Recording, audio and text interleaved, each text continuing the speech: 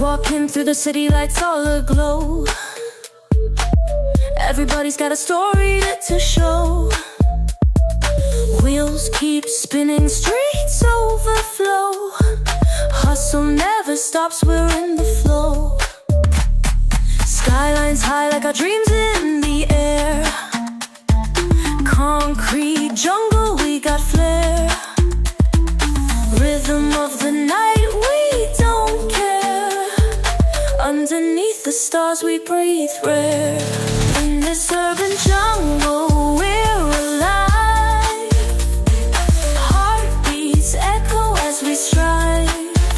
Dreams collide where the streets survive. Together we'll thrive, side by side.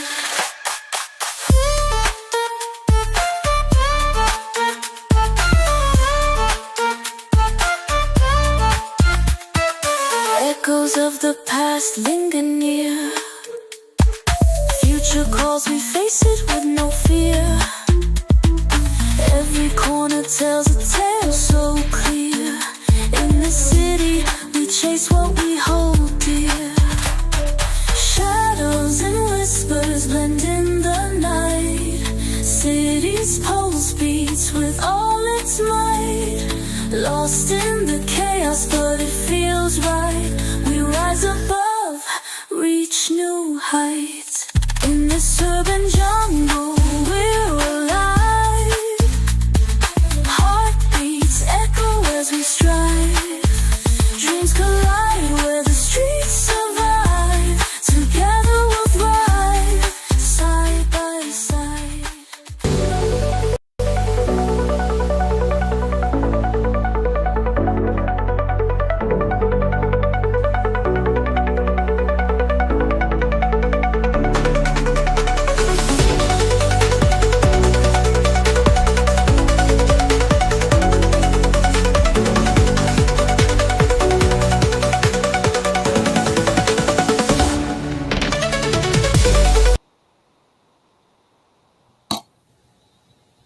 And good afternoon and welcome to this another marathon covering treaty principle bills. You name it, it's going to get there. Hopefully today's aim is to get through a good chunk of about another 7-8 hours worth of footage. We will continue where we last went off with the where we would have next person we would have dealt with was a man called Brian Easton. So let's kick off with the first treaty principle bill. Sarah, was it comment? Hopefully Wayne will be in soon. If he's not, you're going to have to sit there and listen to my opinions, or you can type your comments and opinions into the chat comments there. On two elements of the Treaty Principles Bill, which insufficiently covered in the public submission. The first is, it is bad history. I'm reminded of Donald Trump, who there are deals done by very willing parties, but he rewrites the history and then insists that his view is to be imposed on the deal, irrespective, without consulting the party. So it's bad history. Our understanding of security has evolved and is evolving. Any statute, such as this bill, will fossilize that understanding, restricting its ongoing organic development. So it'd be better difficult to proceed. Bills should not make history. My submission setting point is the Court of Appeal stated a set of treaty principles in 1987. Those principles are foundational to social democracy, such as we are. It is critical that any statute of Parliament does not override nor downgrade those principles. And it would be good if Parliament was to simply acknowledge the Court of Appeal's principles. I'm happy to elaborate any aspect of my submission. And in case you've forgotten it, I have the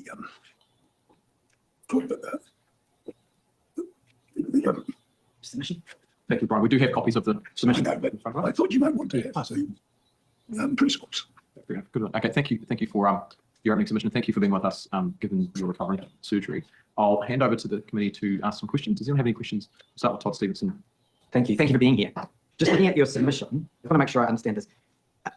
So do you think that we should be legislating the Court of Appeals principles? No, I don't think it would be appropriate for Parliament to legislate the principle. it would be appropriate for Parliament to acknowledge them. Right. You've got other instruments, you've got other ways than just legislating. Okay, and what do you think that would look like? Well, I'm not an expert on parliamentary procedure, you are. It would be appropriate for members to mention in their speech, be appropriate in the report back to mention it, and it's not impossible that there's a procedure in Parliament which there would be a general acknowledgement of those principles. Thank you, Todd. Thank you, Brian. I'll go to Steve. Yeah, thank you for your submission. You speak about the evolution of our understanding of te tiriti and the value of that.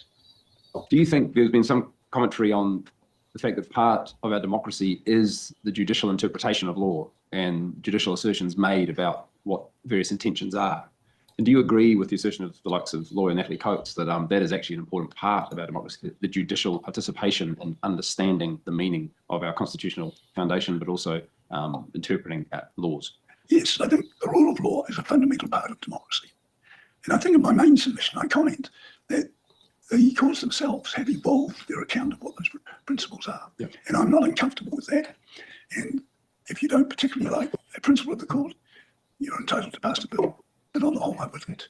My follow-up, I guess, is that it's right for us to have a concern that determinations on the facts of history or the text of an actual document created in 1840, or even something such as rights, should be put to a majority determination, such as through referendum. Surely facts, history itself, and rights cannot be decided by referendum.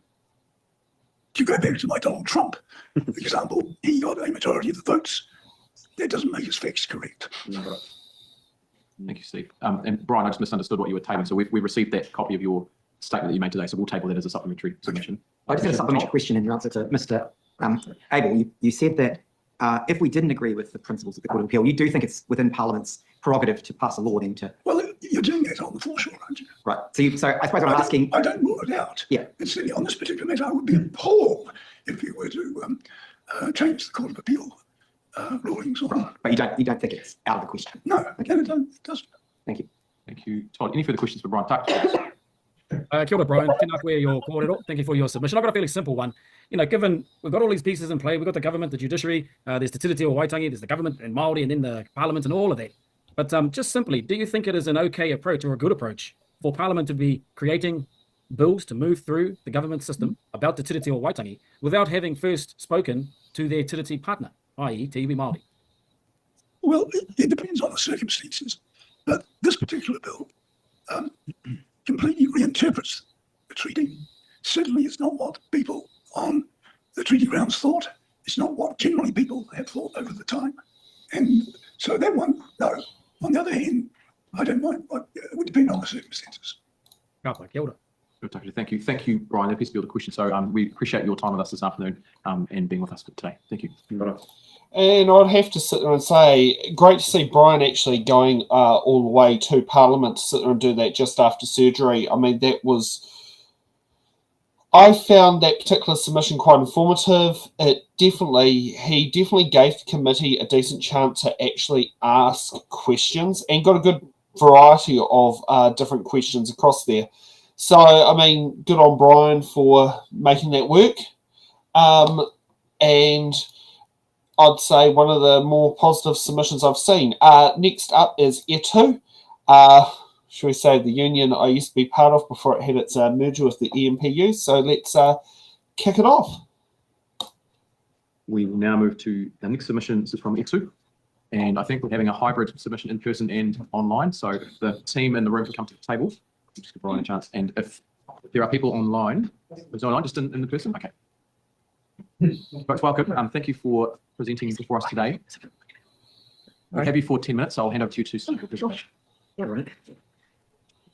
Kia ora, and thank you for this opportunity. I just thought we'd just start with some introductions first, and I'll hand over to Nia, my colleague, who's to make an introduction. Thank you. Kia ora and warm Pacific greetings, Ngā Rangatira. My name is Nia Bartley. Tangata Treaty, Tangata o le Moana, Wellington born and raised. I'm the elected Central Regional Representative of the E2 Union Executive Board. I'm also on the E2 Women's Committee and an NZCTU Committee Pacifica co-convener. Our members do not support this bill. It is the exact opposite of kotahitanga. This bill has conjured negative, toxic rhetoric, not in the best interests of Aotearoa. This bill majorly undermines and tramples on the mana of tangata whenua. It is an affront to their human rights. Kill the bill. This bill is disrespectful and undermines the tino rangatira tanga status of tangata whenua, distracting division by design. Kill the bill. Toi tu te tiriti. Now I introduce you to our co-president of the E2 Union, Muriel Tunoho. Kia ora, ko tainui tōku waka ko Sakihuku tōku hapu he uri aha wara kawa ki uta, ko kawa ki tai, ka Muriel Tūnoho ahau. I'm very proud of my Māori heritage. I'm also a descendant of Hokowhitu McGregor and Lidia Shasha, so I'm also proud of my tupuna and their Scottish and Italian whakapapa too. I'm a mother of 2 sons and a nanny of 6 mokopuna aged from 4 weeks to 18 years old. My husband is a Pākehā, born to an Irish Catholic parents. I personally oppose the bill because of the distrust and disinformation about Te Tiriti o Waitangi being used to create division, remove our Indigenous rights and to diminish the mana of our tupuna and mokopuna. But I'm here today as the co-president and life member of E2 Union to speak to our union submission to oppose this bill. Just as some background and a reminder that E2 is the largest private sector union in New Zealand, and we make this submission on behalf of our 48,000 members. 15% of our members are Māori. Our members also work across many diverse industries, including aviation, communications, community support, services, engineering, infrastructure and extraction, manufacturing and food, and public and commercial services. Thank you for the opportunity for us to expand on our submission. One of the big problems we do have with the bill is about the poor and damaging process that has seen this bill ushered into Parliament. As a union, we negotiate hundreds of collective employment agreements with employers every year. These agreements are negotiated in good faith and cannot unilaterally be cancelled or amended by either party just because the party no longer agrees, in hindsight, about the existence or interpretation of clauses they had previously negotiated. Discussion between the parties can take place at any time to reach agreement on any interpretation issues. However, if no agreement is reached, either party has access to the existing judicial processes to seek a legally binding judgment on what the clause means. If an employer deliberately ignores this process and unilaterally changes our members' employment agreement conditions, a revolt would immediately break out, similar to what you've already seen with over 100,000 people taking action across the Motu in the lead up to the arrival of the hikoi that recently descended on this Parliament. We oppose the Treaty of Waitangi Principles Bill, not just because it is a threat to Te Tiriti o Waitangi, but because it threatens to destabilise the unity that is already growing amongst the peoples of Aotearoa, striving for a better and flourishing future for Papatūānuku and all of your children. So our members have asked us why this bill is even being considered, given the pressing problems currently facing Aotearoa. Many of our members are currently struggling to survive on minimum wages with precarious conditions and constant fear of job losses. There are 70,000 care and support workers still fighting for pay equity. The care and support sector here needs to be transformed to improve inadequate wages and safe staffing. Tens of thousands of cleaners, caretakers, catering staff, school grounds people and security guards in our communities are battling to earn a living wage just to live with dignity. The extravagant amount of cost and time wasted to hear this bill has been prioritised over the bread and butter issues affecting all workers and their whānau. E2 is not afraid or opposed to having national conversations about Te Tiriti o Waitangi and any proposed constitutional solutions, but that kōrero must start between the Crown and iwi hapu Māori as a first priority because they represent the original signatories to Te Tiriti. We acknowledge the important mahi already set out in the Matiki Mai report about some of these issues. In summary, E2 opposes the bill because it overstates the kawanatanga of the Crown and does not allow good faith cooperation between Te Tiriti partners. It deprives Māori of all rights that they enjoyed prior to 1840 unless those rights have been specifically agreed with the Crown in legislation. The New Zealand public was not a party to Te Tiriti o Waitangi, but under this bill they determine through a referendum the interpretation of an agreement signed by 2 other parties, iwi hapu and the Crown. It subordinates tino rangatiratanga to kawanatanga. The bill undermines Aotearoa's only expert commission of inquiry on Te Tiriti, the Waitangi Tribunal. The Tribunal has issued a scathing report criticising the process and content of this bill. Only one minor party in Parliament supports this bill, while the government's own officials and overwhelming numbers of Te Tiriti experts, academics, the country's most prominent lawyers and all iwi hapu leaders oppose this bill too. E2 calls on your select committee to reject the bill. The Waitangi Tribunal report stated, quote, that the bill would be the worst and most comprehensive breach of Te Tiriti o Waitangi in modern times. We've also taken this opportunity for the committee to also consider rejecting the proposal for a public referendum. Public referendum is unfair because it will relate to an agreement between the Crown and Māori representatives. The New Zealand public is not a party to Te Tiriti o Waitangi. That's all I Well, thank you, Muriel. Thank you, Muriel and Nia. We've got time for a couple of questions. First from Takata first and then Steve Ang. Tēnā korua, tēnā koe Muriel e te whanaunga. I te huhua o ngā kōrero. There's probably not been a more comprehensive, quick summary than that. And given that your guys' work spreads across a lot of the working whānaus that are Māori across the country, what do you think the impact of this bill on the mokopuna of those families is or will be? I think that's what came up in the previous speaker, is that these are important issues to discuss, but you have to go back to the parties that were first at the table and signatories to Te Tiriti o Waitangi. And if we can't get that right, I think we've already seen some of that damage already done. across the motu as well. And I think we're really just sort of flagging there is a lot at stake here, and there's a sense of harm. There's also a growing sense of support of more tangata tiriti as well. It's really understanding the situation. So I don't know if does that address your pātai? I suppose my pātai just goes a little bit further to the intergenerational impact. You know, how are our kids getting impacted by this, and how are our mokos likely to be impacted, which is an intergenerational impact? It's funny, isn't it? Because we've got a 3-year-old mokopuna who's probably more fluent in te reo than I am, and more confident as well. And I think it's really important for our existing mokopuna and future mokopuna that are unborn, that they still see a place for them in Aotearoa. They still recognise the promises that were promised by their tupuna and you know, and signed with the Crown as well. So yeah, Sure. Thank you. Again, apologies. We're out of time on this one, but thank you both for presenting today on behalf of you too. We appreciate your time. Sure. And that's a very interesting perspective to come from Etu. The fact that their union is, I think it might have said in there about 50% Māori, which I would not have thought of, but that is very plausible. And it's very good that they've come out and mentioned exactly what is not a good faith agreement, such as like an employer unilaterally changing the contract without the employee's consent and then going, but my new contract's, it's my way or the highway, which is a very interesting way of putting the treaty principles bill in practice. Okay, next up we've got, was it Ani Makaidi? So let's kick off again for the next submission. Thank you. Tēnā koutou. We're going to move to submission now from Ani Makaide.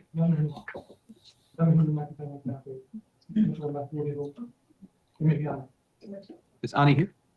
I am. Online? Oh, kia ora, Ani. Sorry, you're online. Welcome. Thank you for being present at the committee. We've got you down for 10 minutes this afternoon, so I'll hand over to you to give us your presentation. Tēnā koutou.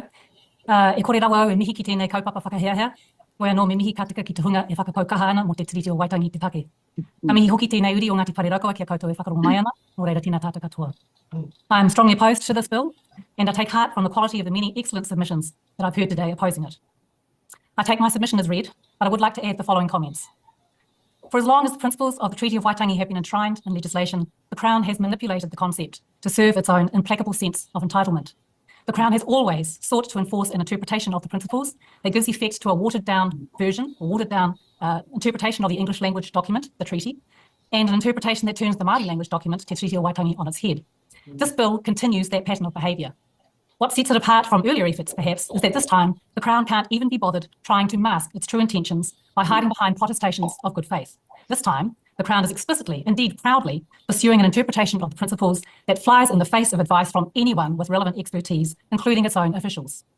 It's long been my view that an air of confusion has been quite cynically fostered concerning the true meaning of Te Treaty of Waitangi, when in fact its meaning is very simple. Te Treaty, written in Te Reo Māori, was signed by over 500 rangatira and by Governor Hobson.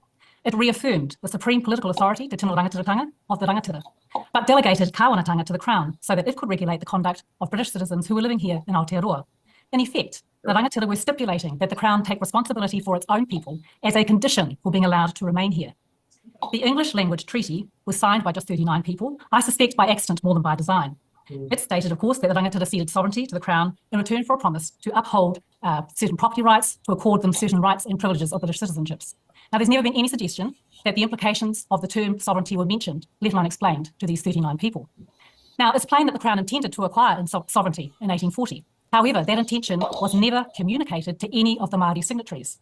The Waitangi Tribunal has rightly concluded that the meaning and effect of the 1840 agreement can only be found in what Britain's representatives clearly explained to the rangatira and the rangatira then assented to. The agreement's meaning and effect is not to be found in Britain's unexpressed intention to acquire sovereignty. So the truth of the matter is that the English language document, the treaty, is not actually worth the paper it is written on. Now, the Crown has long tried to fudge the fact that it never legitimately acquired sovereignty, utilising whatever tools have come to hand. And over the past 50 years, the principles of the treaty have proven to be as useful a tool as any, as is amply demonstrated by this latest attempt to make Te Treaty mean whatever the Crown says it means. Principle 1, as described in the bill, represents a flagrant breach of Te Treaty.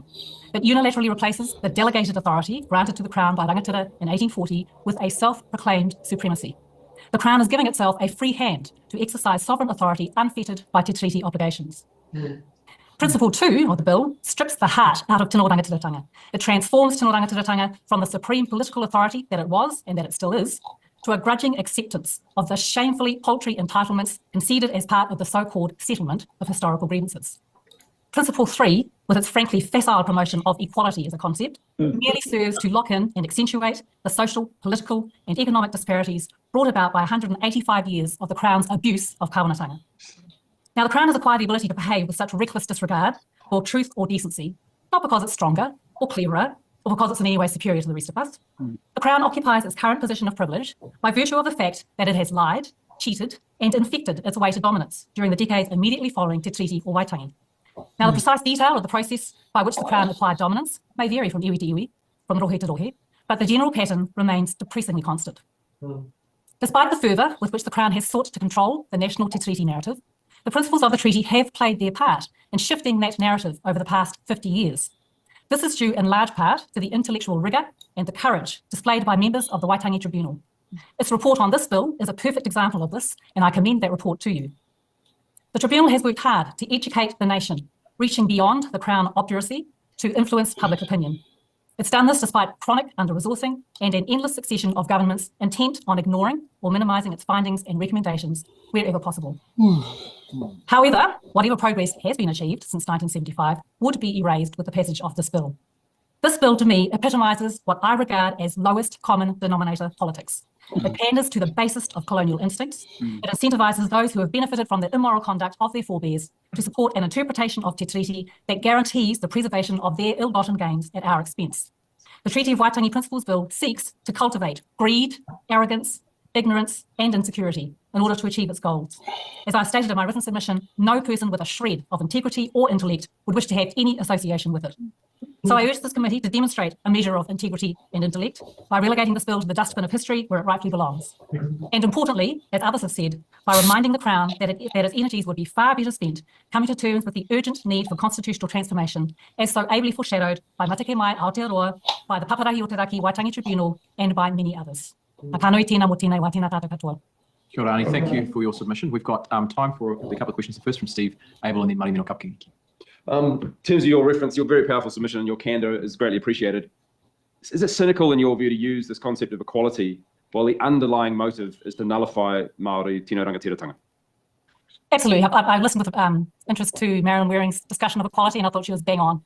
Talking about equality when actually substantively what this bill would be doing would be removing any small gains made towards achieving a greater measure of equality for Māori is disingenuous and extremely cynical. Kia ora. Thank you, and Marimino. Thank you. Thank you, Mr. Chair. Tēnā koe ani, kānui te mihi kā koe.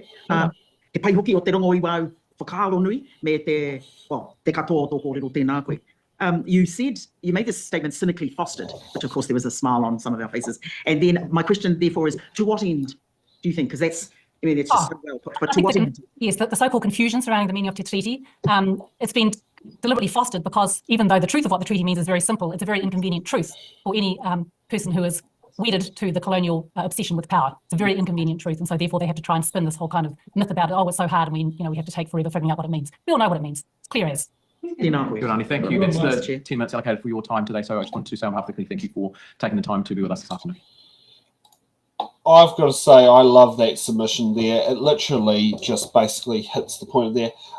Just for, was it Firebed's question on about ACT not attending? ACT is technically only allowed one seat around the table, and I believe Todd Stevenson has been filling that on those particular submission days anyway, as he often is actually around many different select committee tables, because he's on, I think, at least 4 select committees from what I gather. Unfortunately, David Seymour, as a minister, yes, he could listen to it, but he'll have to listen to it from the audience or from a live stream, which, whether he would or not, I don't know. I can picture him playing it on the background and nodding and turning up when he gets the submissions he likes to hear, and then hit the mute key when these submissions are not happening, or the ones he don't like what's just recently gone through there. I'm actually surprised by the volume of how that's actually gone through. Next up, we've got the Whanetoa IMPD submission. So let's go from there. I'm now going to move to a submission from Whanetoa But I just want to, just a couple of points of admin before we start. We are approaching, I guess, about 8 hours of submissions today, so members might be getting a bit tight, but just remind members, you need to seek leave to take photos. I know we're in public hearing, but just as a matter of courtesy, just please ask for permission to take photos, in particular of submitters who may not have anticipated being photographed. And that's same for the gallery too. Just please no photos or filming in the gallery. It is live streamed, so it is available for people to see. And the only ones that are able to take photos are the media and parties who have sought leave previously. Just the second bit of admin is that earlier on today, we made a clarification about Hobson's Pledge not responding by the deadline. I'm advised that the Clark's team did receive an email before the deadline. However, it was after all of the slots had been allocated. So their invitation would have carried over to the next time we had some slots. So just wanted to apologise for Hobson's Pledge for the, I guess, misunderstanding of the misunderstanding, but just to acknowledge that we appreciate you providing the submission as well. Thank you. Okay, so let's move. Okay. Gee, it feels so long ago since hearing about that, but that was basically the misunderstanding of the misunderstanding that doesn't actually understand how things work of Hobson's Pledge. Okay, let's get back to the real submissions and let tidy up this clip stuff for post-production edits. Move on now to our submission from Tūwhare Tour, and I think we've got Luke at the table, and do we have Larissa online? Thank you both for joining us. We've got 10 minutes for you this afternoon, so I'll hand over to you to start your presentation. Me pe whia kenga kore ratu I a whaia ani. Oe anora, whanā te whare toa tēnei whakaturi ki te matahua tō tātou nei ariki a te iau. Nā reira, tēnā koutou te puai, tēnā koutou rotu I nei o ngā tini kaupapa o te wānei. Kore no ki re atu amihi. I te tiru wairo te wānei, ti anō, rātou ki rātou tātou ngā whaturu pā rātou mā. Me te mi anō ki toku upoko a Larissa. Kono rā kia watu te rākau ki a Larissa. Kia ora, Mr. Chair, committee members, tēnā koutou katoa. As chair of the Tūwhare Toa Iwi Māori Partnership Board, I join colleague Luke Rowe to express opposition to the principles of the Treaty of Waitangi Bill on behalf of Tūwhare Toa IMPB. I too acknowledge Te Ariki Nui Tātunu Te Hiauhiau, Paramount Chief of Ngāti Tūwhare Toa, who has appointed us in the exercise of our roles and responsibilities under the Pai Order Healthy Futures Act 2022. Iwi Māori Partnership Boards are a recognition of Te Tiriti o Waitangi and the partnership between the Crown and Māori. We have been empowered to co-design solutions that reflect the aspirations of iwi and hapu, prioritise. So I just turn that advanced speed down because by the looks of it, it's not able to keep up. Tiratanga and ensure meaningful Māori leadership.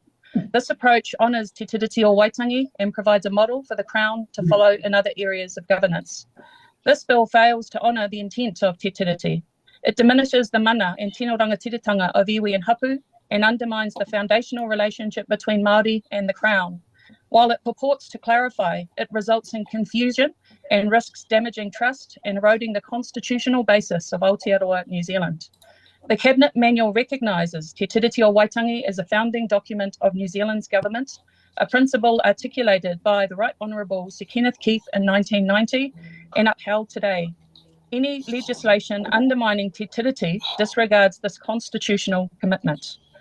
The bill claims legislatively undefined treaty principles create ambiguity, but this ignores decades of careful articulation by the Waitangi Tribunal and the courts. These reports and determinations on the interpretation of the principles of Te Tiriti reflect the status of Te Tiriti as our constitutional foundation. The regulatory impact statement itself identifies the status quo as the preferred approach. It highlights how existing processes have recognised Māori Crown relations, acknowledged tino rangatiratanga, and maintained constitutional balance.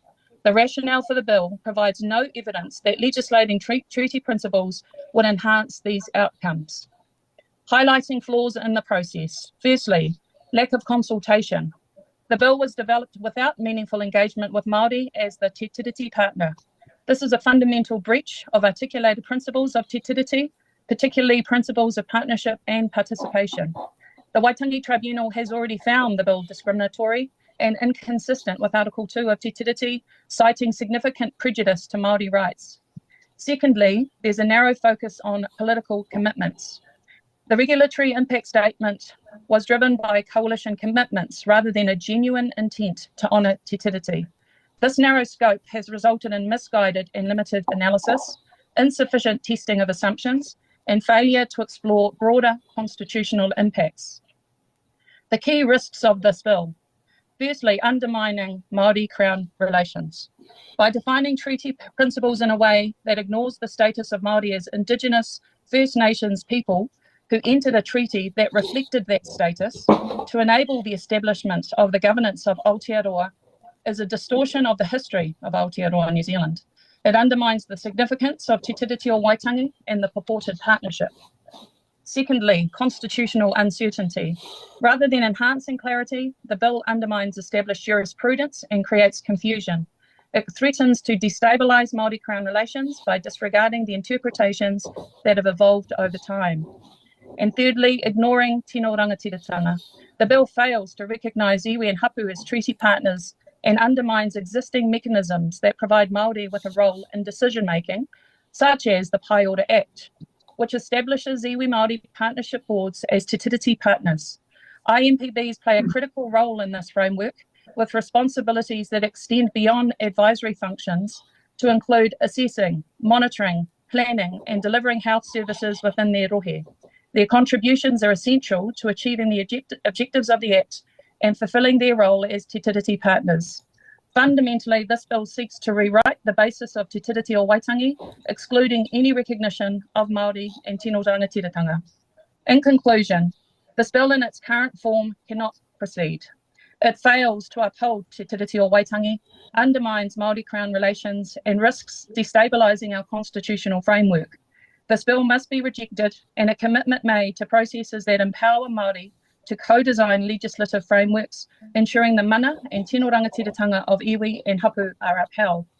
Therefore, I urge the Select Committee to recommend that this bill not proceed, as Standing Order 299 allows the committee to determine whether a bill should advance.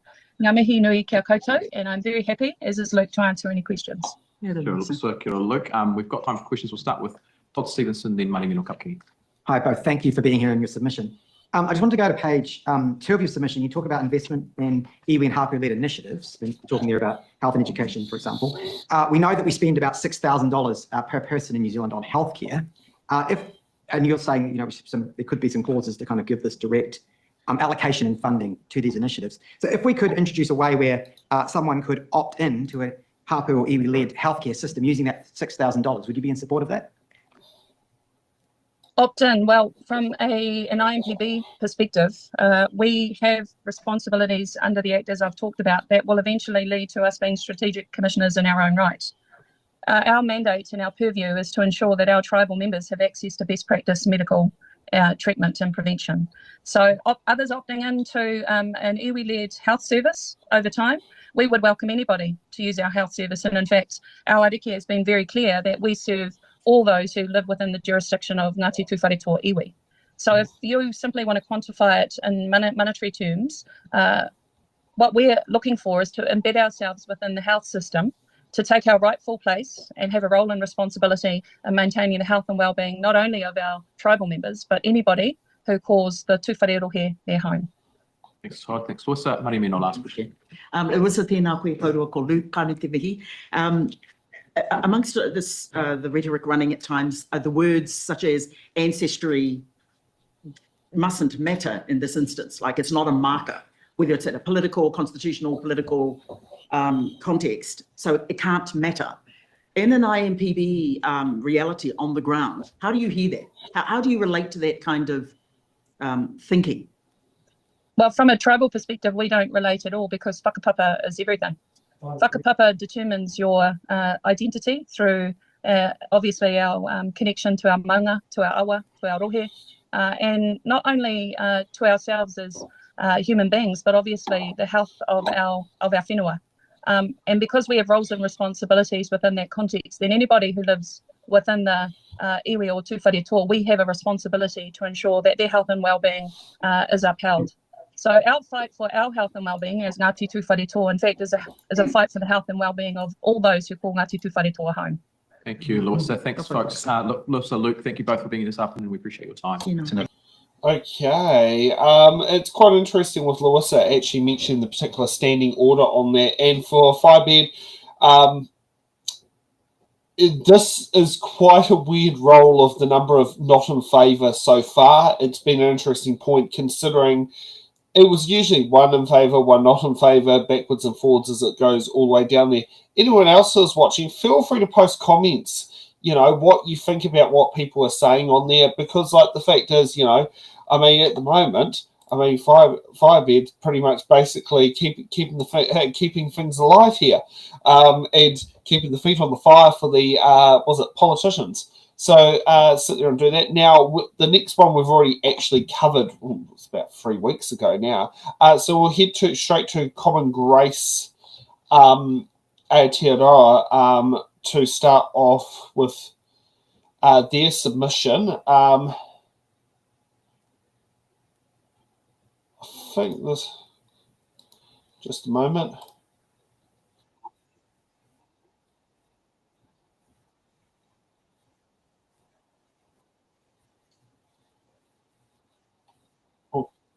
This will our help. submission from Common Grace Aotearoa.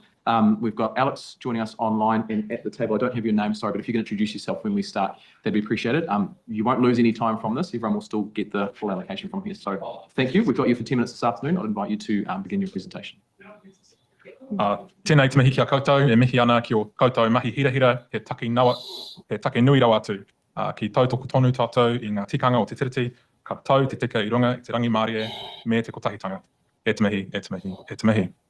He kororia te atua, e runga rawa, kia mau te rongo, I runga ki te whenua, me te whakaaro pai ki ngā tangata katoa. Āmene. Tēnā koutou I rā rangatira mā, ko Iron Hopena ahau, I nō tūwhareto me raukawa, me te aroa oku iwi. I'm a Treaty Justice team member with Common Grace Aotearoa. Kia ora. Tēnā koutou, ko Alex Johnston toki ingoa. I'm one of the co-directors of Common Grace Aotearoa. And tēnā koutou katoa, ko Kate Day toki ingoa, ko tangata tiriti aho. On behalf of Common Grace, we are speaking today to oppose the bill.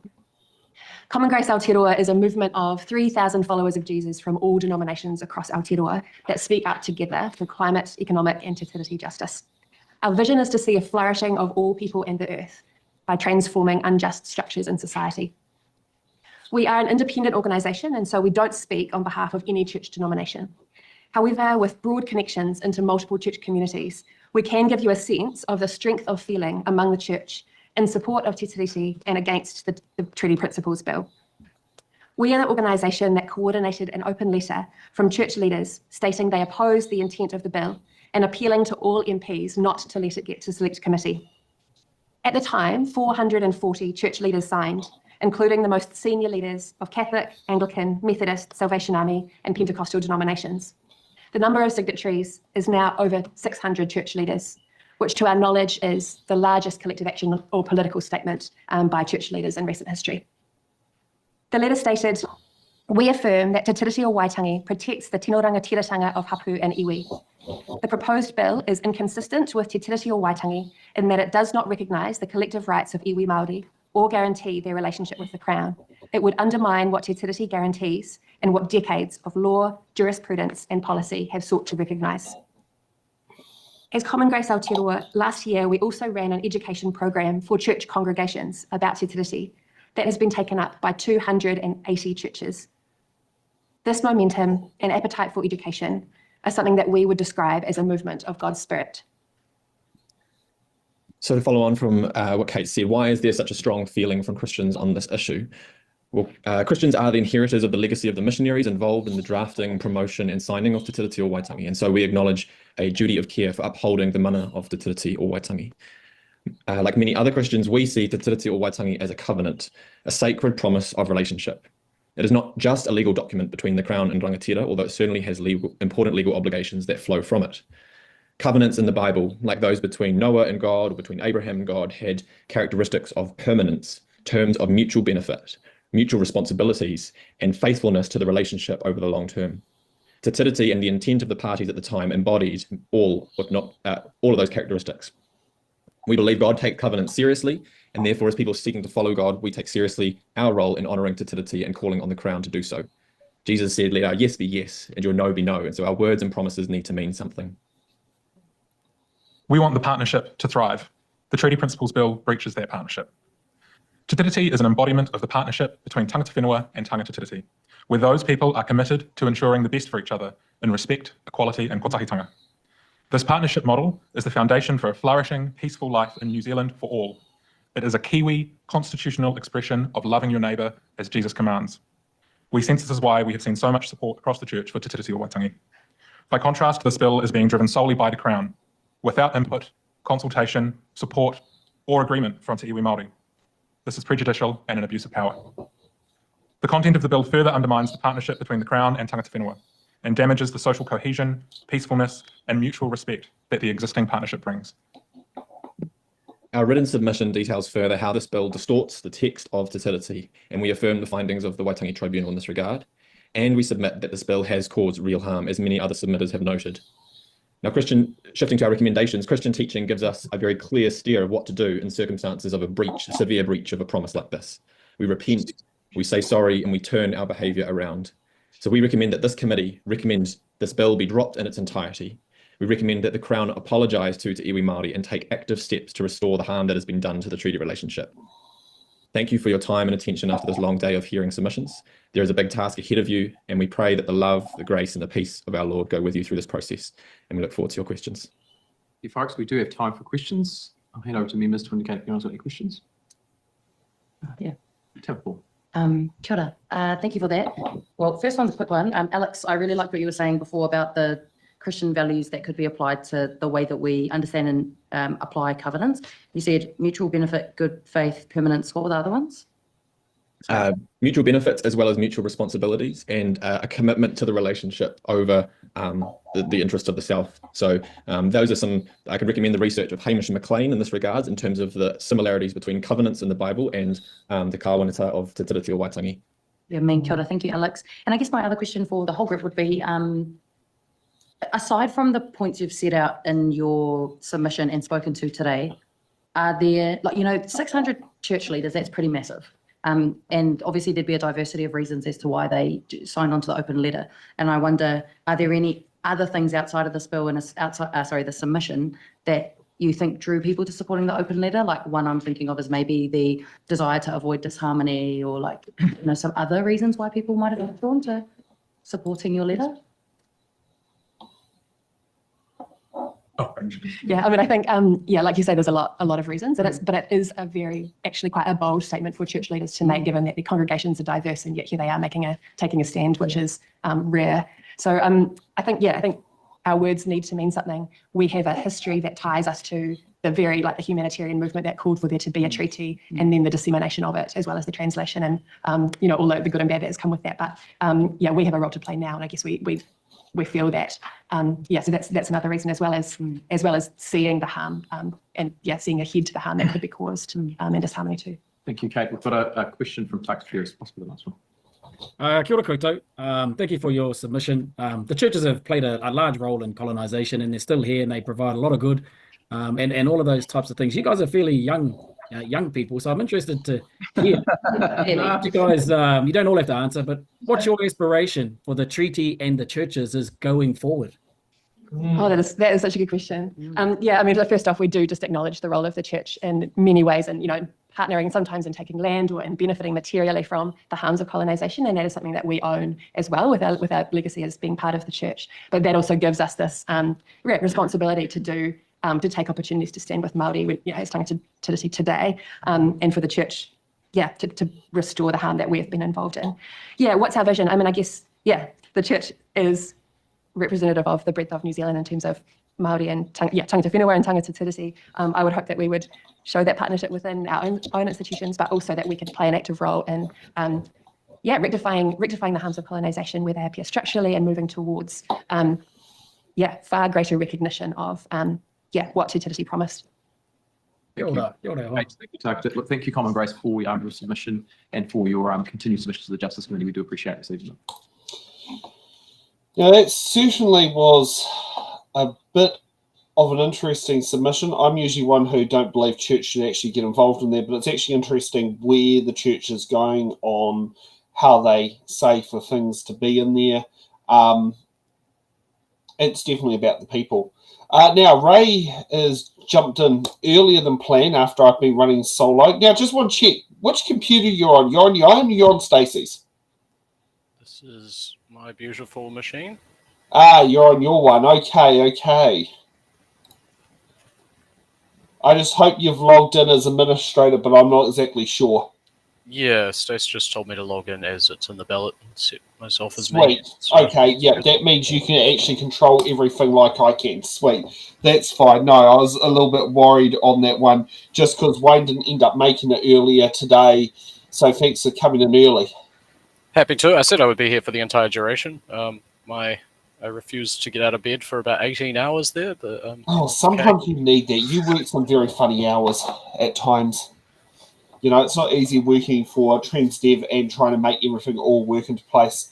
But yeah, no, it's definitely going to be there. I'm hoping Jordan's here at 4 o'clock, but who knows? Who knows? We definitely have Matthew Tukaki later on at 7, but he might pop in early as well because I told him, hey, if you can pop in early, so you know we can have Mr. Tukaki later on. Very good. Your camera's you're definitely rearranging the camera. Okay, let's continue on down the submission ones to Vincent O'Malley. Yeah. I wonder if wonder if the theme of the submissions might change. Thank you. We're going to move now to submission 13 from Vincent O'Malley. But Vincent is here. I'll invite Vincent to the table. Mr. Chair, can I just come forward? Yes. Not really. It was just the previous situation, just to clarify the perception of it. The gentleman that did kakaranga, he wasn't actually part of this gentleman's presentation. So he was just showing and acknowledging it. It wasn't anything other than that. I just think No, I understand, but members of the gallery cannot interject and they cannot participate in the support for forward, Mr. Chair. 100%. We'll go now to submission from Vincent. Thank you for being with us. We've got you for 10 minutes this afternoon, so I'll hand over to you to begin your presentation. Tēnā koutou katoa, and thank you for the opportunity to speak with you today. I'll keep my opening comments relatively brief, so we've got some time for questions. I've worked as a professional historian researching and writing on the treaty and other aspects of New Zealand history for more than 30 years, and I strongly oppose the Treaty Principles Bill. It's a bill which, while purporting to define the principles of the Treaty of Waitangi, in fact, bears almost next to no relationship to that document. The first principle states that the executive government of New Zealand has full power to govern, and Parliament has full power to make laws in the best interest of everyone, in accordance with the rule of law and the maintenance of a free and democratic society. In 1840, Great Britain was not a democratic society, and the ruling classes were genuinely appalled at the prospect that it ever might. Really? Well, that's definitely showing that 1.25 is definitely too fast today. The British weren't exporting democracy to New Zealand in 1840 because they didn't have it at home to export anywhere. Now, so today a Māori text that is the definitive document under international law, and Article 1 of this doesn't grant the Crown unbridled power to govern all. The kawanatanga at a court of the Crown was instead more limited. As the Waitangi Tribunal concluded in 2014, in February 1840, the rangatira who signed the treaty did not cede their sovereignty, but rather agreed to share power and authority with the governor. The second principle contained in the bill is a willful and egregious attack on Article 2 of the treaty on multiple grounds. It ignores the Tino Rangatiratanga promised to the chiefs and their people in 1840. One party to a treaty cannot unilaterally alter its terms, nor can Māori rights be confined to those conferred through treaty settlements. The kawanatanga secured by the Crown under Article 1 is constrained by the Article 2 promises to recognise and respect the rangatiratanga of Māori communities. The third principle, emphasising the equality of all before the law, bears no relationship to the actual contents of Article 3 of Te Tiriti, which guaranteed all the rights and privileges of British subjects of rangatira Māori and their people. In 1840, the term New Zealanders referred solely to Māori. The context in which Te Tiriti of Waitangi was agreed is also important to remember. In 1840, 80,000 Māori outnumbered and dominated the 2,000 non-Māori resident in these islands, not just demographically, but also militarily, economically and culturally. For a long time, the treaty was viewed by the Crown and non-Māori as at best a historical curiosity rather than a binding and enduring agreement. For the past half century, our country has been immersed in a major process of historical reappraisal. We've had to look at ourselves in the mirror, and what we see reflected back at us has not always been flattering. It's been a difficult, fraught, messy and protracted process, but also an essential one for the future of our country. This bill would put at risk the considerable progress that has been made since the 1970s and needs to be emphatically rejected. Thank you. Thank you, Vincent. Short and sharp. Very much appreciated. We've got questions from Jenny Anderson and then time for Paul. Thank you for your submission and also for your wider contribution in terms of this debate over your time as a historian. We've gone through a number of paths today, but I'm interested on your predictions on where this will go. So there's a lot of misinformation about what the courts do versus what Parliament does, what people really think, what equality is. There's been a lot of things bounced around today, but I'd be really interested for you to take the breadth of your background and make a prediction about where this piece in the timeline, whether that really takes us backwards or not. Good, thank you. Well, I think a big part of why we're where we are today is because generations of New Zealanders didn't learn our history, or if we did, it was a kind of rose-tinted version, greatest race relations in the world and that kind of thing. And what I've always said to groups when I'm invited to speak to them is we need to be upfront and honest about our history, warts and all. And that's the only way we can mature as a society. In order to do that, we need to have people who have that knowledge of our past. And that's why the decision in 2019 to teach New Zealand history in all schools is incredibly important in the longer term. That's a hugely transformative decision. But I think us adults are we need to catch up on that history as well. Otherwise, there's a kind of void, and that allows misinformation to grow.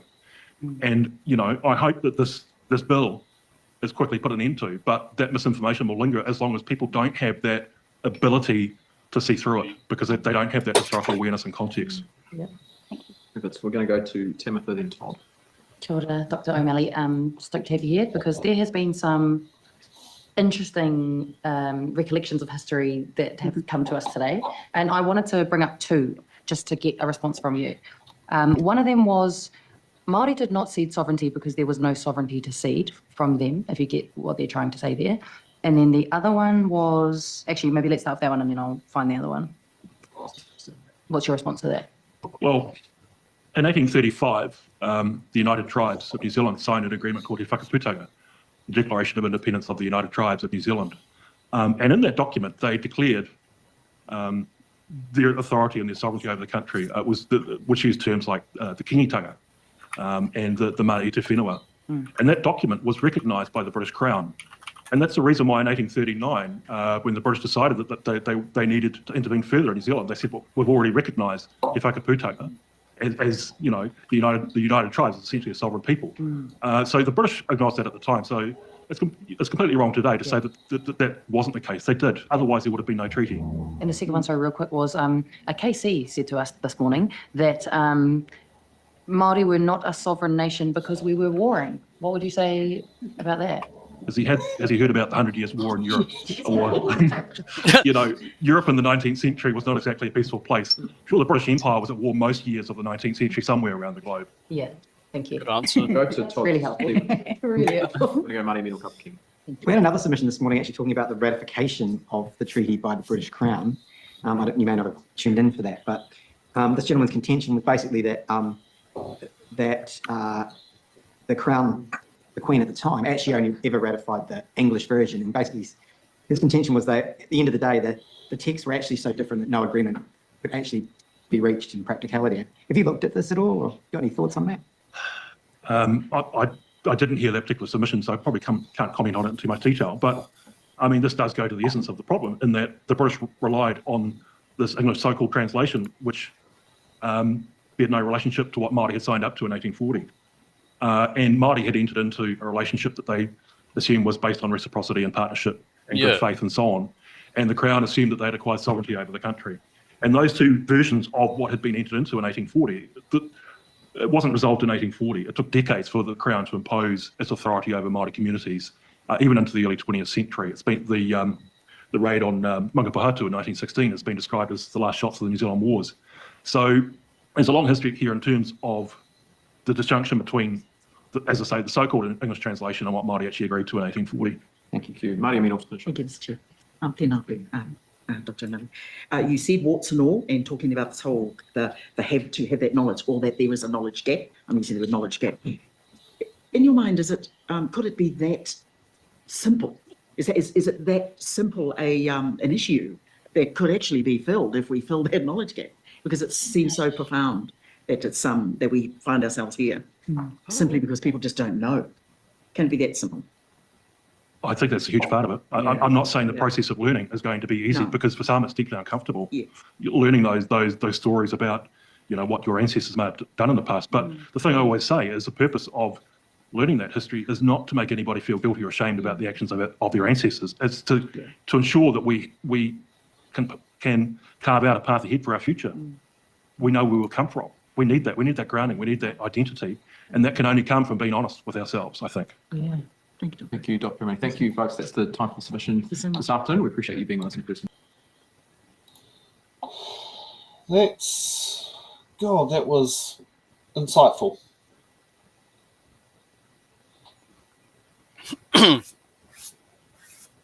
I always welcome the reminder of signed in good faith and things like, we can only speculate as to why, well, there may be more information, but speculate as to why it was not ratified or sorted out at the time.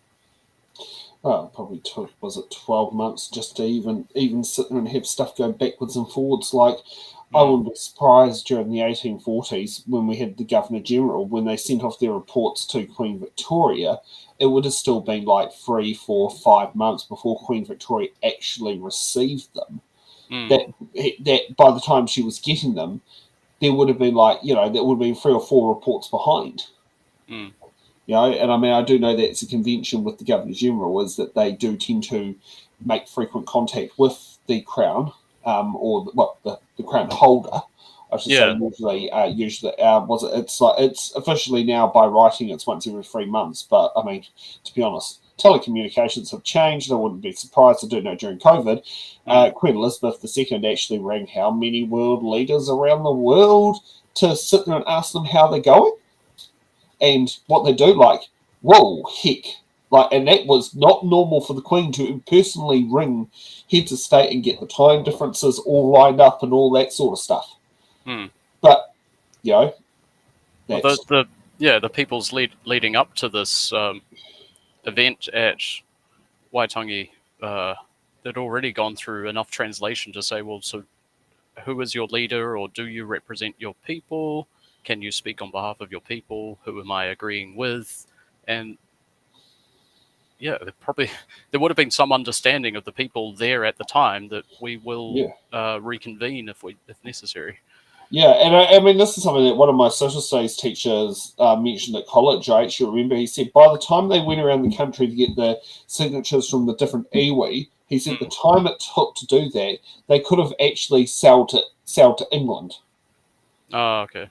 That was something he did sit there and say. Now, they didn't do that, but they could have done that, and nothing would have been necessarily any of the wiser at that point in time. That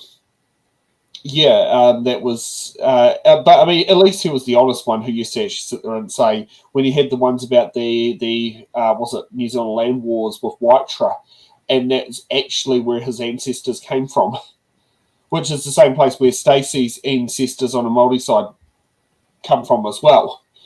But it's interesting, like which sides of like hearing the different bits of how each side has gone down their paths. Let's kick off with the NZNO, and let's kick that one off.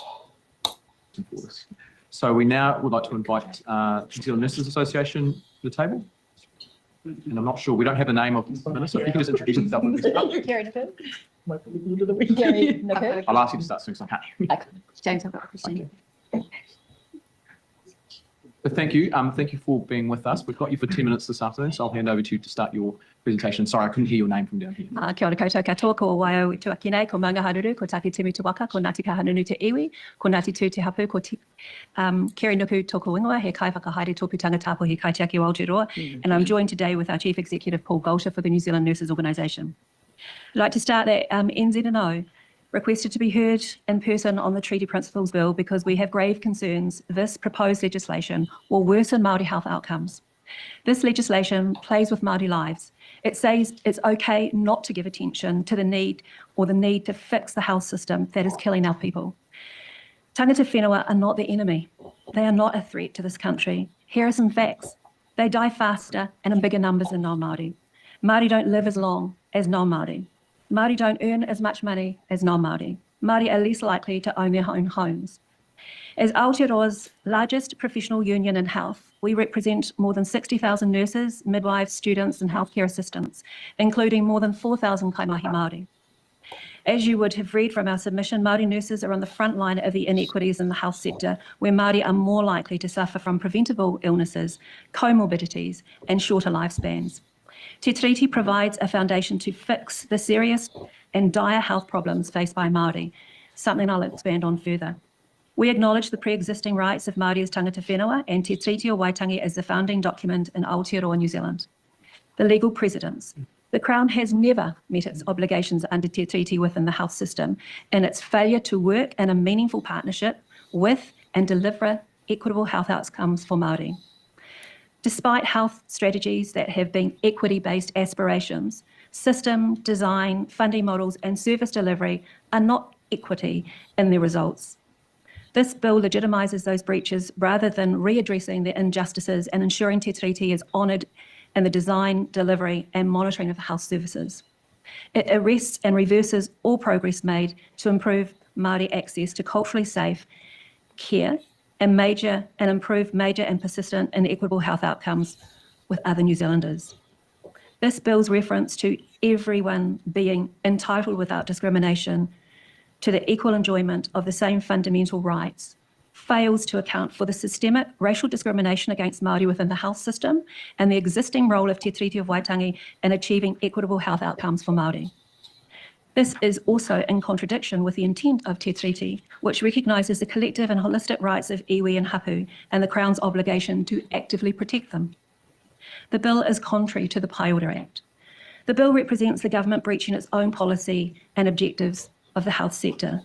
The bill proposes uninvestigated sweeping changes that impact all legislation that makes existing reference to the treaty principles, the principles of Te Treaty of Waitangi.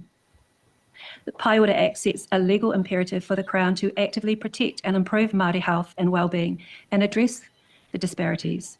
This bill is inconsistent with the obligations on the Minister of Health to fulfil Section 6 of the Act, and the impacts of these contradictions have not been investigated. The culturally safe care and unique position of Māori nurses to achieve health inequities. Cultural safety is critical to ensure engagement and empowerment of Māori users of the health system. If our health system is not safe for Māori, we will see further obstructions to access and widening health disparities between Māori and non-Māori. Māori nurses hold a unique and essential position within the healthcare, blending their professional nursing expertise with local knowledge and relationships with community and kaupapa Māori models of care. To reiterate, NZNO appears here to reflect the collective and individual role of nurses to be an advocate for the community, for patient, for Māori. It is our moral and ethical responsibility to call out a system that is chronically and systemically racist and advocate against discriminatory practices. The health system must recognise and allow for tino rangatiratanga and mana motohake of hauora Māori, and this bill is not only distinguishes these rights and aspirations, it will directly worsen Māori health outcomes. Kia ora. Kerry, Paul, thank you both. Members, questions? Start with, I think we've got one from Ginny straight away, and then Marty Mini. Thank you. Kilda, thank you very much for your submission. We've heard a lot about what is equality today and how we examine that through a treaty lens. I'm really interested to understand the impact on Māori service delivery, the potential impact for this bill and some of the ideology that underpins it. In particular, what are the risks with not being able to provide Māori with culturally appropriate nursing services? We're already seeing some of that risk now. We have got an underrepresentation of a Māori health workforce. After years of campaigning and activating for a workforce, a Māori workforce that matches the population, we're historically under target. And if you look at the current policies that are put in place, the workforce strategy, there is no intention of the current government to invest in increasing Māori workforce, which is well needed because what we know works is for Māori services. We're also seeing huge discrepancy in terms of funding allocation to any Māori health service. And if we look at the historical issue once again, that Māori get paid disproportionate. Those that work within Māori and iwi providers get paid disproportionately lower than those that work within the hospital systems. Equal work of equal value should be the principle that we uphold here, but clearly we are allowing this gap to continue. We'll go to Māori Mino Kapa. Thank you, Mr. Chairman. You opened up by referring to tangata whenua, not the enemy. So how do you hear words such as, and you might just touch on it, just utilizing that answer, that we get preferential treatment, might get preferential. The minute people hear generally, well, the supporters of the bill anyway, talk about Māori for Māori, it's an instant reaction, an allergic reaction nearly to that means that it's preferential. We get additional rights or resource or whatever it is. Can you just talk to that? How does that you feel? I've been a nurse and a midwife and worked in the health sector for over 30 years. And certainly those comments of preferential treatment are not part of what I see every day. The struggle for those that use the health system, and in actual fact, the reverse. Māori are not privileged within the health system. The Y2575 recommendations and our nurses that gave evidence clearly demonstrated Māori are not given preference within a health system. If anything, Māori are struck off. Māori are turned away from ED departments. Māori are not having the same access. Māori can't afford to access and go to doctors or go to clinics. So the worsening conditions is perpetuated. There is no privilege within the health system. So it's time for one last one if anyone has any further Nice questions. on that. Thank you. It's true. So an extension to that thinking then, Nick, is that, well, if that's true, then if those conditions that you've just referred to, that is simply because we're lazy, we don't do enough, we're too fat, blah, blah, blah. That thinking heads down that pathway of thinking, and therefore it is simply our fault. The state of it is our fault. We get here because we don't do enough, and all of those horrible but silly things, but they get said, and then they get believed, and then they get embedded in the stuff that we're having to deal with like today. And what a lot of Māori nurses that work within departments will tell you is that that prejudgment often is deeply entrenched in the behaviour within the practice, within the system, within the attitudes and professional people as well. So our people will not go to services because they know that that's what they're going to get coined with, that it's your own responsibility, that you should be able to afford and the treatment that's necessary. That is far from the truth. Thank you, Kerry. Thank you, Paul, both for joining us this afternoon. We appreciate both your patience and I hope Ray's next near the computer or can at least hear, but this literally just makes me think of what Stacey went through. Oh, that's a good point. Yeah, this is really does make me on that. I mean, I won't say any more because that's Stacey's decision, but that just literally felt like some of that was preconceived prejudice for Wahine. It was just a general like that must be girl stuff. Let's go that way. Yeah. But it's the same behaviours, the same.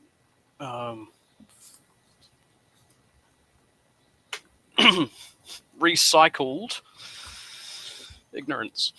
Yeah. Oh, well, let's flash up another round of opening credits, and we'll see you back in a moment. Okay. Thanks for watching. Make sure you're subscribed to our Facebook, YouTube, Twitch, Instagram, TikTok. Who's got the order, bigger podcast? YouTube, Twitch, Instagram, TikTok. Who's got the order, bigger podcast?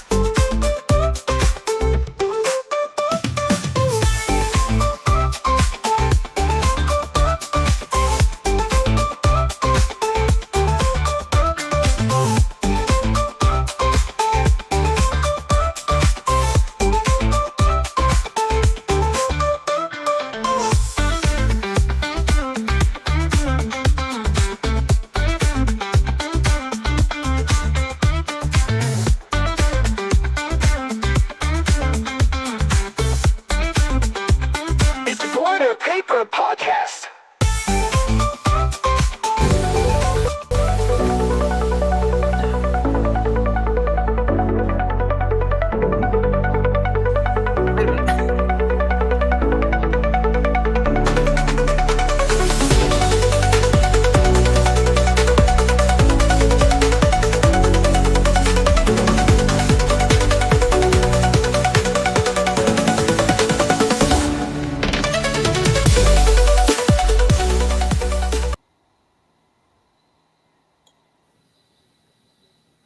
And I wasn't expecting you to turn up into the studio 1 hour early.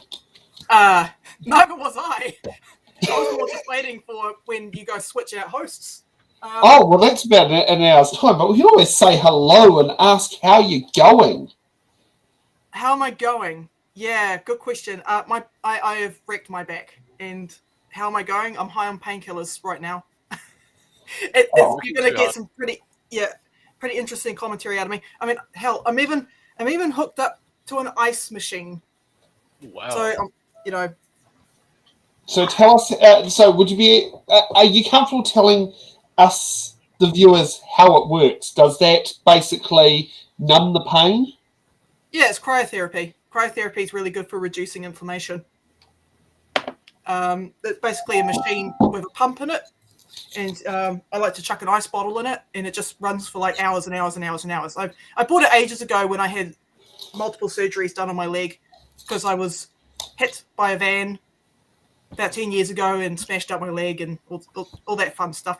Don't ride motorcycles unless you've got a suit of armor on. Yeah. Yeah. That's actually something that's made me scared. It's like, I'd love to ride motorbikes, but that is the part I'm scared of, is what happens when you get hit, because you're going to come off way worse off than what you would if you were literally in a car. Oh, it's part of the reason. It's part of the reason why I can't work full time. It's chronic pain. Yeah.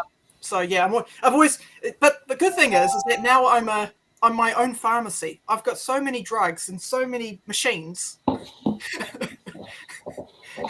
You basically can sit down there and basically come up with some health solution based on past experience. Yeah, it does feel a bit like your V off what's it called, Shameless USA. You know, if you remember the lines on there. Yeah. Okay, let's kick off with the last panel for the original first day of it. Boy, we've taken like nearly 3 weeks to get there, and it's quite interesting having Tamitha reminding us about Gary Judd's comments. So let's kick off for the last of this lot of submissions. We've got Gerard Eckhoff. I think that's how you say the name. So let's kick off to the shared screen there. Folks, we are now going to move to our last submission of the day. I'd like to invite Gerard Eckhoff up to the table. Jerry, if you want to come up and join us. Yes, questions. Up to you.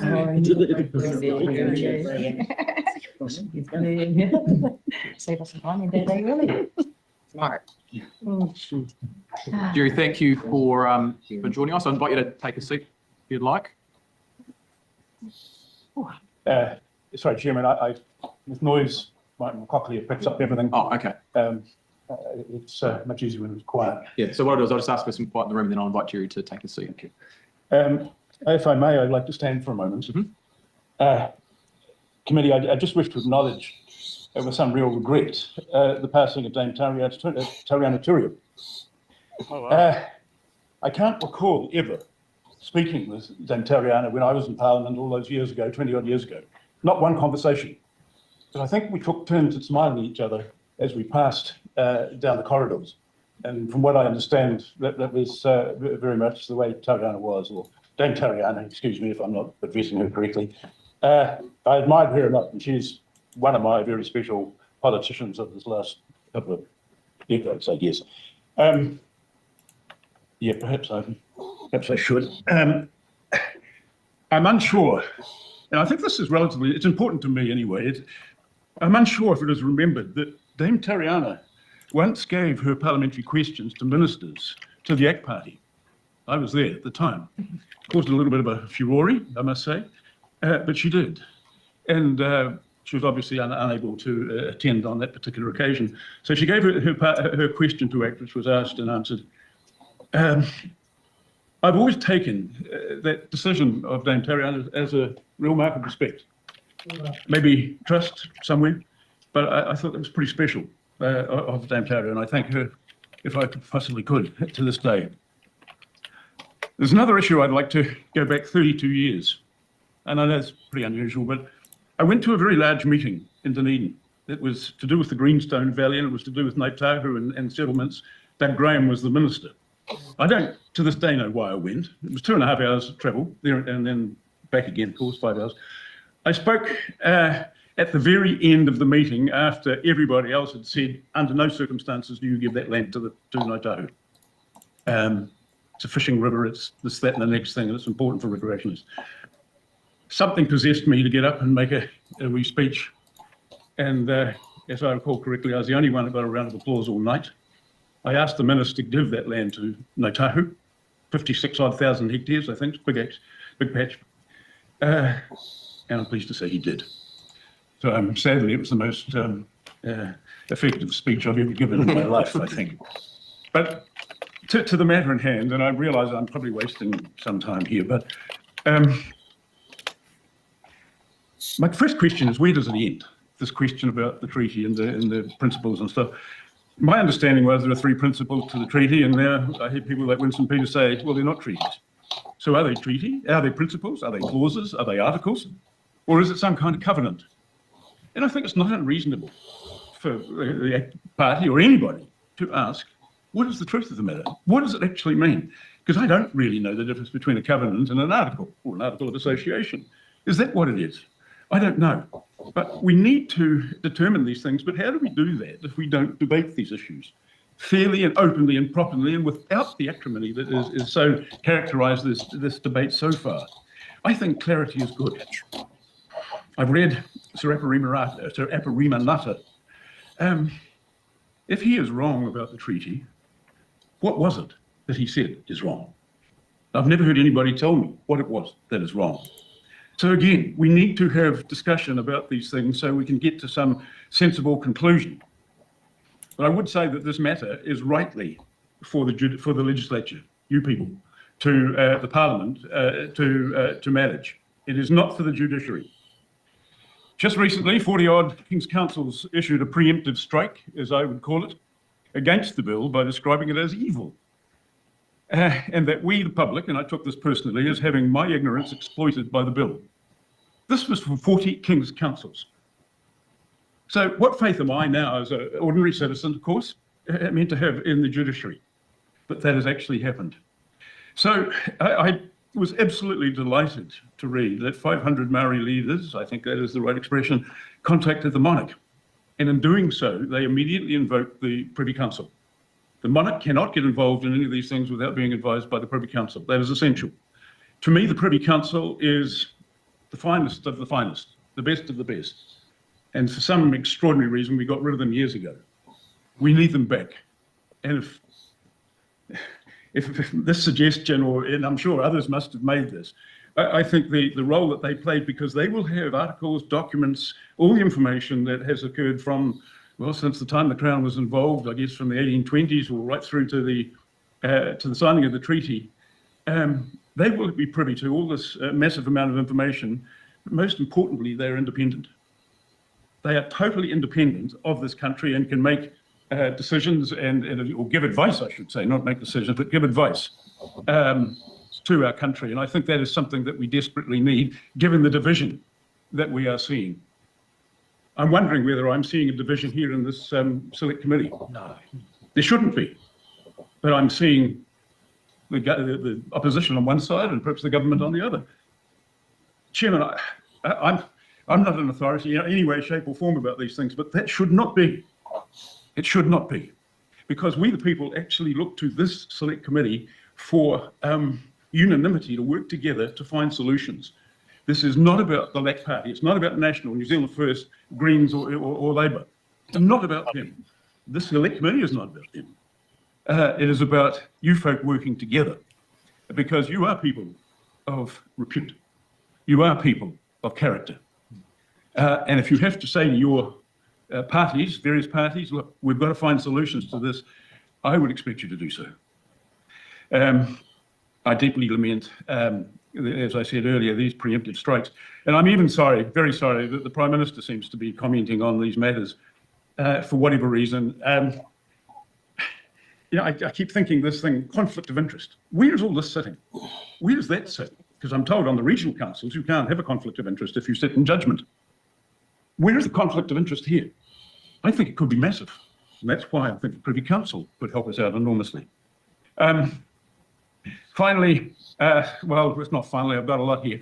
Look, we can work together. River authorities, we're doing that now. I think they're brilliant. And I spoke to the late John Luxton some time ago, and believe it or not, I couldn't get a word in. He was so enthusiastic. We can do that. And that is involving Maori at every twist and turn of a river. We've got the mighty Clutha. We've got the Pomahaka. We've got, well, the Waikato and all these, forget about the power generation on them, but we've got these great rivers that mean so much to everybody. And I understand the significance to Maori.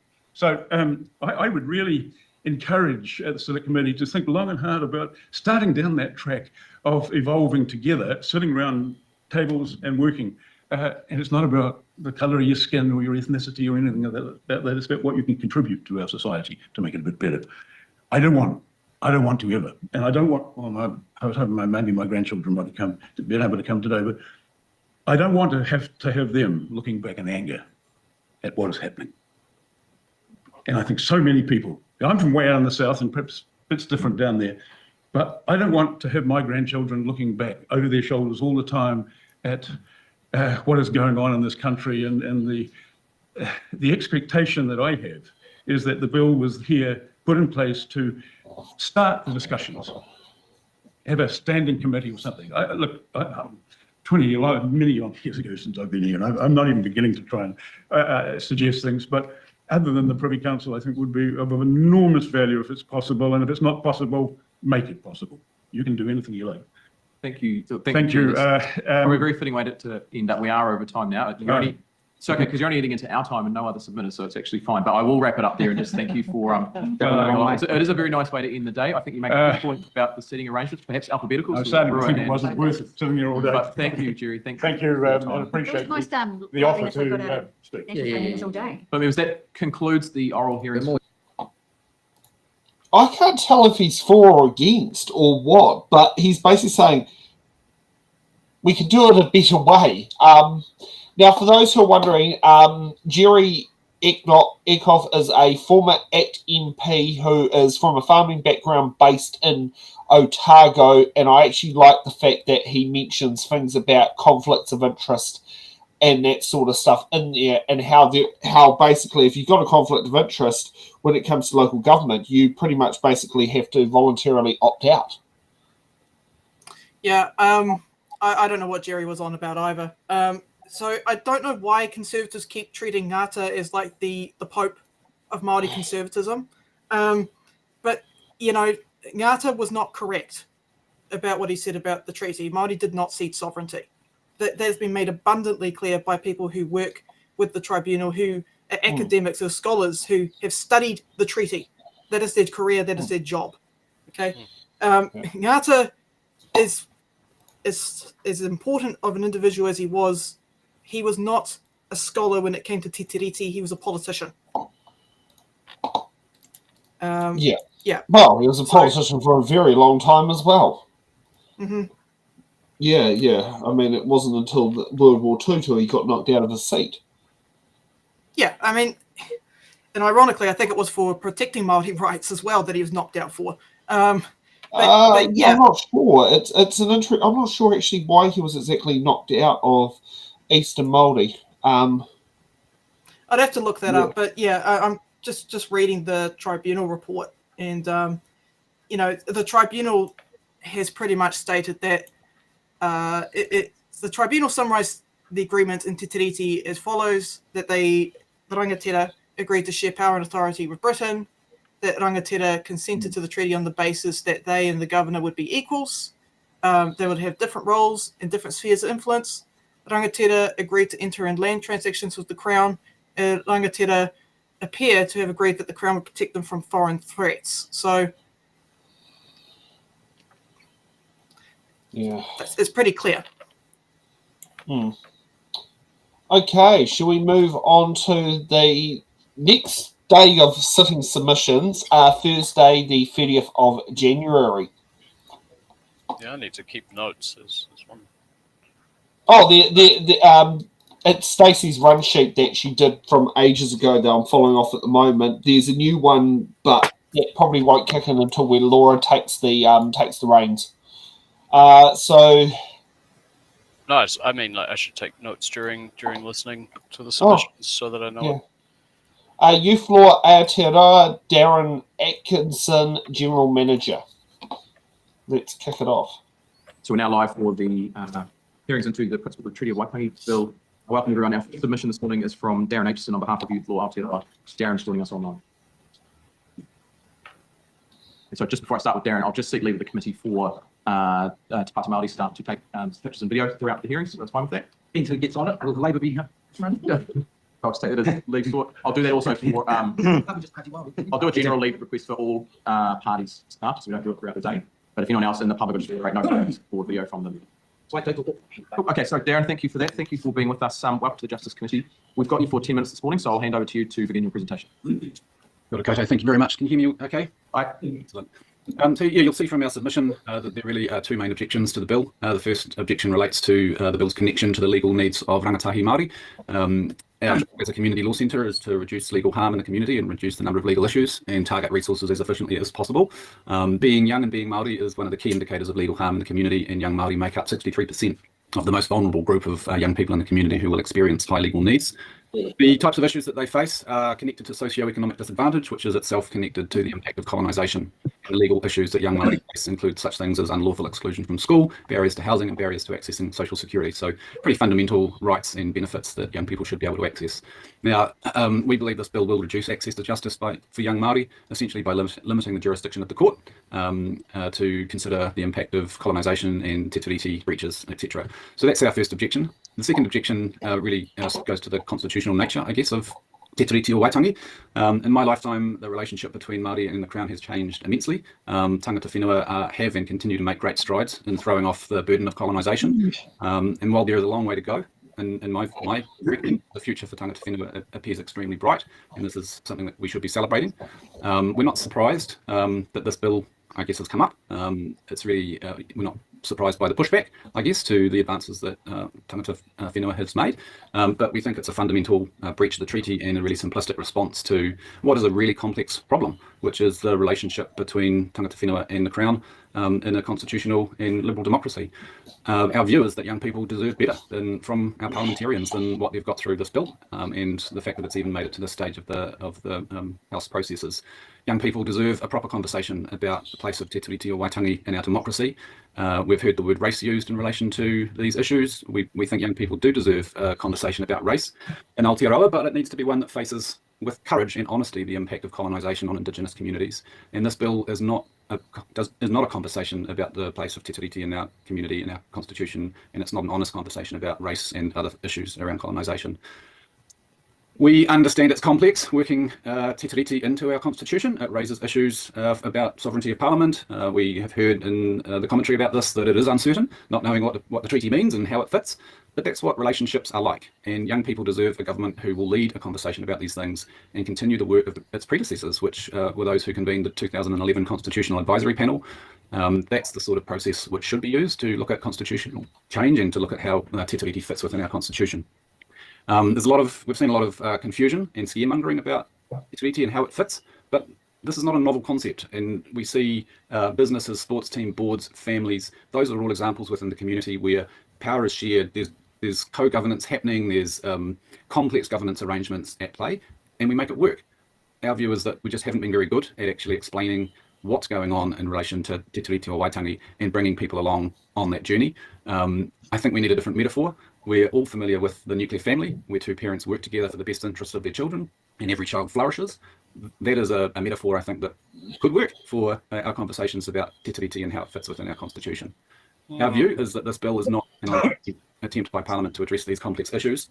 Why? It can't be an honest attempt because the ACT Party has essentially agreed to peace in the coalition agreement, knowing that it wouldn't get past the first reading. So it can't be an honest attempt to really address these issues. We think it's simple politics at play, and it's not appropriate when dealing with complex constitutional issues like this.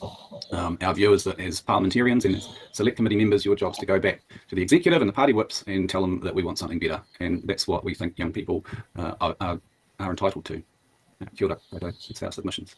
Kia ora, Darren, and thank you for the work that you do for our young people in New Zealand. I'll start with the first question from Takata first, then Todd, and then Tim Paul. Tēnā koe, Darren, ngā mihi o te ata ki a koe me o mahi. My experience in the House in a year that's gone is that there's a significant knowledge gap when it comes to dealing with the treaty in the House. I hear the complexity that you're speaking about, and ultimately you're driving us towards the impact, intended or unintended, on rangatahi. We sort of advocate that MPs should have to have a prerequisite level of knowledge about the treaty and the history before being allowed to come in. And so to get to a place that you're speaking about, a place where the debate on te tiriti o Waitangi is more helpful and quality, what do you think Parliament might do in terms of its structure and how it operates to improve that? I think, that's a really interesting question. I think that, I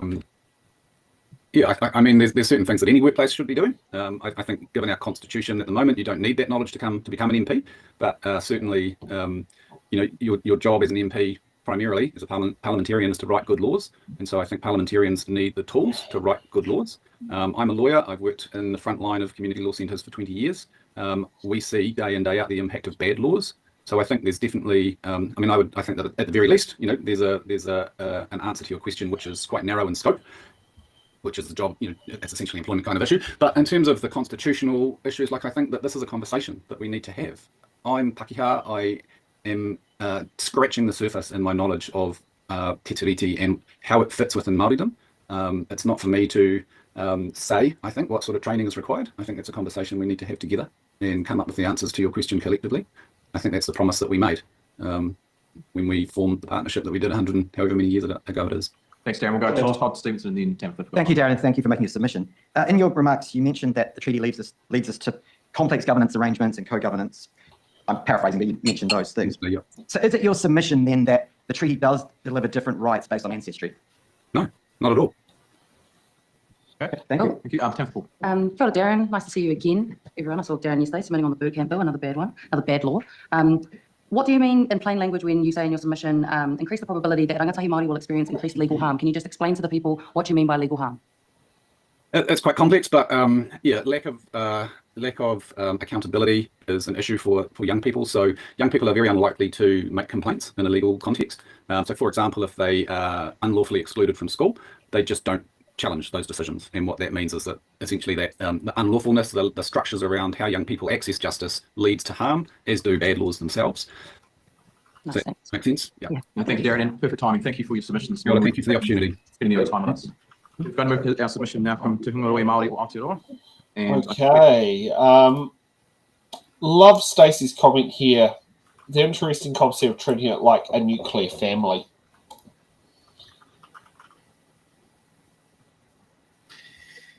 Yeah. Yeah. So the two big questions that I took away is that there is a knowledge gap in the House. Should MPs have an understanding of the treaty and the current conflicts? Personally, I think yes. And does the treaty deliver different rights based on ancestry? No, because this is an agreement between two governing bodies, in particular Hapu, Iwi being one group and the government, the Crown being the other group. So no, no. I agree with the lawyer on that one. Right. Because it's not an agreement between races; it's an agreement between two governing agencies. I still despise the term race itself. I would rather say ethnicity or culture or heritage. But I would have said, yeah, everything he said was good. So tell me what might be wrong with it. Yeah, I mean, put it this way. The treaty is not an agreement between individual Māori and individual Pākehā, right? It's an agreement between, again, two governing bodies where you've got the government and you've got rangatira, who are the representatives of their iwi and hapu, coming together to say, okay, we're going to have shared participation here, and this is we're going to allow you, the Crown, to establish a government here, so you can essentially establish your own tikanga for Pākehā settlers. That's what this treaty is about. It came about in part due to my ancestors being attacked by Te Raukaha. I feel like even as a child, I was that's how it felt to me. I don't know what, I don't feel particularly educated on the subject, especially, I mean, my dad might have known a lot, but it's not what we were talking about, partly because those on the side of obviously what it means are just kind of agree we're in cooperation. Yeah. I was dimly aware that we've got 100 years of reparation and relearning stuff, but typically I was like, everywhere I went, Māori values were included, and I loved it. And I think it's possibly the point of when you're educated as well. Like you and I think Laura were pretty much like went through the education system through the 90s and the early 2000s. Yeah. So we were that first generation that got the new education, but we're also the generation where you had the parents who possibly didn't value the context behind it. Well, my upbringing's a little bit different to you two. I didn't go to state school. I was homeschooled. So I was completely isolated from much of anything to do with Māoridom. I didn't learn this stuff until I attended Te Wānanga o Aotearoa, where I began reading up on the history. I didn't even know what my whakapapa was until I went through that system, through higher education. Yeah, yeah.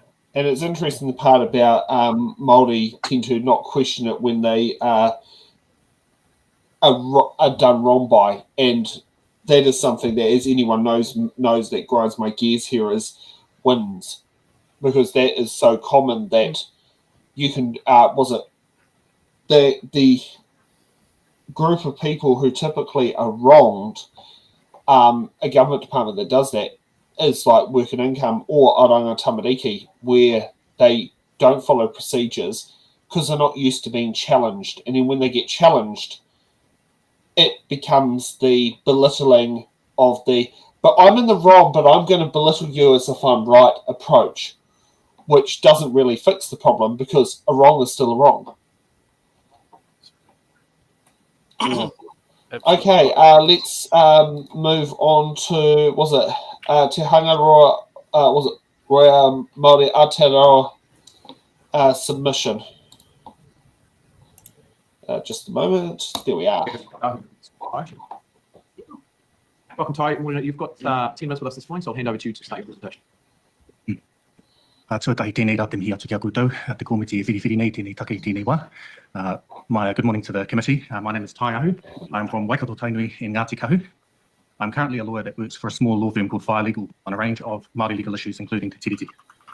I'm here this morning presenting in my capacity as the co-president of Te Hungaroa Māori wa Aotearoa, the Māori Law Society. My friend Natalie Coates presented to the committee on Monday. In her personal capacity, she is the co-president Tumuaki Wahine of Te Hungaroa Māori wa Aotearoa. And as you might expect, we support and endorse the submissions made by Natalie in her submission. We also support the submissions made by the New Zealand Law Society in their written submission. So a little bit about who we are. The Māori Law Society was established in 1988 and represents the Māori legal community, including Māori lawyers and students from around the Motu. We all stand united in opposition to this bill and ask the committee to recommend that it does not proceed into law. I would like to make a preliminary point about the process, because the assurances of the Prime Minister, most recently at Ratana, that the bill will not proceed into law, are cold comfort to Māori, whose historical experience of the law has been one of land confiscation, of denigration of culture and language, and the denial of Indigenous and tiriti rights. Those assurances also ignore the divisive impact that the bill has had so far, even though it is of course not yet law.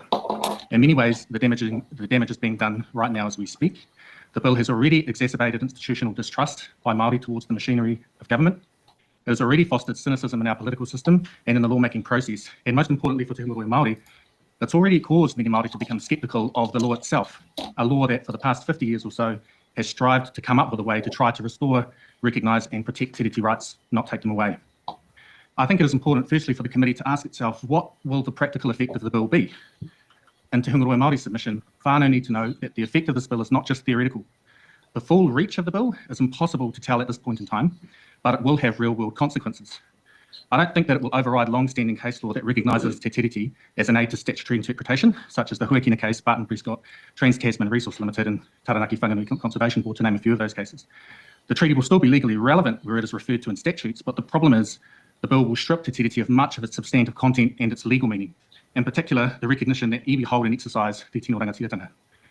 The practical legal effect of the bill, for example, will change how the law recognises and provides for Māori cultural values, how decisions potentially are made about the placement of Māori tamariki in care, how decisions about resource consent applications for things like discharges of effluent near urupa and in rivers and streams will likely change, as well as decisions, for example, about the recognition of Māori language and culture and education. All of those are potential areas that the bill will impact on. And I would suggest to the committee that the legal impact of the bill across the statute books as a whole has not been carefully or thoroughly thought through in the drafting. We think it's important to be upfront about the intent behind this bill. It has been cunningly but explicitly designed to strip away many of the pre-existing rights of Māori as Indigenous people. This is evident when we read how the principles in practice operate. As you know, Principle 1 gives the Crown the full power to govern and the full power to make laws in the best interests of everyone in accordance with the rule of law. And there are two important issues in relation to Principle 1. Firstly, it doesn't attempt to reconcile or address several Waitangi Tribunal findings that Māori never ceded sovereignty in a total sense.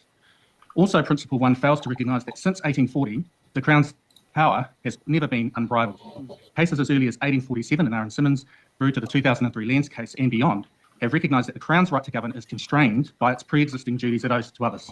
That includes Te Tiriti o Waitangi and Tikanga Māori. This is not controversial. It is a fundamental part of how Crown exercise power in our country, and it is the orthodox legal position. There is no good reason to have a law that cherry-picks or confuses that long-standing basic proposition.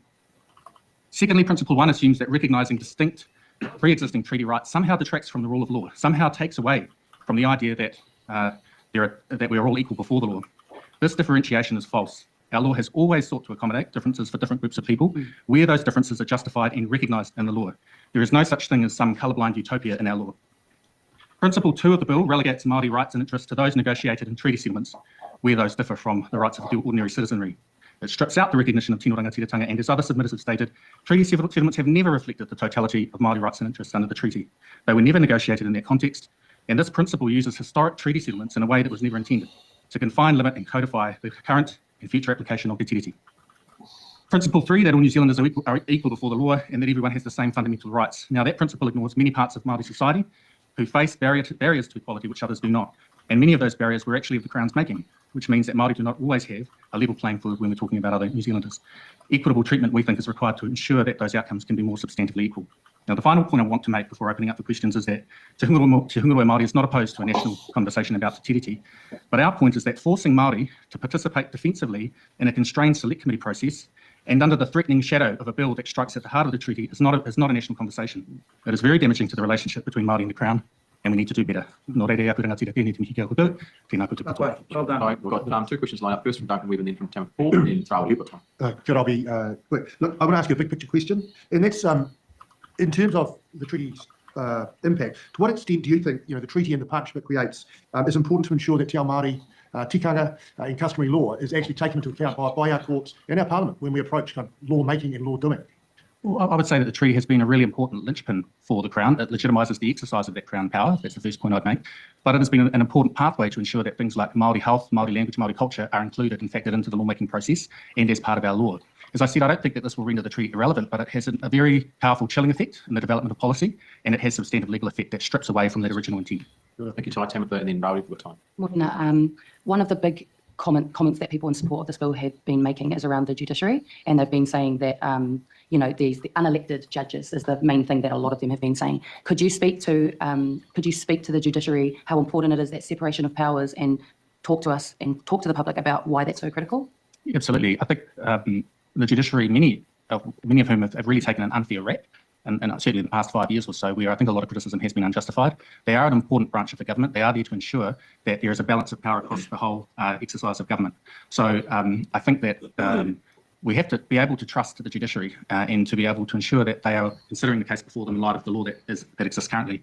Most of the cases, I think, are actually being relatively orthodox application of treaty principles and not in a way that's been inconsistent with our kind of liberal democracy. Yeah. So I think a lot of the criticism has been unfair. Sure, I think that's all the time we've got this morning, so I just want to send my appreciation for you being with us. That brought up a good point about the judiciary, about the fact that judges are not elected, but do you want judges who are going to campaign on, I'm going to rule against any treaty bills that are in favour of Māori?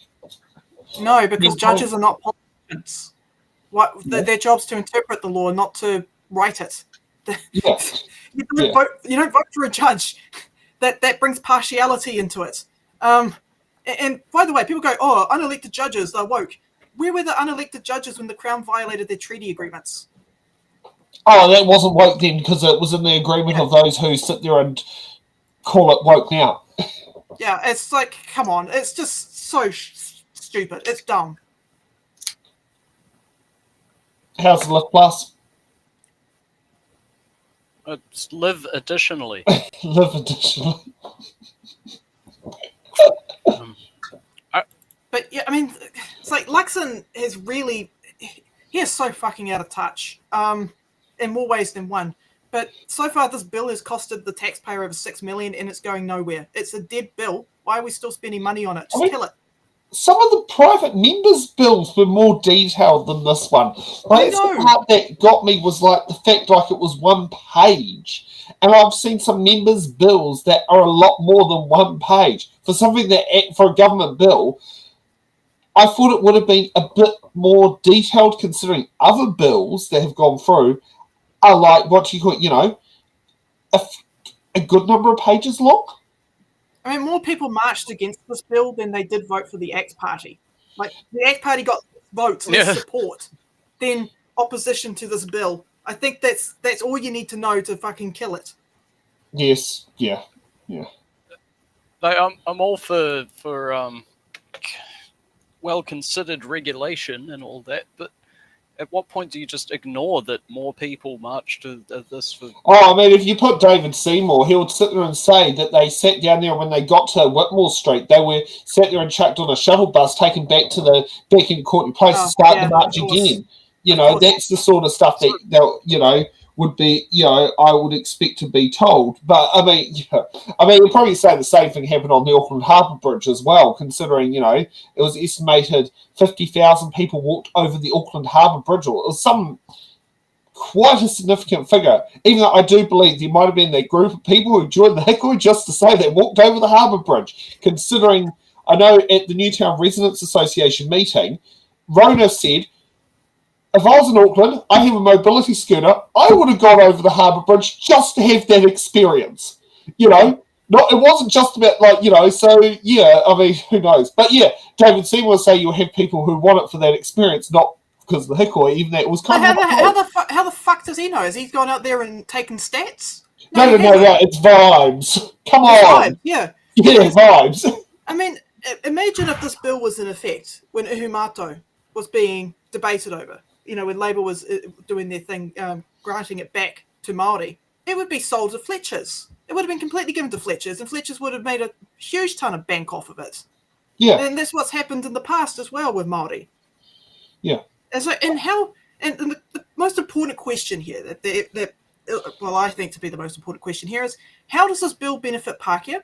Because we know how it's going to not benefit Māori. How does this bill improve relations between Māori and Pākehā, and how does it improve the rights of Pākehā?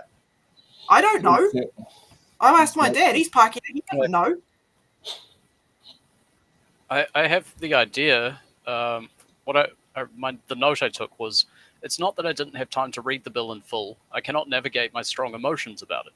Because while the ideas and principles to agree on are exciting and modern, I did begin to see the whitewashing elements, and with the restructuring on which entities would make decisions toward Crown-Māori relations, would nullify all the good work on the way to this day.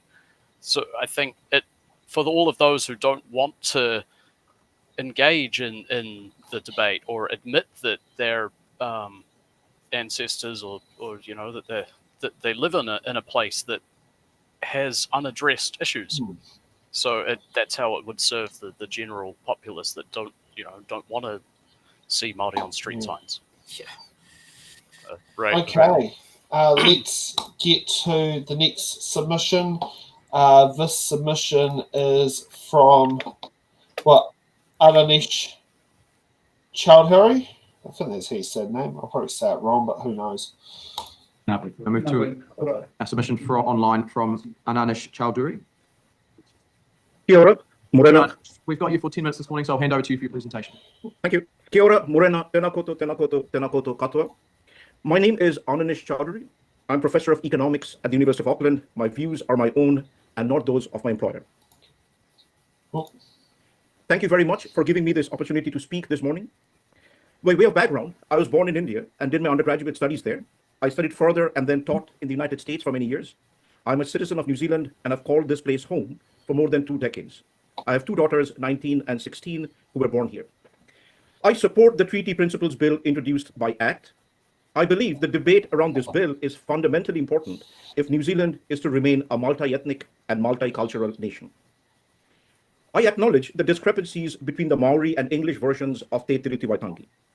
But I believe that the debate on whether Maori ceded sovereignty to the British Crown is sublimated by a long list of subsequent acts and laws that hold New Zealand to be an independent sovereign state. Parliamentary sovereignty has long been considered a foundational constitutional rule. I may be wrong. But to those espousing the Maori did not cede sovereignty view, I wish to highlight 2 issues. First, is it really possible to have separate laws, separate schools, or separate health systems for one ethnicity? It does not work.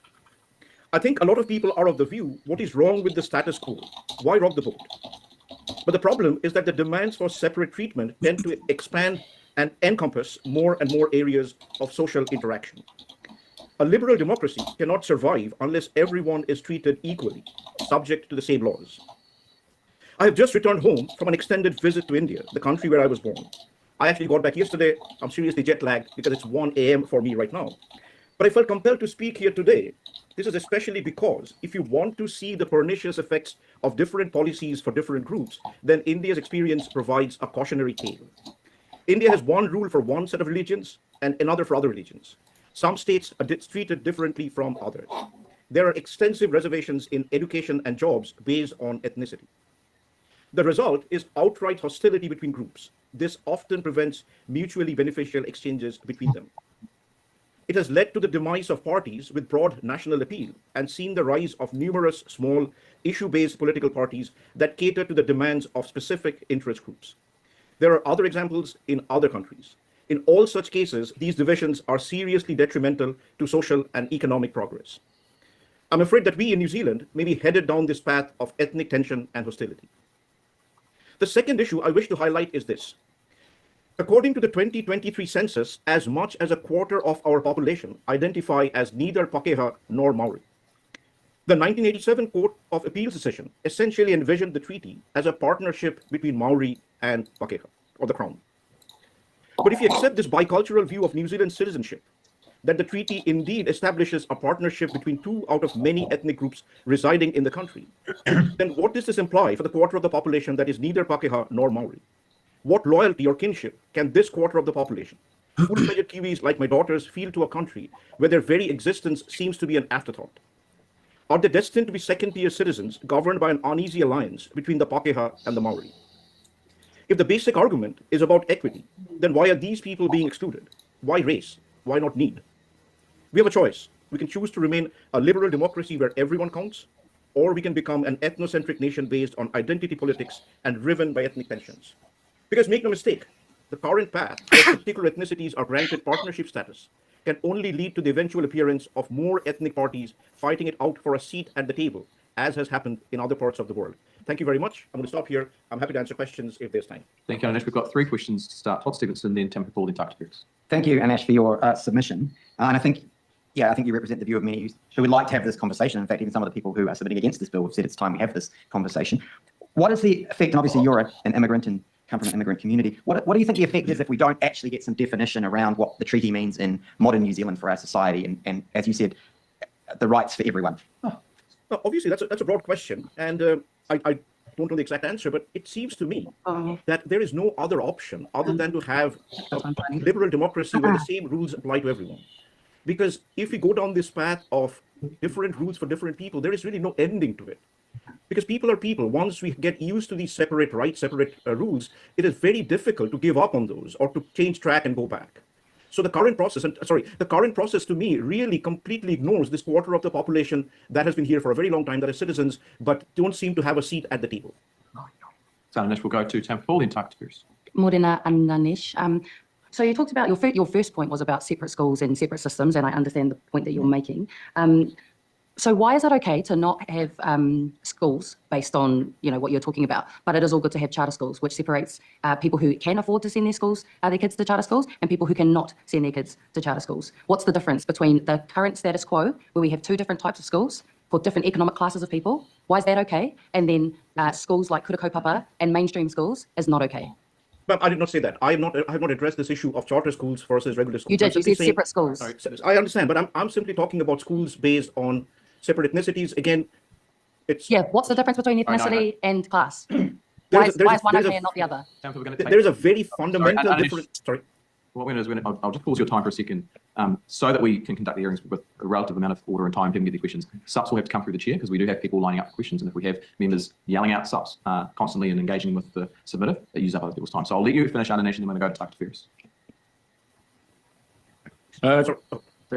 We'll move on to the next question from Dr. Kia ora, Anish. I just want to put into our discussion a little bit of clarity that multicultural New Zealand began in 1840 because it wasn't the British who got entry. It was the British, the French, the Austrians, the Germans, the US. They all came in at the same time. So the multicultural idea is a long dispelled idea. So my question to you, Anish, is this. Do you have an Indian passport and do you have a New Zealand passport? And if you do have both, would you give up the Indian passport for the New Zealand passport? I have given up my Indian passport for a New Zealand passport. Yes. Okay, thank you. If there's probably time for one very quick question if anyone has any. Okay, well, one up there. Thank you, Anish, for your time this morning and for presenting to the committee. We do appreciate you being with us at this early hour. Thank you very much. Thank you. I'm not sure if Te Kiwi-Birb realises, but India does not actually allow you to be a dual citizen. Yeah, that is true. Yeah, you That's can't have dual like, citizenship. as soon as he asked the question, I already knew the answer before Adesh actually answered the question, because I know people in the same boat, like Keo, my friend who I used to work for BP. When he got his Kiwi passport, he had to give up his Indian passport. Yep. His kids aren't eligible to Indian citizenship because he got New Zealand citizenship by birth. Yeah. Okay. So, oh God, I expected better from a professor of economics. I really did, because you think he would have looked up the history of how Maori lost a lot of their ability to participate economically when their land was seized from them. That's the reason why there's such an inequitable gap between non-Maori and Maori in this country. Now, he is correct to point out the fact that immigrants do suffer in this country, but it's not because of race, it's because of economic status, right? The richer you are in this country, the more rights you have in this country. Yeah. I mean, there's a reason why Maori are overrepresented in prison stats, right? They can't participate in our economy, so they got to resort to things like making fucking drugs and shit. Yeah. You mentioned in our private chat, Ray, why was he being challenged about about kura Māori? I might have missed the. I think that was Tamitha mentioning a discrepancy gap, stating that private schools are good, but Māori focus schools aren't. Yeah. Yeah. What's up with that? Because it all leads back into itself. It's just why are you not allowed to do it? Well, because you don't have economic standing to. I'll do it out of my own pocket if I could find some land that wasn't over. Well, I mean, I'd ask this professor, is he against charter schools having a Māori focus? Because they're private schools, essentially, right? Is he against that? Or is it when it's a public school? Is he against that? Because this is an issue now of class, of how much money you have. Yeah.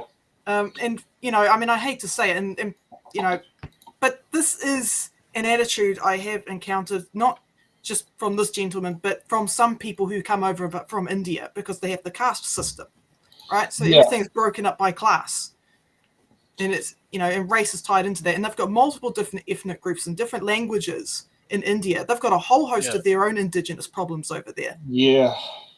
And their relationships are pretty shit, because I've spoken to indigenous people from India, from different regions, and the way that they've been treated by Modi's government is shocking.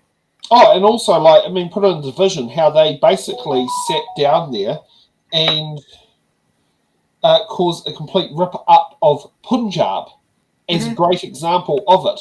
Punjab was a thriving regional area of India before division.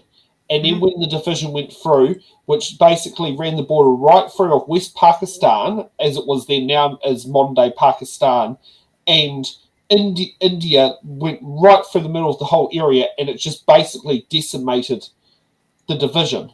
And that was done by Lord Louis Mountbatten, the uncle of Prince Philip. India should serve as a bloody warning to everyone else with indigenous populations of what can happen when the crown just bloody runs through everything. Yeah, I mean, they even did a Doctor Who episode about it. Yep. Yeah. Okay, we'll do one more, and then I will. I've already sent you over the links, but once we finish this, I will hand the keys over to you for the next hour. Okay. So the next submission is Lorraine Toki. From Lorraine Toki. Lorraine is joining us online.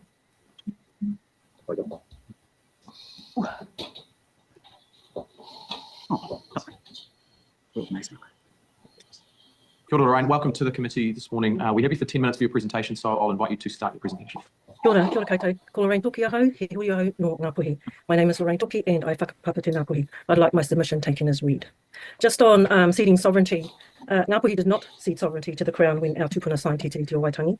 The Waitangi Tribunal report from the Stage 1 Te Paparahi o Te Raki hearings confirms what Ngā Puhi already knew. We did not cede sovereignty. Now, my oral submission is mostly around historical things that are repeating themselves today. Touch briefly on equity, settlement negotiations, and our mokopuna.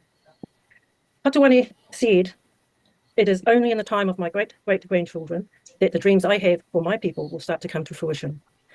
Now you chase me away. In the time of my great-great-grandchildren, you will come looking for me." Now that was referenced in Waitangi 2024 by two of Patuane's descendants. I want to talk about the process. The process has not engaged Ngāpuhi whānau and hapu. There has been no engagement. And if there has, I'd be interested in who with. The proposed bill itself seeks to destroy the very fabric of our whānau. And this government has a responsibility to strengthen Aotearoa, not knowingly have a coalition agreement that is destroying the very fabric of our whānau, of our communities. The bill alters the recognition of whānau and hapu in the name of equality, of all things being equal. So the bill infers that we are all born equal, and we're not. We're not born equal. There's no equality in a society that alienates people from their whenua, from their reo, from their mātauranga, their taiao. We lost thousands of acres through private and government purchases, policies that had nothing to do with equity and equality, more to do with greed, I would suggest. And history today is repeating itself. Only this time it isn't our whenua. We haven't got a lot left. It is us. We are being traded. After the signing of Te Treaty of Waitangi, settlers and companies representing them attempted to purchase land without consulting with Māori, and it is still going on. That behaviour is repeating itself today, attempting to change the very fabric of our whānau without consulting, although today we prefer the word engaging. There is nothing in this bill that will improve our economy. I don't see where whānau will benefit economically because the right to make decisions with our supposed partner will not exist, and it barely exists now. How our whenua is used, how our taonga might be or are exploited, these things are eroded for the sake of a coalition agreement. The kōrero floating around by MPs, our Prime Minister, Deputy Prime Minister in particular, is that this bill will not go any further. Why are we wasting our time responding? Well, the ACT leader would likely provide a narrative that the lack of response is a sign of acceptance. I don't want to open that window of opportunity. I would never have bothered. This process has brought a lot of us together, yes, Māori and non-Māori, but it has also enabled to create a hostile environment with misinformation being peddled by ACT and supporters of like-minded people. Perhaps the correct question to ask is, why did this government let the bill get to this stage anyway? The social wellbeing economy is built on the misery of Māori, poor health stats, high prison numbers, low education outcomes. That in itself, if there was true intent to devolve, perhaps these stats might be a little bit different, significantly different. Settlement negotiations. Ngāpuhi whānau and hapu will be further alienated because the proposed bill only recognises, as I understand it, those who have settled, and that concerns us. The initial draft of the proposed bill was broad on this issue and has since been amended, as I understand it, to be more specific when it comes to the rights of hapu and iwi who have settled. The amended wording, and I stand to be corrected, to provide that the rights of hapu iwi differ from the rights of everyone else only when those rights are agreed to as part of a treaty settlement. An afterthought, I suggest, and I wonder how many more afterthoughts there will be to further alienate hapu and iwi who are still to negotiate and settle. Equity. The exercise of fairness and equality will not be realised in a bill that isn't able to express the true essence of patahitanga, whanaungatanga, kaitiakitanga, manakitanga, etc. These are expressed and provided for in Te Treaty of Waitangi and are silent in this proposed bill. Our mokopuna, our taitamariki, our rangatahi, they have a right to be heard. They are intelligent and astute. They are proud and they are courageous. They have the reo and they have common sense. Common sense to know that this is wrong. They are also of a voting age, and that voting age is increasing. Just thought I'd put that in there. And sovereignty in Parliament, I just read this the other day, but sovereignty in Parliament is not the same, I suggest, as sovereignty being expressed in Te Treaty of Waitangi. And the author of this bill should know the difference, needs to know the difference. Someone needs to explain it to him. I'm not sure if he'd be interested. Sovereignty between two peoples and nations is quite different to the sovereignty given through a general election. I'm not even sure if there's such a thing as sovereignty in government. That is my submission, my oral submission. To end, Ngāpuhi did not cede sovereignty, and I oppose the bill. All right. We've got several questions. The first from Mario Mino Kapakingi, then we go to Todd and Tracy. Lorraine, tēnā koe, mihi ki tō whakaro, an ka mau mai te whakaro a patuone tēnā koe. In that regard, and to your submission, Kami te mihi, you talk, and patuone referred to mokopuna, ana mokopuna kei te haere. And we know Ngāpuhi, the largest of all, iwi, hapu, and therefore our mokopuna, the greatest number will come. How will this, in your mind, just a little bit more detail digging in, will this type of thinking and impact on our mokopuna kei te haere? The thinking of the proposed bill? Or, yes. I'm really impressed with the way our young people have responded with their intelligence. It's quite easy to get really, really angry over all of this, but they're using their intelligence and they're not leaving those behind that don't speak the reo. They're not leaving those behind who are not Māori, who are not Ngāpuhi, that they're taking people with them. And I applaud them for that. But the thing is, they haven't been given an opportunity. Our young people, our mokopuna, have not been given an opportunity to express their thoughts on this proposed bill. I hope I've answered your Tēnā koe. Thank you, Lorraine. We'll go to Todd Stevenson if there's time, Tracy McClellan. Thank you, Lorraine, and thank you for submitting this morning. I think we all accept people are born into different circumstances, have different abilities, etc. But do you think it's important that people are treated equally before the law and have equal protection before the law? Well, I'm not a lawyer. And I'd like to think if I do need legal advice, if I do need to go and find some advice, I will be treated fairly. I'd like to think that. I'd like to think that the policies that are put in place are going to treat me the same as my neighbour, regardless of ethnicity. Thank you. I don't have that confidence. Yeah, final question from Dr. McClellan. Thank you. Thank you, I want to Lorraine. clarify that. Thank you, Lorraine. And you said something early on, much more eloquently than I'm going to attempt to restate it. But the general gist of it was, why now, when a deal, a agreement, a treaty has only now just started to be enacted, barely at that, why now is it time to pull the rug out and change the rules? Do you have any thoughts on why this is happening now, just when we're starting to get some momentum and actually honouring Te Tiriti? You know what I think, honestly? It gets votes.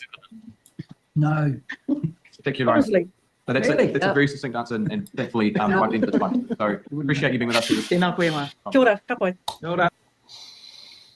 I love that final bit. It's to get votes. Yeah, it's to get votes. My internet connection's kind of playing up a bit. So I'm sorry about that, guys. But again, I feel like I feel like I keep having to repeat the same points that I put in my own damn submission. One, the bill was developed about partnership of iwi hapu other Māori organisations. Two, the treaty is not a divisive document. Its purpose was to establish a relationship between two governing groups. Three, the principles of the Treaty of Waitangi Bill appeared to be motivated by Act Party ideology rather than historicity of the Treaty of Waitangi. You know, it's like the three key points. I keep repeating them over and over and over and over again because, again, I mean, in my submission, I've provided all the sources and everything, and I really should make that publicly available to the chat. But yeah, it's just frustrating having to go over the shit. Yeah, I know exactly what you're saying on that one.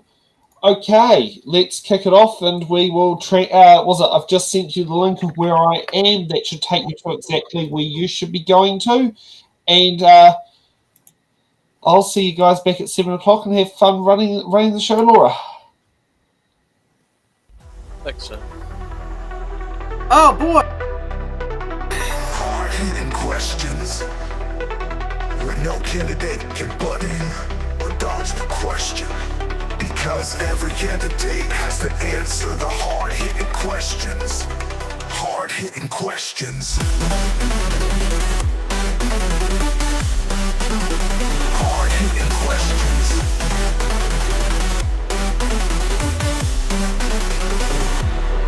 When no candidate can butt in or dodge the question.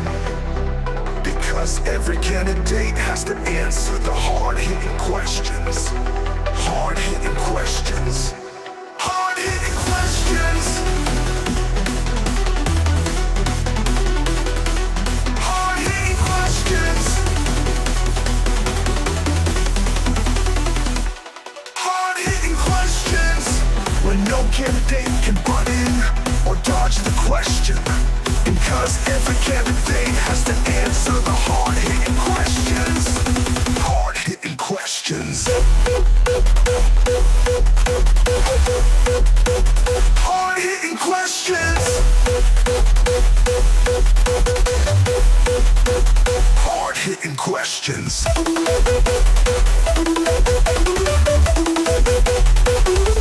Hard-hitting questions. Hard-hitting questions. Hard-hitting questions. Hard-hitting questions. Where no candidate can butt in or dodge the question. Because every candidate has to answer the hard-hitting questions. Hard-hitting questions. Hard-hitting questions.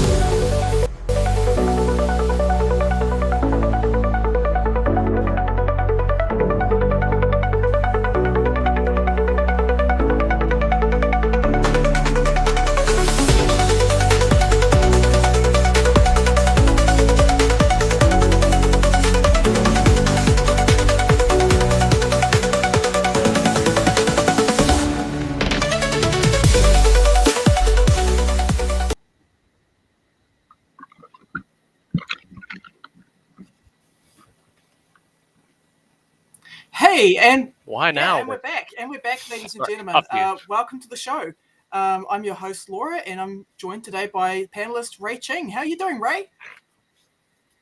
Kia ora. I am doing all right. I have been in bed for 18 hours earlier today, so I'm feeling a bit cleansed. Oh, Perhaps. I know that feeling. Full of cotton wool. I don't know. For the chat, I'm absolutely high on painkillers because I tore my back. So the commentary you're going to get from me tonight is not going to be the greatest. It's probably going to be all over the place, but we're going to try. It's a bit like my internet connection right now. It's a bit shitty. So Do we have clear principles on how we're going to engage in our commentary? Well, we're going to try and do probably a bit better than last time. Let's see if my internet doesn't break. So Sam, we're gonna try and do this. Let's share the screen. So you have a wired connection today. I do have an Ethernet connection. Sam says he is nervously waiting. Come on. There we go. Okay, right. So chat, let me know if you get leftist audio and leftist video. Nā koe wā. Kia ora, ka pai. Going to go now to from Judge Harvey. Judge Now for a question, Mr. Chair. David, thank you for joining us. We have you for 10 minutes this morning before the committee, so I'll hand over to you to begin your presentation. Thank you. My name is David John Harvey. I'm a retired district court judge. I currently hold a practicing certificate as a barrister, and I have a Bachelor of Law degree, a Master of Jurisprudence degree, and a Doctor of Philosophy degree. I support the bill, and I believe it should proceed. It's a matter of such importance that I think it should be properly placed before the electorate by way of referendum. I should say that although I'm a lawyer, I either endorse nor support the submissions of the New Zealand Law Society and the New Zealand Bar Association. Turning to my submission, I focus upon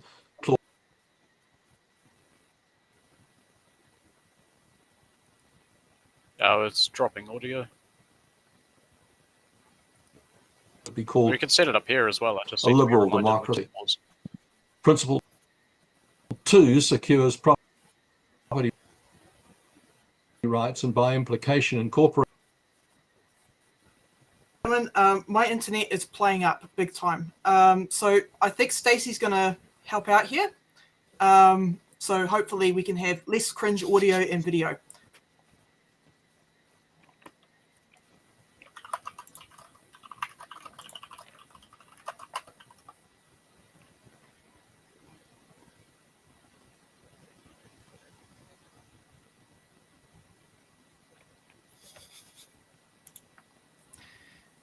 Give us a couple of seconds, folks.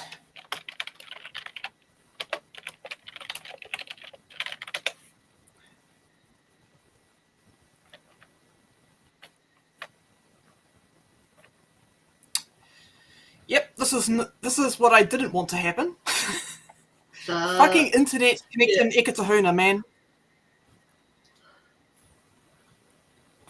How are you, Stacey, by the way? Internet full stop. I am also in a lot of pain. Yay! My shoulder is playing up quite drastically. What's our timestamp? Timestamp? It's in the private chat. It's 42 minutes. It's in the private chat. Okay. 42 minutes, I think. 25. I've just put the link in. Why am I still in slow motion? Can you hear me? Yeah, I okay? can hear you.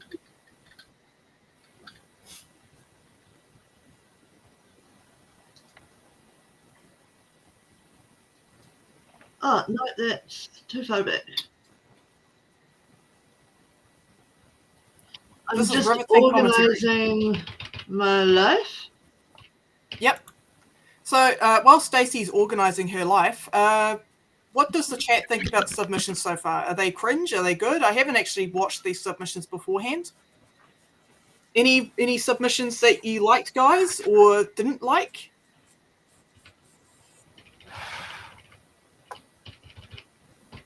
Don't leave me hanging here, chat.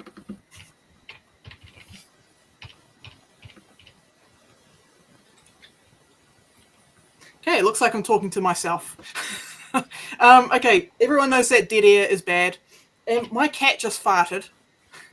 Hey, buddy. How you doing? Yeah? Do you want to help me out? Do you want to help entertain the chat? And not stink out my room?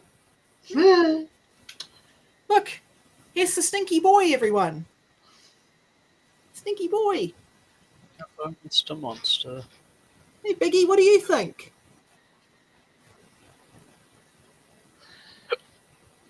Okay. He's very confident in being himself. Oh, he really is.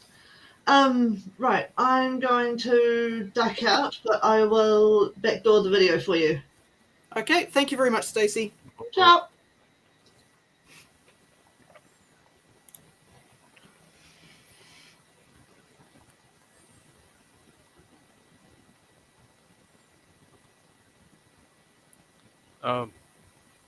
What? Okay. Okay, here we go, ladies and gentlemen.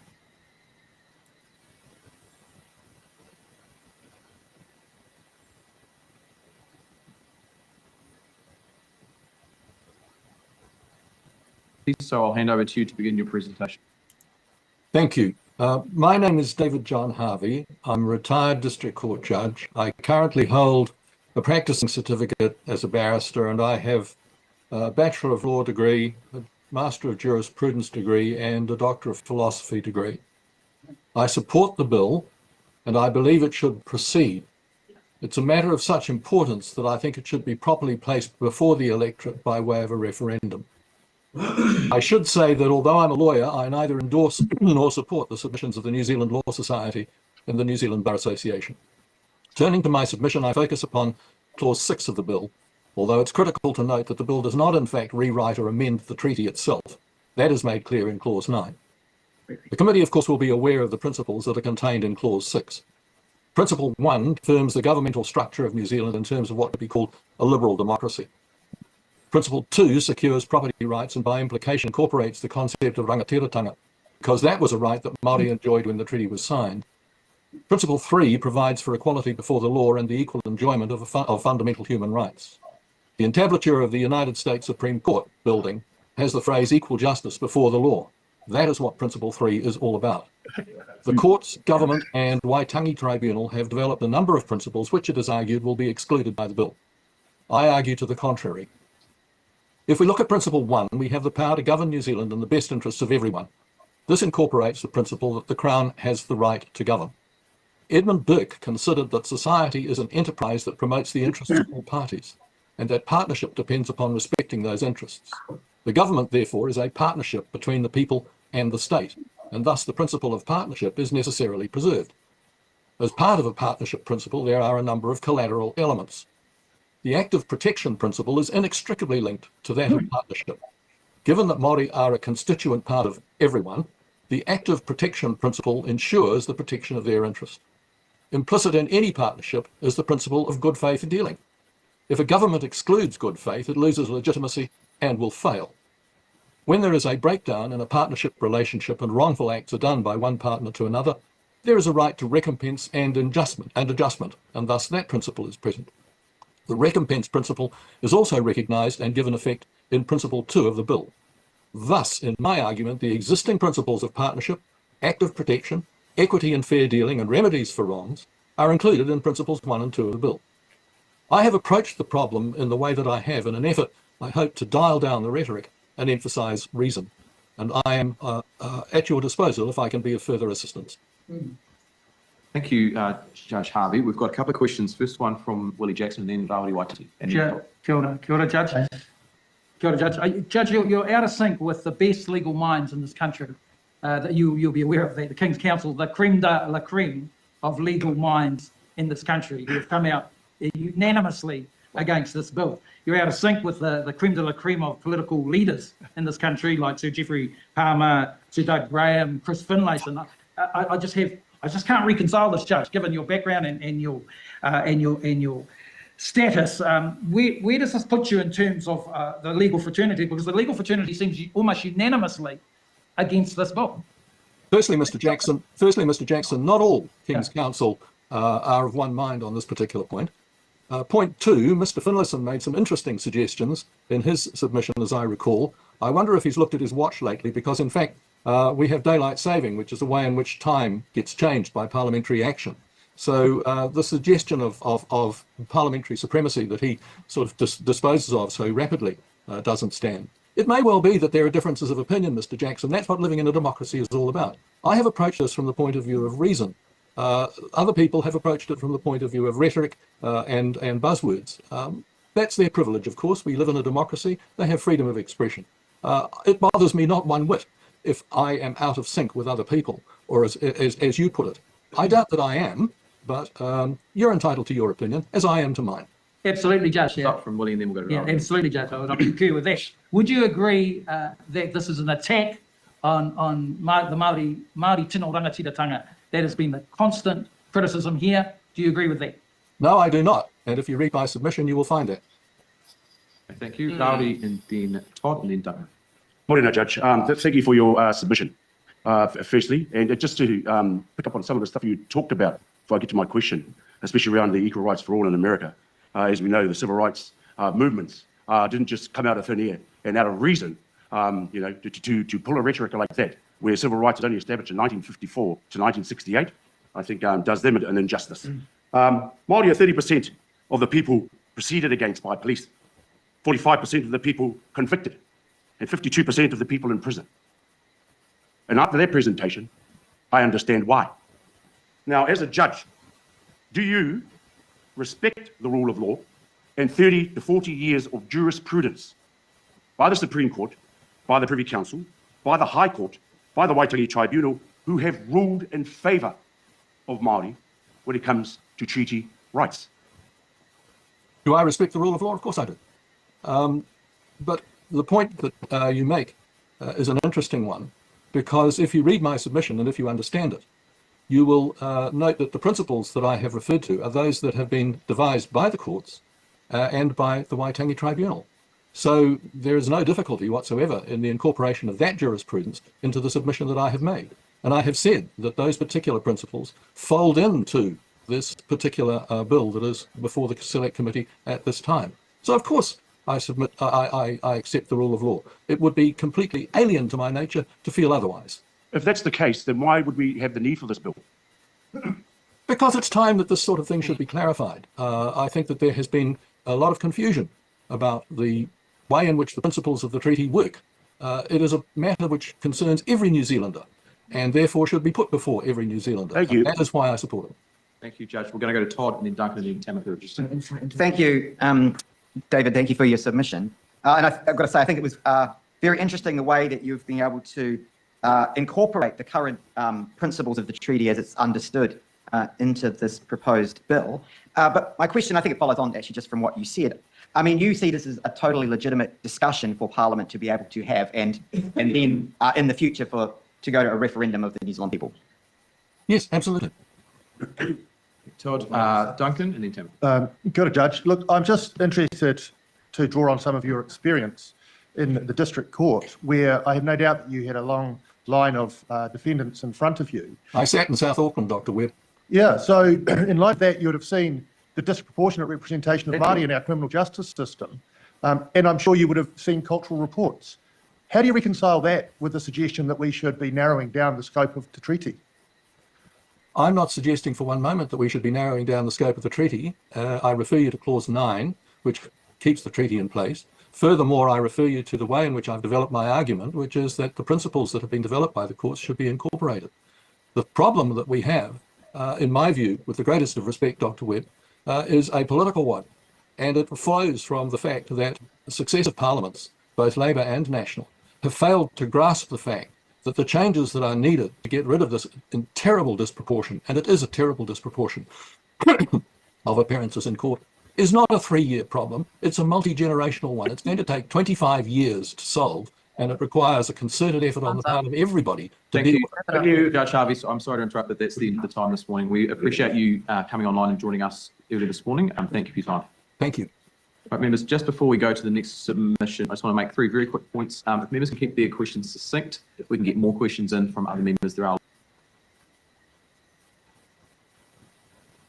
Okay, thanks, Stacey, for that. Right, so Ray, I have questions. I have so many questions about that submission. Yeah. You know, I mean, so he's a judge, right? He wants to put this bill before the electorate, despite the fact that it was not developed in consultation with Māori. I would like to know, with him being a judge, if I was in the room, I would ask him this question: how's that ethical? Why would you not consult the group of people that this bill is going to impact the most? He suggests that it was done with, or was it Waitangi Tribunal? Did they were... Well, the tribunal... There's a redacted submission. Yeah, the tribunal was not consulted in the development of this bill. David Seymour ignored working with Māori organisations and ignored working with... Oh, right, during the formation of what they've put forward. Yeah, okay. Yeah. So so there was a lack of consultation. Now, I want him to, as a judge who upholds the idea of democracy, how is that ethical if you're developing a bill that's going to impact a significant population of the country? And take into account the history of past Crown breaches. I've put an entire record in the chat. It's the most common thing is the mistrust, and that's also, you know, I Māori and their core concepts like manaakitanga have demonstrated that is a culture that I would trust, and they should be making towards. Yeah, I mean, if you were in the room with him, what question would have you asked him? It's difficult because a lot of this is explaining systems that I wasn't even aware of, and it just gets too complicated for me, actually. Yeah. I thought I was intelligent, but it's so, you know, I'm thinking, oh, this is good. Like that, maybe that was my initial when I started reading the bill. Sorry, we're having that type of summit. When I started reading the bill. Yeah, I mean, I thought, okay, this is good, right? But it brings into question, you know, with him working as a judge, it brings into question, is he as a judge, has he given special privileges to Māori in when he was working as a judge in the court and in his rulings? I would have liked to have heard examples from him where he had to give special rights and privileges and uphold the special rights for Māori in the court. That would have been really fascinating to hear. And I'm going to have to look up this guy's submission if he's included those, because again, this is a thing that I'm hearing time and time again from people who support the bill. They don't present which laws disproportionately favour Māori over Pākehā. I'm starting to find that's a real common theme here.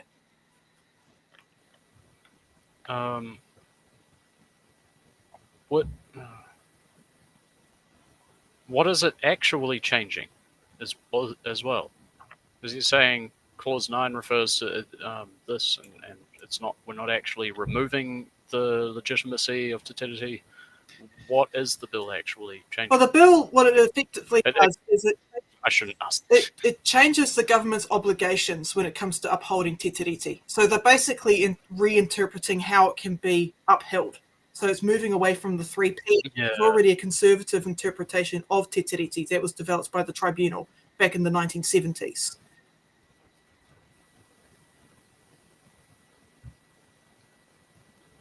Yeah. I mean, I'm not a lawyer or a judge either, by the way. If you know, so don't feel too. I mean, I'm just as confused as everyone else here. How he as a judge could kind of like it makes me want to look into his work history. All right. Yeah, and I'm curious as to why they say, like, you know, 95% of your fraternity are at odds with what you were saying. So it's definitely one to put a pin on. That would have been really interesting to hear kind of more in detail where he disagreed with them and what points. I didn't really get that from him. Yeah. All right, so we're ready to move on to the next one. Sweet. Where you go, Stacey? We have you before us for 10 minutes this morning. I'd invite you to begin your presentation. Tēnā koutou e te komiti. Ngāti kau ki whangaroa, Ngāpuhi ki whangaroa absolutely reject the principles of the Treaty of Waitangi Bill. A bill that is only a breach of, that is not only a breach of the Treaty of Waitangi, but an elaborate scheme orchestrating division to justify its suppression of Māori. The bill is an act of transparent deceit, a continuation of Crown's historical pattern of land theft, deception, and political manoeuvring.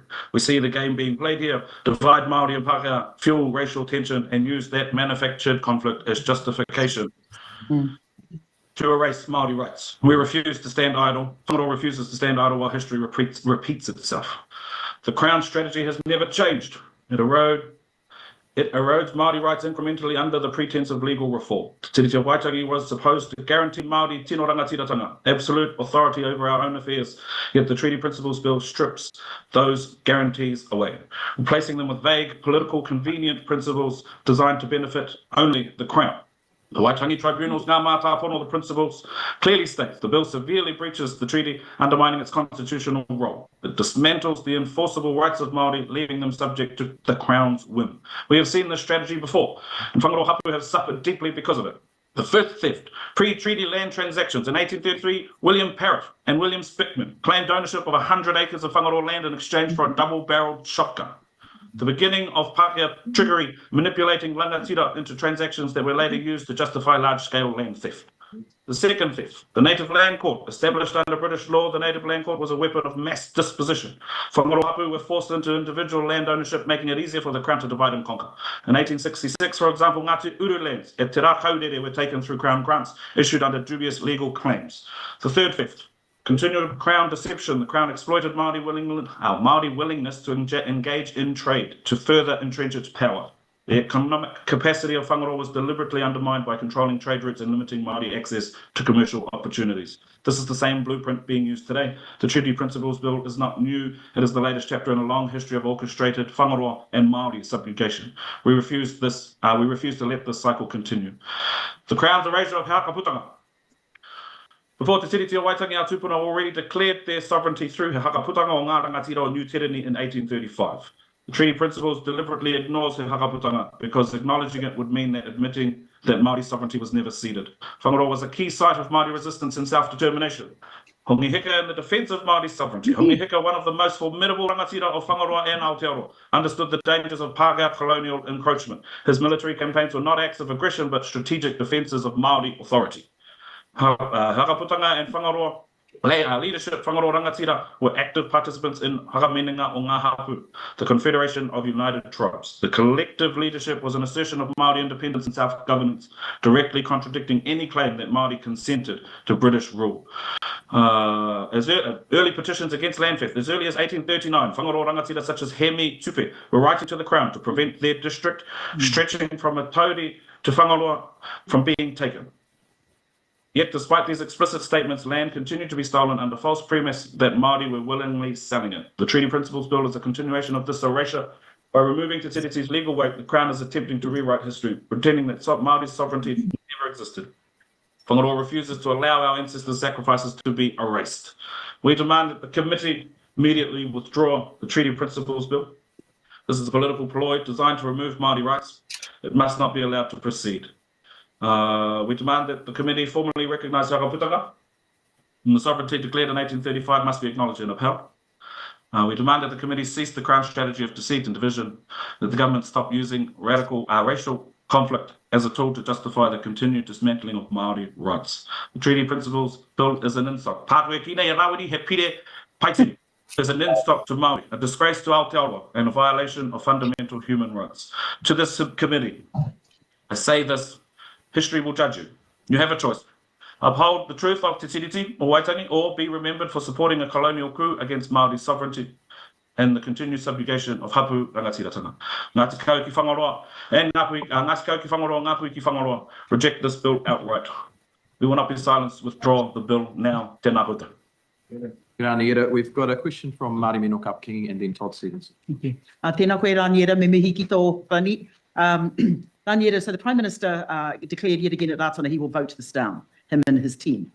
The Honourable Shane Jones, your uncle and my whanaunga, have said the same.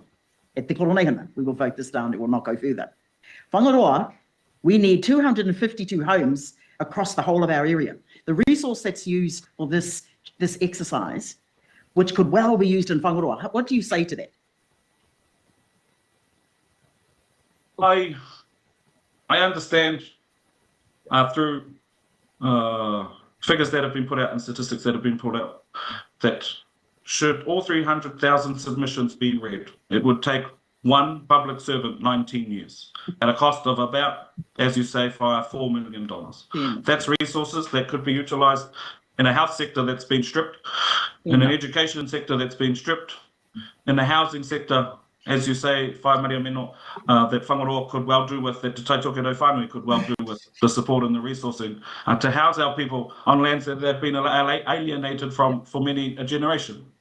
Nā reira, process like this that costs the money that it does and the resource that it does is not only an insult to Māori, but I think an insult to the intelligence of Aotearoa Whanui and all New Zealanders. Raniera, we've got a question from Todd Stevenson, then Tampa Paul. Thank you for your presentation. Do you think that the treaty does guarantee different rights based on ancestry? I believe that the signatories of the Treaty of Waitangi did so in their belief to protect the descendants thereafter, to protect the rights and tino rangatiratanga of descendants thereafter, to ensure equality, equity between Māori and those that were looking and seeking to come into and onto our whenua. Thanks, Raniera. Final question then from Tampa Paul. Morena Raniera, my question is, in your submission, you make 3 main points. Your third main point is a legacy of Crown breach and Māori resilience. Just on that word legacy, what do you think that this bill and all of the other bills that are coming through this parliament right now, what kind of a legacy do you think that the government and its 3 government parties are leaving in Aotearoa? Say in English, but I can't think of an English answer to this, so I hope the interpreter's listening. He pire pai tini tēnei.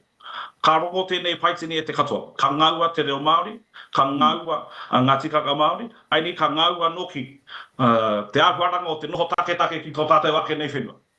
Ka ngaua tēnei pire pai tini, i tēnā whānau, i tēnā hapu, i tēnā iwi huri i tō tātou nei whenua. Koia, ko te haka kitenga e kia nei koe. Koia, ko te whakahekenga e kōrero nei koe. Ahaere ake nei, ahaere ake nei, ahaere ake nei, ātutukino. Ka rongo tēnei paitini e te katoa. Hau ngā Māori nahe nahe. Engari, ngā iwi take katoa, o tēnei moana, tāku e kine. Nā reira, mukua tēnei pire. Thank you, Raniera. With submission that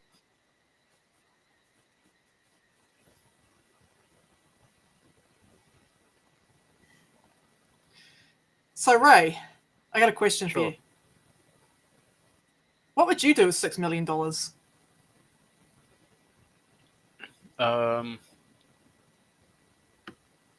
Probably get that guy who owns that pine forest over there really drunk and convince him to sell it to me for less than it's worth. And then I could use that pine to build some houses for the people that need it on the land that is rightfully theirs to use. Nice.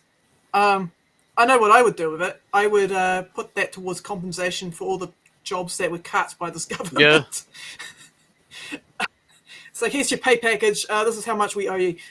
You know, that's how much this bill has cost so far. It's cost over $6 million, and it's a dead bill. I feel for fund community service. Make community service something people want to do rather than seen as a punishment. We all want to be involved. Yeah.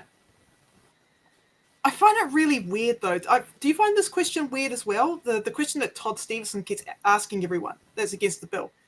And the question he keeps asking is, do you believe that Māori have special rights? How do you interpret that question? I can't. How do you see it? Well, the way how I see it is that iwi and hapu have the rights to govern, right? We're not talking about individual Māori. The word Māori, in the context that ACT is using the word, is to refer to a racial group. The people that are against this bill are using the word Māori to refer to a governing group. So like people within the iwi board or a hapu board who make a lot of decision makings. And the shareholders within those iwi and hapu, the people, iwi members who have shares in the land. That's how I kind of interpret the question. So it's more of a interpretation of racial versus kind of like socioeconomic status. So yeah, I find that question to be really interesting, the way how it's being interpreted by each person that's being asked the question. Now, do I believe that we have special rights? No. I believe that if I break the law, I'm going to be subject to the same consequences as a non-Māori person.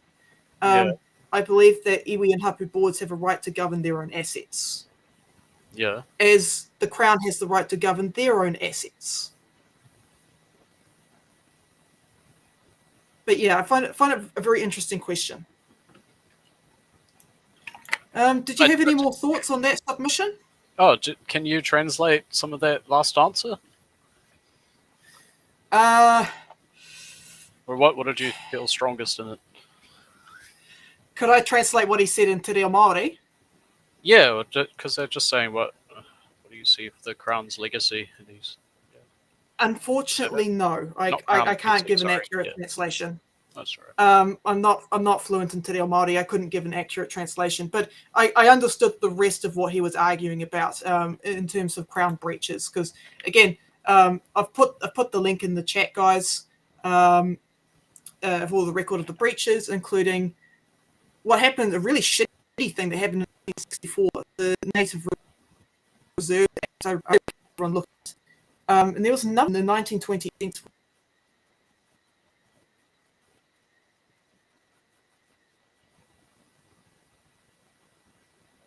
So lost your audio a moment there.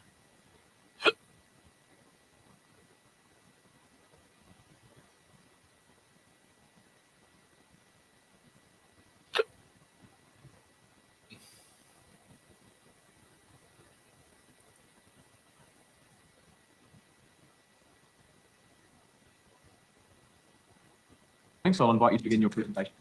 Thank you, James. I'll just launch straight into it. There is actually no authoritative copy of the Treaty of Waitangi Principles as stated in writing in 2023 by the then Attorney General David Parker and reiterated by the then Prime Minister Chris Hipkins. The government refers to principles in law but cannot produce them. And a sad truth is that we need to establish principles of the Treaty of Waitangi because we cannot trust the government to uphold the rule of law and ensure we are all equal in the law. And that's the government's greatest treaty breach of all. The government should not continue to ignore the broader responsibility of the Crown and its representation of all New Zealanders as a party to the Treaty of Waitangi. There is no partnership, as some Māori would have you believe. That is merely an attempt to exclude non-Māori from the dialogue. And the latest discussion paper from DOC is a classic example of the neglect around principles. Rather than amend the Conservation Act Section 4 or establish treaty principles, the current government is going to entrench prejudicial bias in favour of Māori on the pretext of their giving effect to the principles of the Treaty of Waitangi blunder. Queen Victoria's Royal Charter of 1840 declared New Zealand an independent colony of Australia and established a democratic parliament. That preceded the Treaty of Waitangi. One could argue that it is the Royal Charter which is the founding document of New Zealand and not the Treaty of Waitangi. Regardless, Queen Victoria reinforced the rule of law in both documents where always we treated equally and at that time as British subjects. In spite of that, there is now an unprecedented emphasis in favour of Māori within the law, giving rise to an unacceptable level of expectation, privilege and growing demand for more by some Māori commensurate with a growing hostility and lack of respect for others. The Y262 claim, alongside the He Puapua document, is driving to entrench the idea of a partnership with the Crown to the exclusion of all non-Māori, undermining both the rule of law and our democracy. Breaches of the rule of law and thus Treaty of Waitangi obligations are the reason we need principles that support and are consistent with the rule of law. Non-Māori as treaty partners do not have a Waitangi tribunal to go to if they feel affected by any perceived prejudicial bias arising from any action of the government, but Māori can. While we must absolutely resolve historical treaty claims, the Treaty of Waitangi Act Section 6 allows Māori to challenge any action of the government on a continuing basis, demanding more and more of our hard-earned taxpayer dollars and preeminence in the law, contrary to the rule of law in the Bill of Rights Act. We each of us have our own tikanga, our own kaupapa and our own matauranga. These things are not exclusive to Māori. They are just Māori words whose meaning can be applied to anyone. There should be no special privilege in law for consultation, payments, or requirements for agreements. There should be no special privilege in law over anyone else's private property. There should be no coercion of any kind in any form to have to accept someone else's cultural paradigms, tikanga, kaupapa, matauranga. The days of handouts for resource consents and at building sites should be over. Other provisions for Māori in the RMA are totally unacceptable and a major breach of a Treaty of Waitangi statement on the rule of law and also the Bill of Rights, with any objections or concerns falling on the deaf ears of successive governments. Non-Māori have no Waitangi tribunal. This is why the rule of law should be applied equally and not give special protection to only the thinking, the tikanga, the kaupapa and the matauranga of Māori. Ignoring the definitions or meanings of words does government officials and parliamentarians no credit. The Ministry of Justice and the Law Commission should know better. We need principles to avoid the growing chasm swallowing hard-earned taxpayer dollars. The Waitangi Tribunal is lobbying government to establish a specific fund dedicated to Treaty of Waitangi claimants. Couple this with Section 6 of the Treaty of Waitangi Act, whereby Māori can challenge any action of the government on the basis of prejudicial bias, and taxpayers are gifted with a gravy train of demand, eating up hard-earned taxpayer dollars better spent in health, education or policing. DOC is always crying poor, but millions of their dollars are being paid out on 35-year Ngā Whenua Rahui grants to Māori landowners and other grants payments. Just shy of $500 million spent on the Labour Party's creation, Te Ara Whiti and Māori development for the 24-25 financial year, plus many more millions over the 4 years, and the list goes on. Not to mention the huge millions and millions of dollars spent prior to that. No wonder we cannot employ nurses, with so many having to leave the country. Maori businesses only pay 17.5% tax. Other businesses pay 33 to 39%. And to top it off, the Ministry for the Environment said it would accept retrospective claims in regard to the Waitangi Tribunal kaupapa inquiries. New Zealand cannot afford this gravy train. It is time to do the right thing. If the government does not establish principles of the Treaty of Waitangi consistent with the rule of law, then every reference to the principles of the Treaty of Waitangi must be removed from all legislation and regulation, with the original statement, have regard to the Treaty of Waitangi being all that is required. It should never be left to the courts to decide. Parliament fails in its fiduciary duty when it does not uphold the clarity and efficacy of the law along with the rule of law.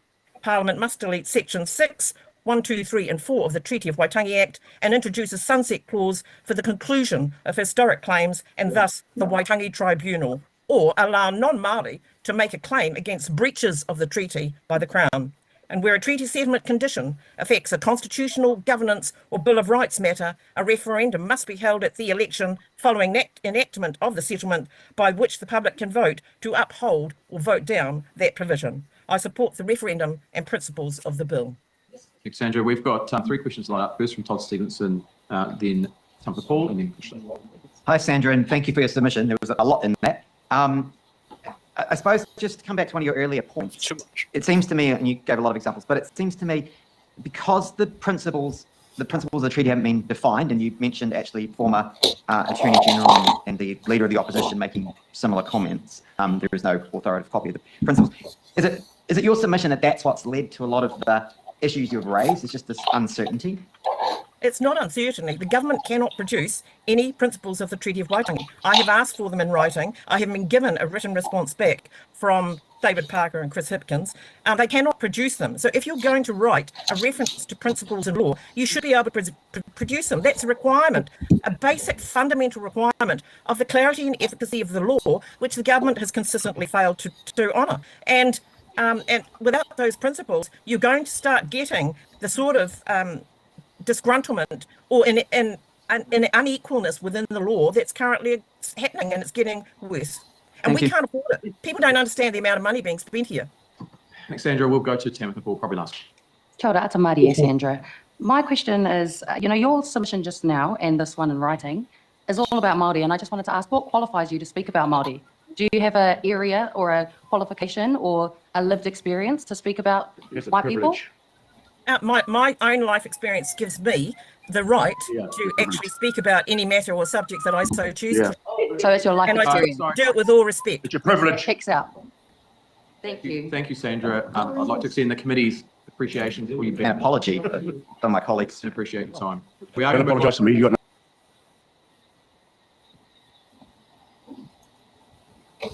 Hello, I'm back. I'm outraged. That's why I'm interrupted in the middle of my dinner to sit down there and say my friggin' 50 cents worth. I just it just speaks of, that submission just speaks of total arrogance. I should have bought popcorn for that one. I normally like listening to people that are cooked, but man, that was woo-wee. I mean, she's blaming Māori for the lack of nurses. What the fuck? It's going by her logic, benefit sanctions. Māori, when they get wrongly sanctioned on a benefit, don't bother going through the Social Security appeal process. Just go to the Waitangi Tribunal. That's what she's saying. While you're there, sit down there and do your bit for Pākehā. I mean, look, listen, I would say to her, if I was in the same room as her, it's like, yes, everyone should be able to hold the Crown accountable because they do shitty things to everyone all the time. And it's so equal lack of rights is not going to keep the Crown in check. Equal more rights for everyone is going to keep the Crown in check. Okay? Yeah. That's my libertarian perspective on it, right? Give more power to the people to hold the Crown accountable. For example, the Public Works Act fucks over both Māori and Pākehā. But it's authoritarian. The Crown can basically just come along and go, right, we're going to buy your shit, and you don't get to complain about it, right?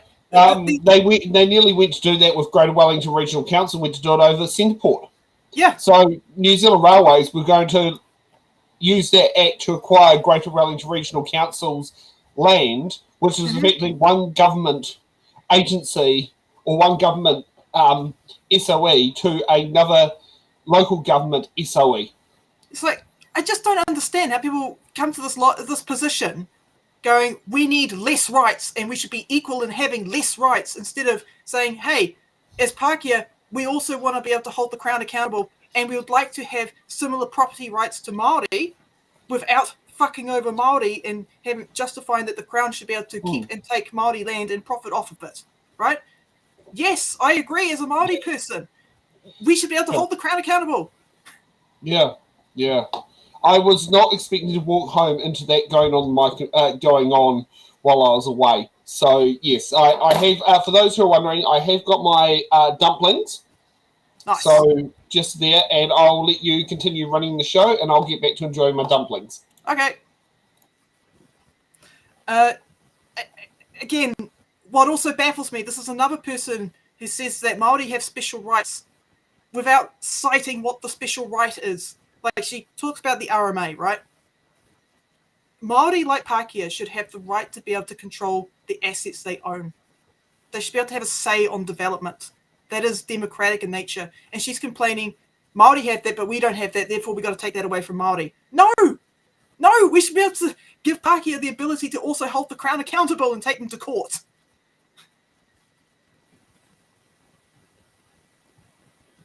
What do you think, Ray? You're just as baffled as I am. Thoughts not crystallized. Thoughts not crystallized yet. I almost didn't realize what was happening. Oh, I'm with you, man. Oh, dearie me. All right, Stacey. I think we've cooked our brains enough with that submission. Yeah. Just Well, Kitty personal Allen, needs bring us back online. in a minute.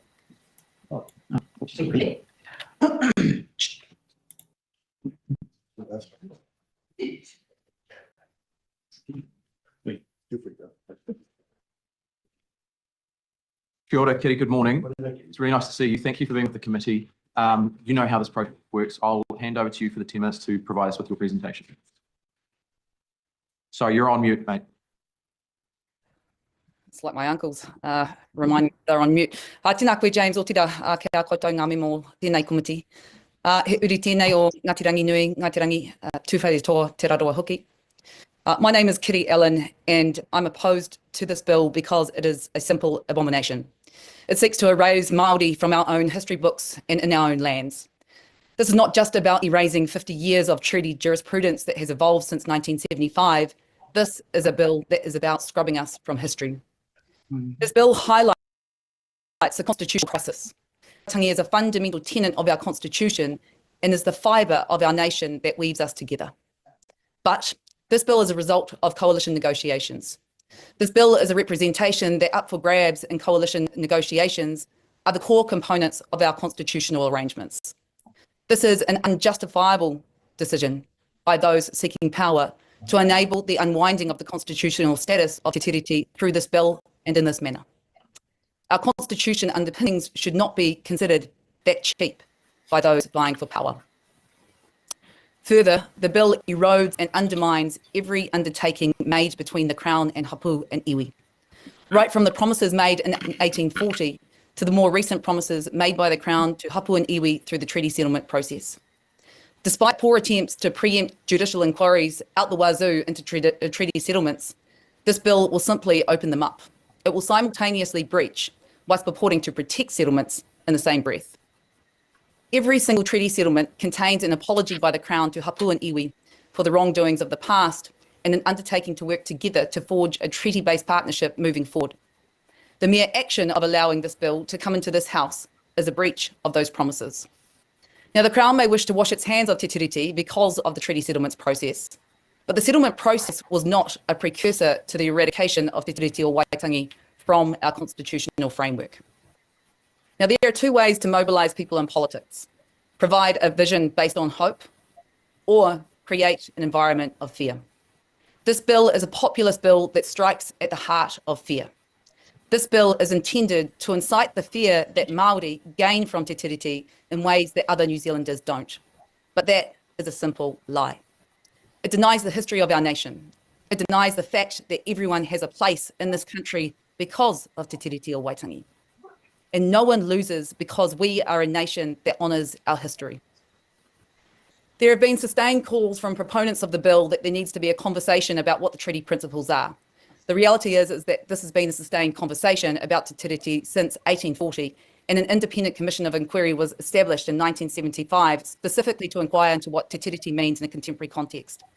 The architects of those bills may find those interpretations by both the courts and the tribunal as an inconvenience to their ideology. So they have crafted their opposition in part on the basis that Te Tiriti creates legal uncertainty today. Now, the architects of this bill may find legal history in this country inconvenient. The minister responsible for the bill 2 days ago stating that Hapu and Iwi lack sovereignty to enter into a treaty, despite the fact that Hapu and Iwi had signed Te Whakaputanga, crafted by Busby, in asserting that Māori were a sovereign people. As the Cabinet Manual states, a treaty is a written agreement between states that creates obligations for those states that have expressed their consent to be bound. The Crown expressed its consent to be bound by entering into Te Tiriti or Waitangi. It is a privilege to exercise executive decision-making powers, and with privileges comes responsibilities. As a Minister of Conservation, I had the responsibility to ensure that Section 4 of the Conservation Act, that requires that the Act is to be interpreted and administered as to give effect to the principles of the Treaty of Waitangi, was complied with. There is both a principled and practical history to such clauses.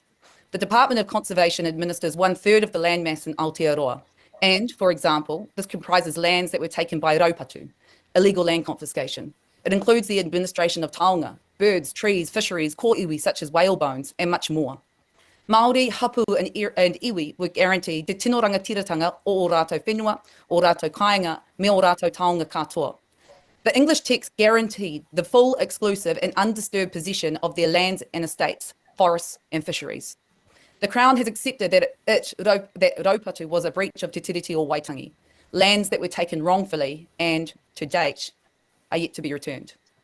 The Crown, if the bill were to be enacted, Section 4 would be stripped of any meaning and effect. It becomes a hollow and meaningless clause. Now, this bill is but one part of a comprehensive strategy being deployed by this government, led by its coalition partners, to eradicate Māori as part of our legal and cultural landscape. Whether that is through aoreo, evolution of resources to enable equitable outcomes for Māori, or the treaty clause review, the regulatory standards bill, and this bill's express intent to eradicate, for all intents and purposes, Te Tiriti o Waitangi. For the reasons set out, I urge all members to oppose this bill and make the recommendation that all legislation contain a clause that each act shall be interpreted and administered as to give effect to Te Tiriti o Waitangi. I'm happy to take questions. Kia ora, Kitty. Thank you for your presentation this morning. I'll offer the first question to Kusha because we didn't get to it before. If you don't have one, I'll go to Taka first. Tēnā koe Kiri, pai te kite atu i a koe. Our last presenter came from a very different angle to you, but she kept referring to Labour as the government. In your opinion, what are some of the most positive initiatives that have come out with regard to treaty principles in the past? And how do you see the damaging effects of what could happen now? Well, Te Tiriti is about a partnership in some regards, right? And so, for example, I can use many examples, but Jobs for Nature was a great initiative that enabled Māori to be able to work their whenua. It enabled Māori to be able to reconnect with maunga, awa, because there had been that disconnection for many years. It enabled the devolution of resources to initiatives like whānau ora. Te Tiriti o Waitangi has created many positive implications for our people, all New Zealanders, and this bill is an absolute slight on that history. Tākta and then go on to Todd. Tēnā koe, kiri ngā mihi nui, ki a koe me o mahi huhua I roto i nei tuakitanga. There just is an apparent lack of understanding amongst the people who support the bill.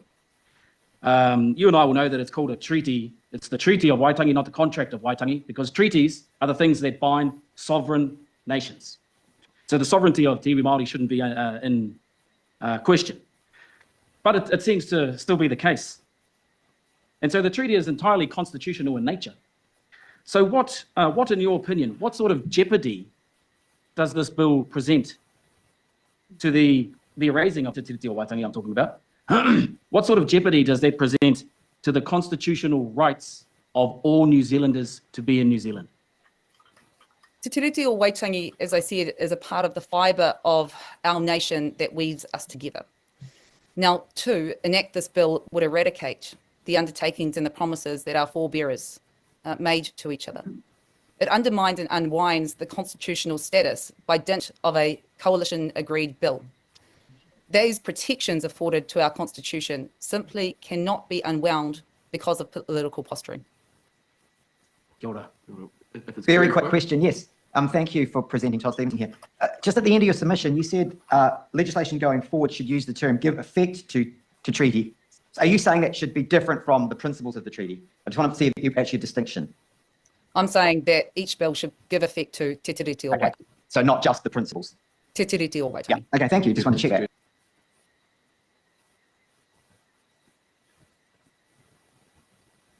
Okay.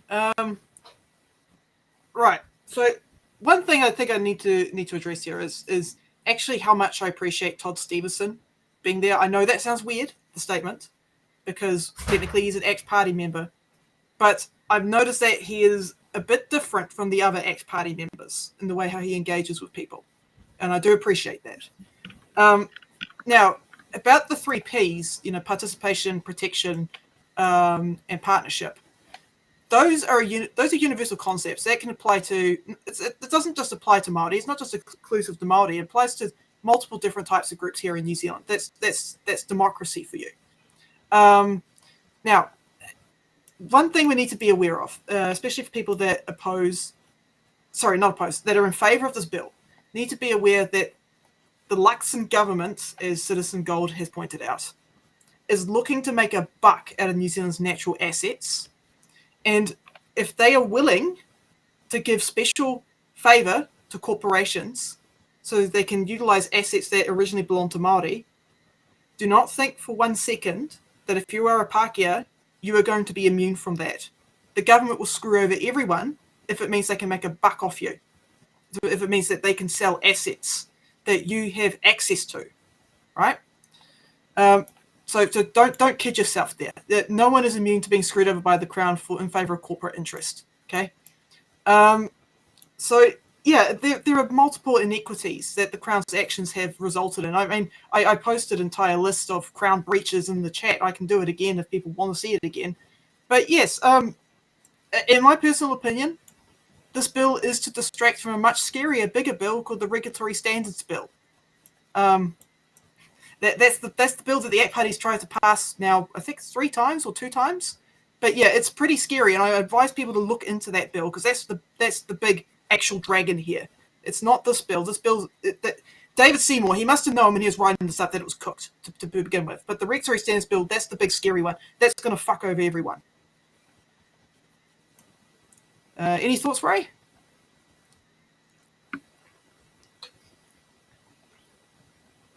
Well, I would want that submission to be played on every radio wave until we all agree to, stop being selfish. Yep.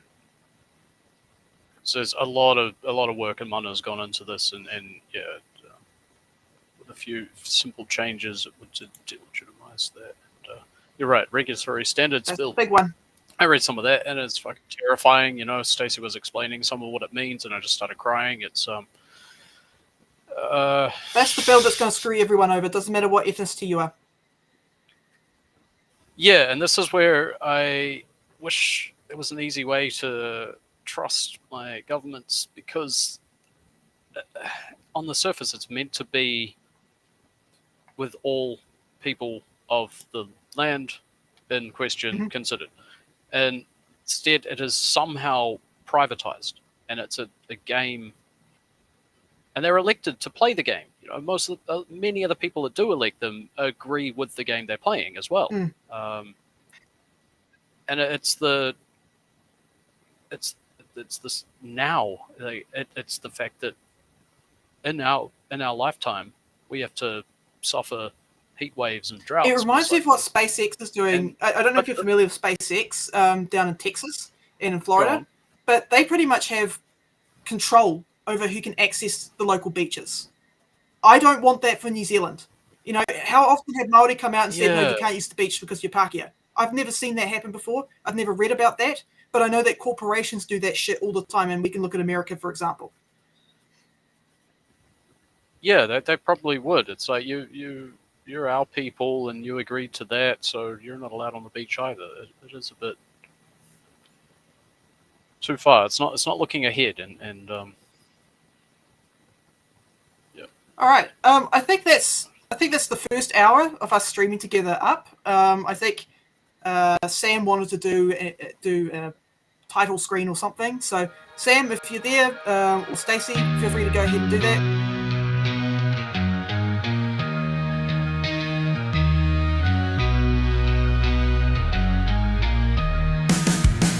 Parliament's buzzing, it's time to get loud. Under the dome where decisions are proud. Voices clash, echo through the halls. Policies rise as the gavel falls. Bills on the table, debates in the air. Legislation crafted with care. Voices of the people, voices of the streets. Echo in chambers where the leaders meet. Tick-tock, the order paper's hot. Debate and discuss changes what we've got. Every word counts, every vote too.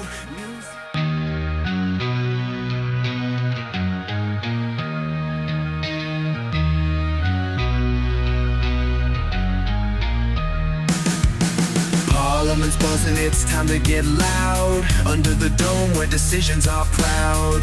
Voices clash, echo through the halls. Policies rise as the gavel falls. Bills on the table, debates in the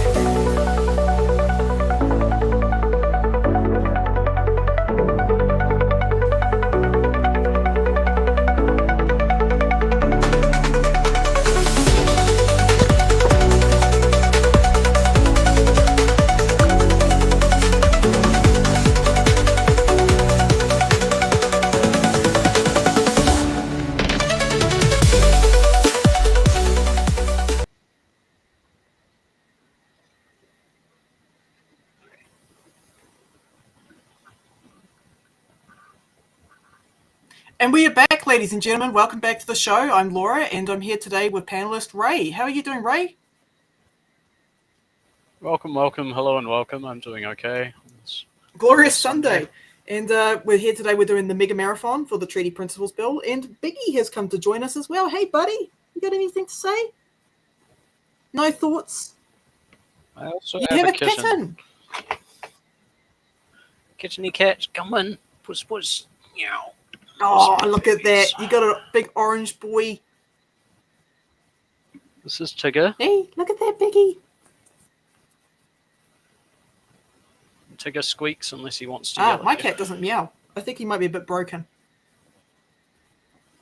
Oh, Oh, look at that, tum-tums. Hey? All right, okay. Now we've done the happy, joyful stuff. Now we've got to get back into the depressing stuff. All right.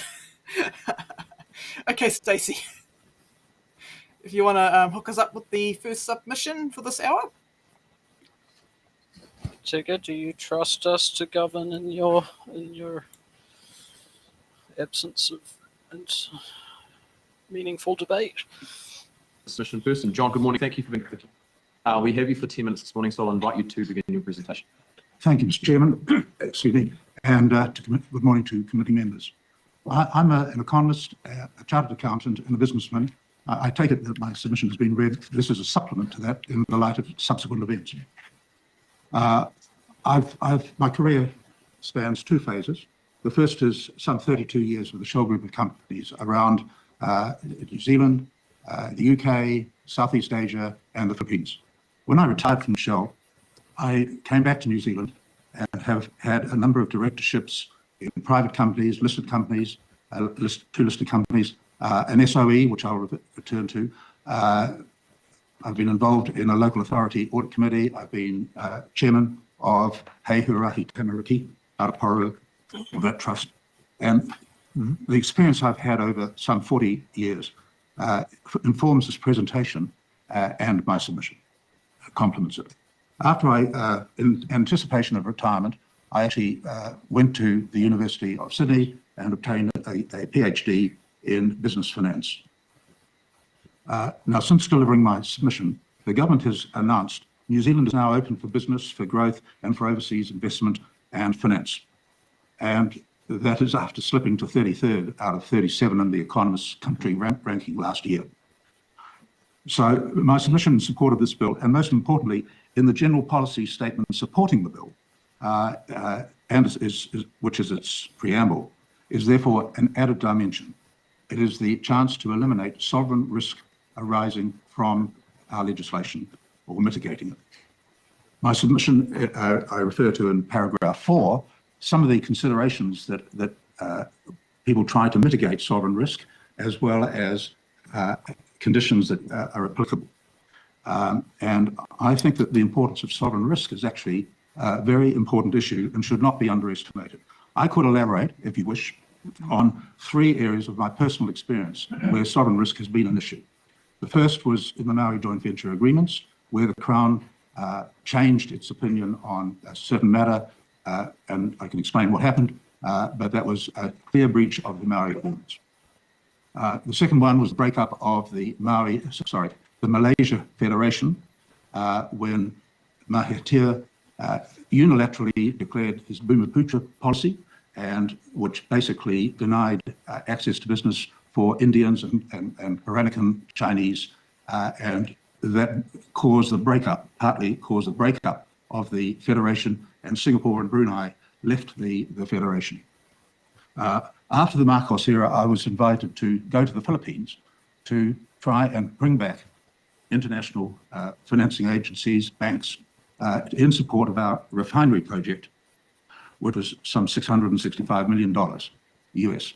And that involved nearly 5 years of negotiation, to give you some element of why this sovereign risk is a really important issue.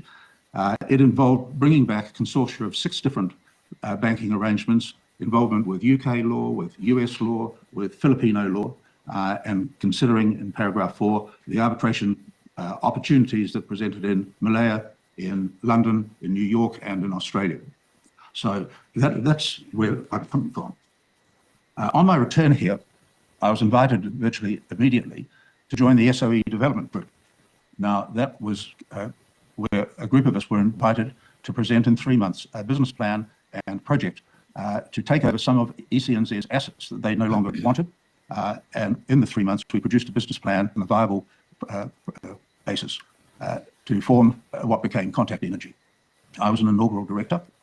The government agreed, and we therefore were in business. Just the 4 directors. It's the only time in my career there's only been 4 employees in the company. And we set about going to Wairaki. We sat down with a Whāratua iwi advisory representative and asked them what were the principles of the Treaty of Waitangi, which we regarded as part of our license to operate, social license to operate in using some of their assets, namely the geothermal field and everything related to it. His reply was, and I'm sorry I can't remember his name, we were recommended to act in good faith, responsibly, and to consult, subject to commercial considerations, about our operations and plans for the Wairaki geothermal field and the elderly Wairaki station. From my experience, therefore, this bill is timely, it's relevant, and it's important, with the added opportunity to help ameliorate sovereign risk relating to the underlying principles of the Treaty of Waitangi, which can do and can affect New Zealand as a potential investment destination. In summary, therefore, I am in support of the bill and its policy statement to remove uncertain sovereign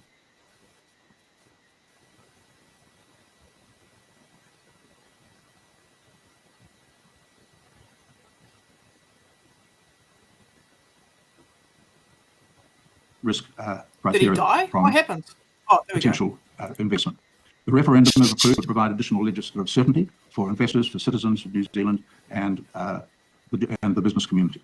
Per my submission, I think the bill needs further elaboration in the interpretations clause 4. And finally, I urge the committee to ensure clarity on amendments ready for legislative consideration as its prerogative and duty and responsibility. Now, I've got 2 other brief comments, if I may, Mr. Chair. In investigating the history of the treaty in the last few days, I draw the committee's attention to 2 essays by Sir David Barrett-Waddell in the February 2024 New Zealand Law Journal on these matters. Like Sir Apirana Ngata, which I refer to, and I've got copies of Sir Apirana's Treaty of Waitangi, if you wish. He is probably New Zealand's leading jurist and legal mind. His essays opine, for example, there are 4 parties to the treaty, not 2. Now that will surprise you. And he gives his reasons. Moreover, he says the preamble to the treaty, rather like the preamble to this bill, is an integral part of the treaty, but it is rarely referenced. And I suggest one looks very closely at the preamble to this bill. And what he says, it should be integral to the treaty articles in accord with Article 31 of the General Rule of Interpretation in the Vienna Convention of the Law of Treaties, to which New Zealand is a signatory. I've read the submission to you. I note that for legal reasons, I have read his submission to you. I note that for legal reasons, he does not support the bill as presented. So I just want to give you that counterbalance. I also commend to you the anthology attached to Dr. Bryce Wilkinson's submission to you. He details relevant reference material, which includes Sir Apirana's explanatory document, as well as Sir David's 2 essays, and various other correspondence. And they're not going to be necessarily covered elsewhere, and I suggest you do read that anthology. I think it's quite important. Thank you for your time. And thank you, John. We've probably got time for 1 question from Tim. Sorry, was first in, so it'll have to be a very brief question. So 7 out of 13 of your paragraphs in your commentary on your submission are about Tāpirana Ngata.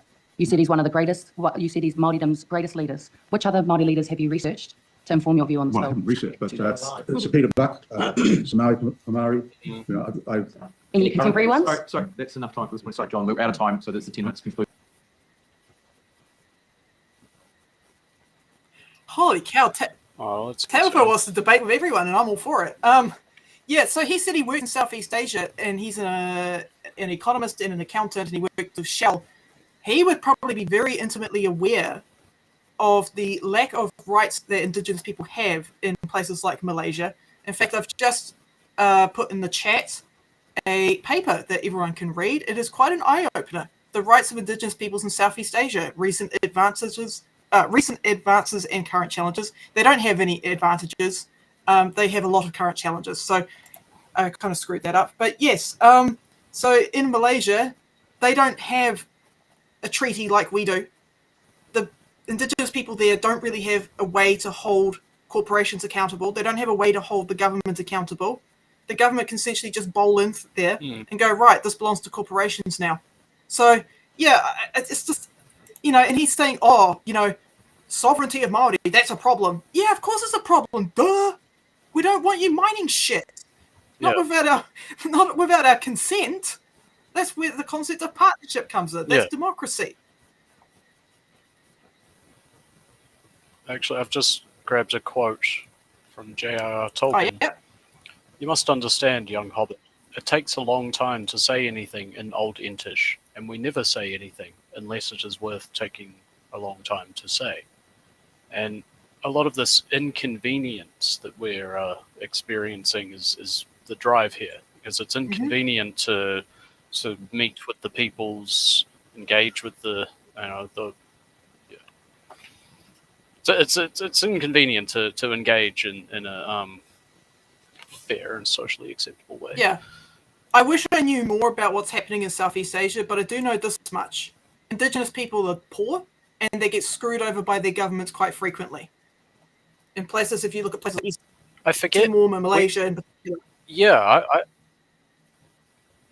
you put a link there. I'll grab that open because there was a 2008 film mockumentary called The Age of Stupid, and I forget which, if it was Ethiopia or somewhere, Shell came in, they grabbed a bunch of oil, and they said, we will use the natural gas to power your infrastructure, and, the profits will go into schools and such. So, as they're talking about this, they're walking through an abandoned school because the problem was their government gets all the funds and it's too corrupt or too unsafe to actually build the infrastructure that they're promised, and then they burn off all the natural gas anyway because it's cheaper to do that. Yeah, I mean, I've got the paper open. I just highlighted a quote here. Implementation of land rights. Today across the globe, Indigenous land rights and other associated basic human rights are mainly threatened by extractive industry. So that's your gas, oil, and mineral. Other industries and businesses also have enormous negative impacts on Indigenous peoples, right? That's a quote in the paper, and people can read that. That's public for everyone to read. And I want to know, with him working with Shell, how much profit his company made at the cost of Indigenous people and their land rights. I probably will never get the answer for that because he doesn't want to answer it. And also I can't ask him directly because I'm not a wizard. Links didn't work for me. Okay. Let's try again. All right, Firebeard, let's try this one.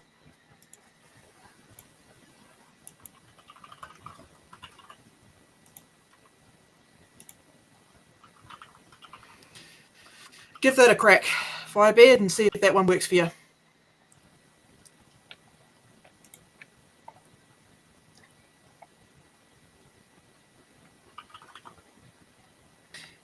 Move on to the next submission.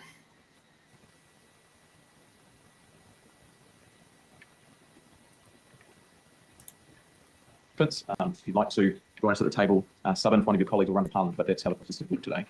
Thank you, Dr. Merton and Dr. Lambert. You've got 10 minutes with us this morning, so I'd invite you to begin your presentation. Tēnā koutou, katoa, ko whitere te monga, ko rokaua te moana, no karamata aho, ko pō rahu rawa, ko ipi oku matua, o te Merton toku ingoa. I'm known as Sam by many people. I'm chair of the Council of Medical Colleges. I grew up in Wellington, did 4 years of medical training in Dunedin and came back to Wellington and spent a lot of time doing surgical procedures and then moved into general practice and have been chair of the College of GPs and the president for the last 6 years. That's coming to an end of July, many people will be pleased to know. And I have been chair of the Council of Medical Colleges for the last couple of years and have spent all of my medical career working in hospitals and in the community, trying to do the best for all of my patients, including Māori who have very specific needs. And from a Council of Medical Colleges perspective, we oppose the bill because there are potential to enormous health impacts for Māori, and we think that if we do this, it will set us back many years. And I'm going to pass to Jo, who will introduce herself and continue the conversation. Thank you. Morena, ko tainui te iwi, ko tainui te waka, ko perongia te maunga, o Waipate awa. Ko puriki Ngāti Manga Poto te hapu, ko puriki te ki te marae, ko Lambert rawa, ko Reynolds, oku matua, ko Joe Lambert toku ingoa. Thank you so much for your time today and for this kōrero. I'm very proud to represent the Council of Medical Colleges in opposing this bill. 25 years as a doctor, I've worked all across the Motu, Otupoti, Dunedin Hospital, in community clinics in Whangarei, Tauranga, North Shore, Tamaki Makaurau, Auckland. The majority of that time has been with wahine Māori and sexual assault medicine. It's not fun, and unfortunately it's overrepresented. For the last few years, I chair the College of Sexual and Reproductive Health, which is in charge of the advanced medical training for specialists working in that field, and also has a large membership of nurses and midwives that we are training in that field as well. The majority of that time has been teaching cultural safety, haora Māori, te tiriti, and how that impacts on the well-being of Māori. Pa Mason Jury uses the term haora, and he describes that as flourishing. So when we talk about haora Māori, we talk about flourishing for Māori. The last 3 years I've been working as Māori health lead at Te Toko Tūmai, Auckland City Hospital, where I've been te tiriti in action with a number of other Māori health clinicians, managers, administrators, and care navigators. And a lot of that time, I'm speaking with senior healthcare professionals who say to me, sometimes, some of them say, I'm culturally safe because I treat everybody equally. And I take a breath and I say, let's start there then, because equality assumes that we all have the same experience, that we all have the same resources, the same privileges, that we come from the same background. And if I apply that in a health setting, using the principle of equality, that would mean that if someone comes in with vomiting, let's say, whether they're a 6-month-old PP baby, whether a 12-year-old male, a 30-year-old person with a uterus, or an 80-year-old, that I ask them the same questions, I order the same investigations, I give them or offer them the same advice, and I offer them the same medicine. By using the principle of equality, I would be wasting resources because 3 out of those 4 people don't need a pregnancy test. Exactly. Because I possibly could kill 2 of them, the baby and the older person, by giving the same medicine. Amongst other things, I could get an incorrect or missed diagnosis. In health, we have to take in all things. We have to take in ethnicity. This bill willfully ignores the data for Māori health statistics. Luckily for us, Te Tiriti already has the answer. Article 3, Oretitanga. Equity. Equity asks us to be brave, to be vulnerable, to examine our privileges and examine our biases, whether they are unconscious or conscious. Equity looks at where we came from and how we got there, and who brought us in, and whether we could actually pay for our parking.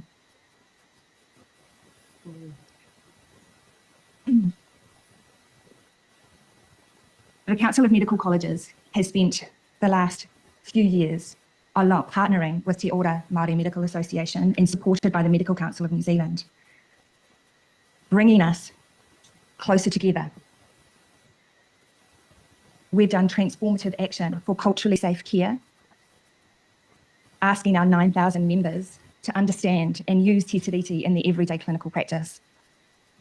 This bill sets us back decades. This bill ignores that Māori are dying, and they're at the bottom of the waiting list to be told that they're dying. Now that sounds inflammatory, and I assure you it's not, because I've sat in the planned care hui and I've listened to wahine Māori waiting for 190 days compared to Pacific people waiting for 120 and other waiting for under 100 days. That's the data that is available for the government and for you all.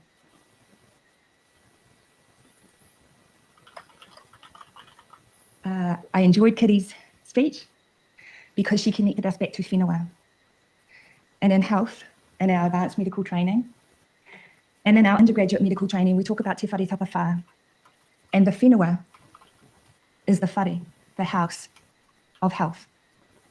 All the land that we are getting back and have got back through good use, the Waitangi Tribunal is allowing us to get our Māori health back. The whenua, which Kitty talked about, is deeply connected to health. Our language, our reo, talks about the whare tangata, which is the house of the people, but also the uterus. The whenua is the placenta. and the whenua is the land. Our language already tells us what we need to be doing, and that is opposing this bill, which replaces equity with equality and will risk and does risk the health and well-being of Māori and of all New Zealanders. I really want to thank my partner, because we are partners and partnership is really important. And I've learned that allies, wherever they come from, in Aotearoa are a huge, huge asset. Thanks, Jo. And thanks for your time. We truly believe that if this bill goes through, then it will disable many of our healthcare workers to be able to provide a nuanced healthcare service to the people who need it the most. Yeah. Thank you, Jo and Sam.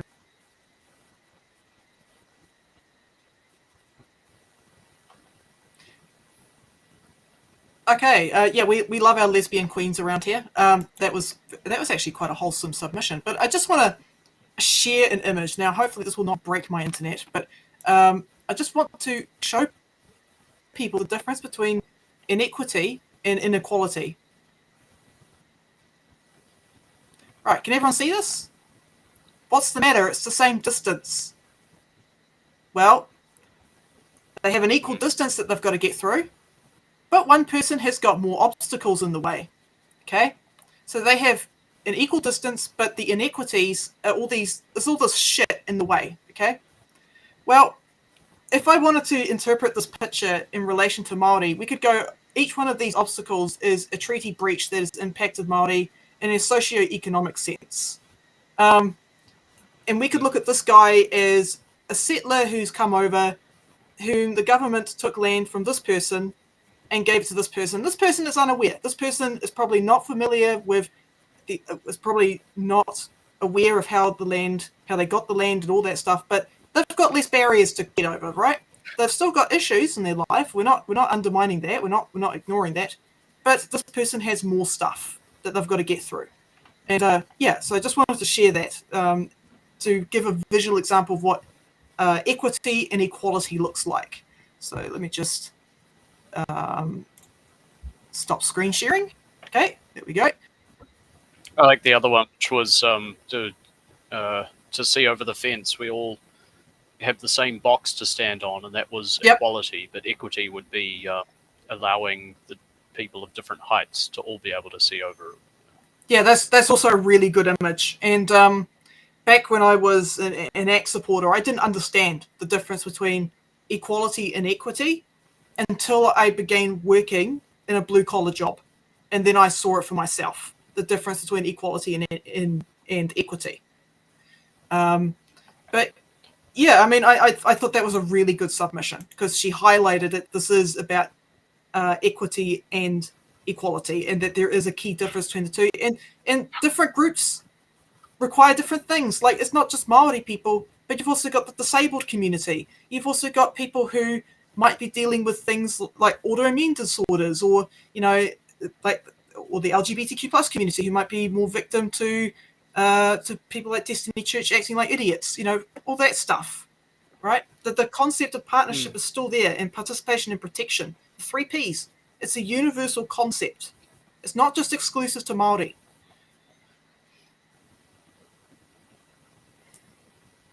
Another one was comparison is the thief of joy, because it's the only reason you know, we start fighting about equal opportunities versus special treatment, because why, you know, you can compare to learn and respect the differences, or you could just be like, hey, he's getting treated differently. It's like, because they're different. Yeah. Well, you know, it's just like with the picture I showed with the racing course. Some people need a little bit more help to get through that course. Or some people need a taller box. You know, it's not taking away from the idea that we're not equal before the law. You know, if I steal something, I'm going to go through the same, probably sentencing process as everyone else.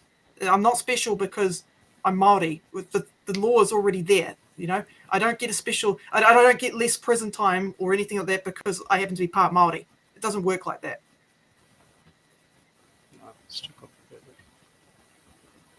All right, Stacey. An online submission from Marangi James. tēnā tātou katoa. Maringitangi Tahua James Whenua, e tahi o kutau.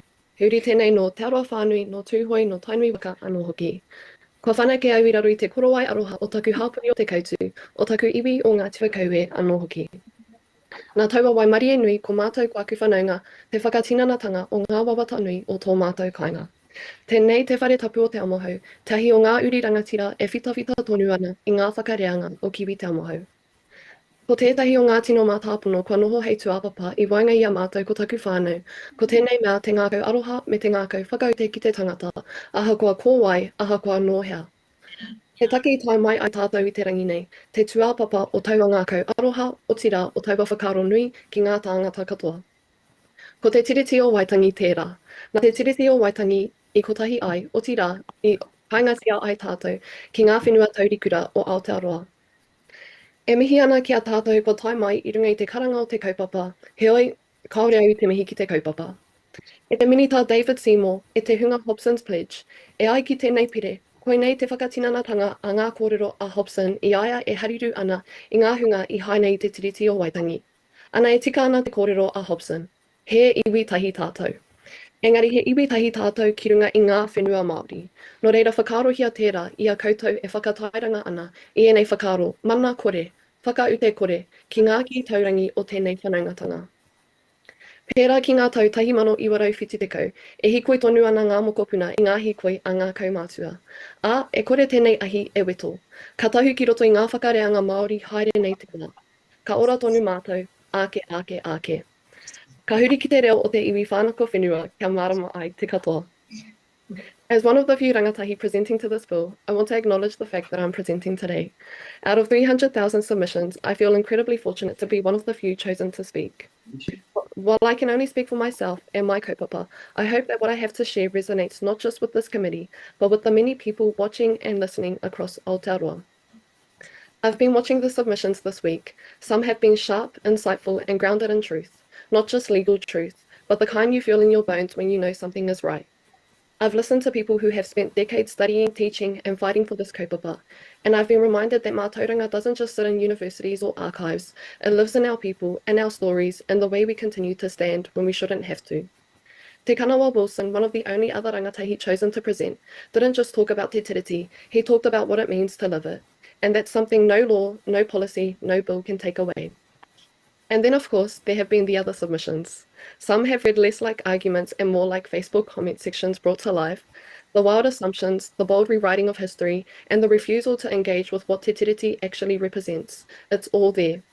It's exhausting, but it's also telling, because when you peel it back, what you find isn't logic or reason, it's fear. Fear of change, fear of partnership, fear of losing control over a narrative that was never truly theirs to begin with. And while I can understand fear, I can't respect the way it's being used to justify this bill. The reality is this: while there are experts speaking to the nuances of te tiriti, this bill and its implications aren't complicated. Te tiriti isn't complicated. What's complicated is the Crown's inability or unwillingness to honour it. This bill doesn't need to be picked apart academically to see its flaws. It needs to be understood for what it is, a step backwards for this country and an insult to the commitments made to tangata whenua. Of the 296,501 people who signed my petition, over 154,000 are Māori, 72,000 are rangatahi, and 135,000 are tangata tiriti. These numbers matter. They represent the voices of people who care deeply about what this bill means for our country. This petition shows that we're not as divided as some would like to think. Across generations, across cultures, people are standing together to say, stop the Treaty Principles Bill, toi tū te tiriti. What I want for this committee to consider is this: when 300 submissions come in on a single bill and nearly 300,000 signatures back a petition to stop it, what is that telling you? It's telling you that this isn't just a debate about law, it's a moment to decide what kind of nation we want to be. This bill doesn't reflect the future I'm fighting for, and it doesn't reflect the Aotearoa we deserve. Not now, not ever. It's hard to ignore the irony of being here representing a petition that has more signatures than ACT receive votes to even get into Parliament. While David Seymour repeatedly threatens to bring this bill back as many times as it takes. That's not democracy, that's ego. And it's an ego that's costing this country economically, socially, and emotionally.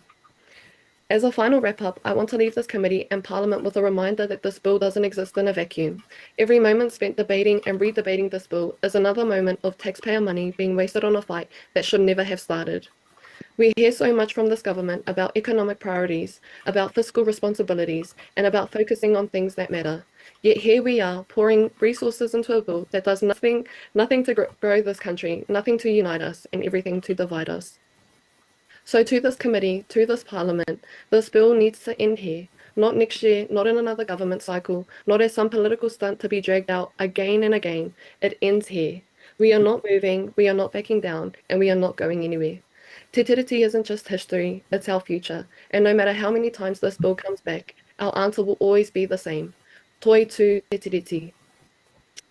Kia ora mai rangi, thank you for your submission and well done on the advocacy work. It's always good to see young rangatahi here. I've got a professional interest in that now, so I'd just like to thank you for being with us. Not only do you have a great surname, you've got a great sense of style, and so I'm going to hand over to Hannah to ask the first question, and then we'll go Todd and Tabitha. Tēnā rā koe e te komiti whakahaere. Tēnā rā koe e te tuahine. I don't know how that happened. Nei rā te mihi ki a koe me o mahi nunui kua tutuki a koe ki te kaue mai te pitihana ki konei ki te tuapapa o te parepare I nā te mahi nui ko tēnā. Tā tātou I te torurau mano ngā hainatanga kua kohi ai e koe, no reira, e mihi kai atu ki a koe. Tahi noa te pātai ki a koe, ki te tutuki tēnei pire, Moiho kaiwana taiwa tahi he uri no ngā whakareanga kua tupu ake I roto I te kohanga waihoki I roto I ngā kura kaipa Māori pēnei te koutou me te wharekura o rā kaimanga. Ki te tutuki tēnei pire, ka ahatia ki a koe anō ki tō tātou nei ukaipo o mātou nei wharekura kura kaipapa hoki. Ngā mihi, ka whakautu pei roto I te reo Pākehā. I think that for us it just means we're constantly having to debate why we deserve to be in these places, and no matter how educated or how much we try and push back, they're always saying that we have to debate. And I think for us as rangatahi and those of us who have grown up in our papakainga, we're really accustomed to that. So this isn't anything new, but I think our biggest loss is just the waste of pūtau that could be going to support better Māori and all initiatives really. Kia ora. Kia ora mai. I do have probably time for one more quick question from Todd. Hi, thank you. Thank you for making the time to submit. I just want to check, do you think that the treaty guarantees specific rights based on ancestry? I mean, I'm not a lawyer, but yeah. Okay, that's fine. Thank you. Probably Timothy, if you're real quick. Yeah, what do you think of the submissions this morning if you were watching? A lot of other generic speaking for us. I think it's the fact that there's not more rangatahi and that me and Te Kanawa are kind of having to carry it all on our own. Yeah. That's not good enough. Thanks, Mike.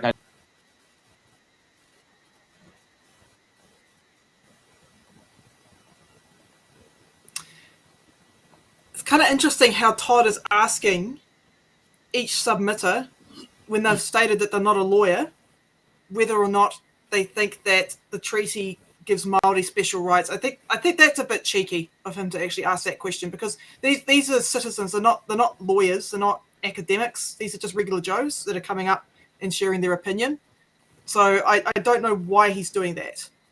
Yeah, that's a question. It is weird. It's like, do you think you have special rights or specific rights? And it's like, okay, those are two very similar words, special and specific. They sound similar, but they're not the same thing, right?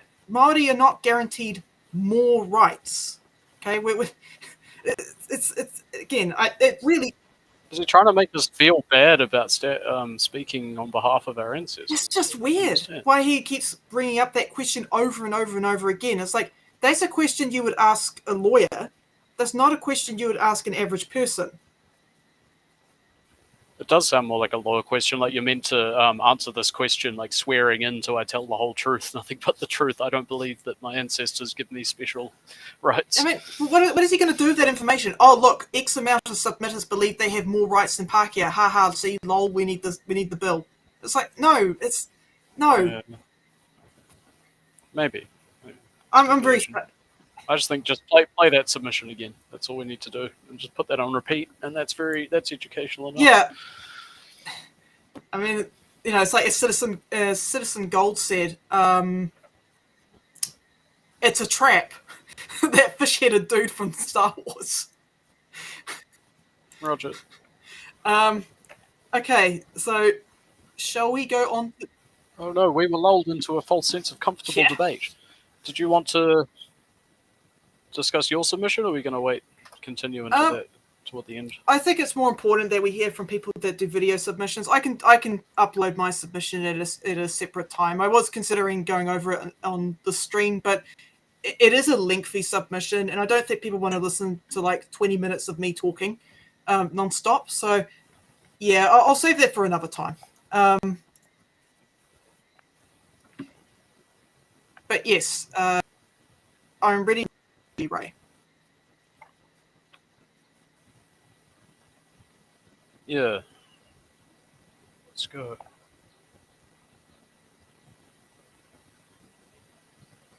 Thank you, Fed. I think that's Joseph, I'm assuming. We can hear you, but I can't see you. Oh, I can see you now. There you go. Kia ora, Joseph. Look, thank you very much for coming along to this Justice Subcommittee to make a submission on the principle of the Treaty of Waitangi Bill. I'm going to kind of dispense with the formalities because time is tight, and we're giving you 10 minutes to submit, including any questions that members may ask. So I'm going to hand straight over to you and invite you to make your submission. Kia ora. Talofa lava, ma lo le soi fo mawa, ma le langi e mama, bozu se, a me la even ke mana, a me la te jehu. Tēnā koutou, toi tū te mana o te whenua, toi tū te mana motu ake, toi tū te tiriti o Waitangi.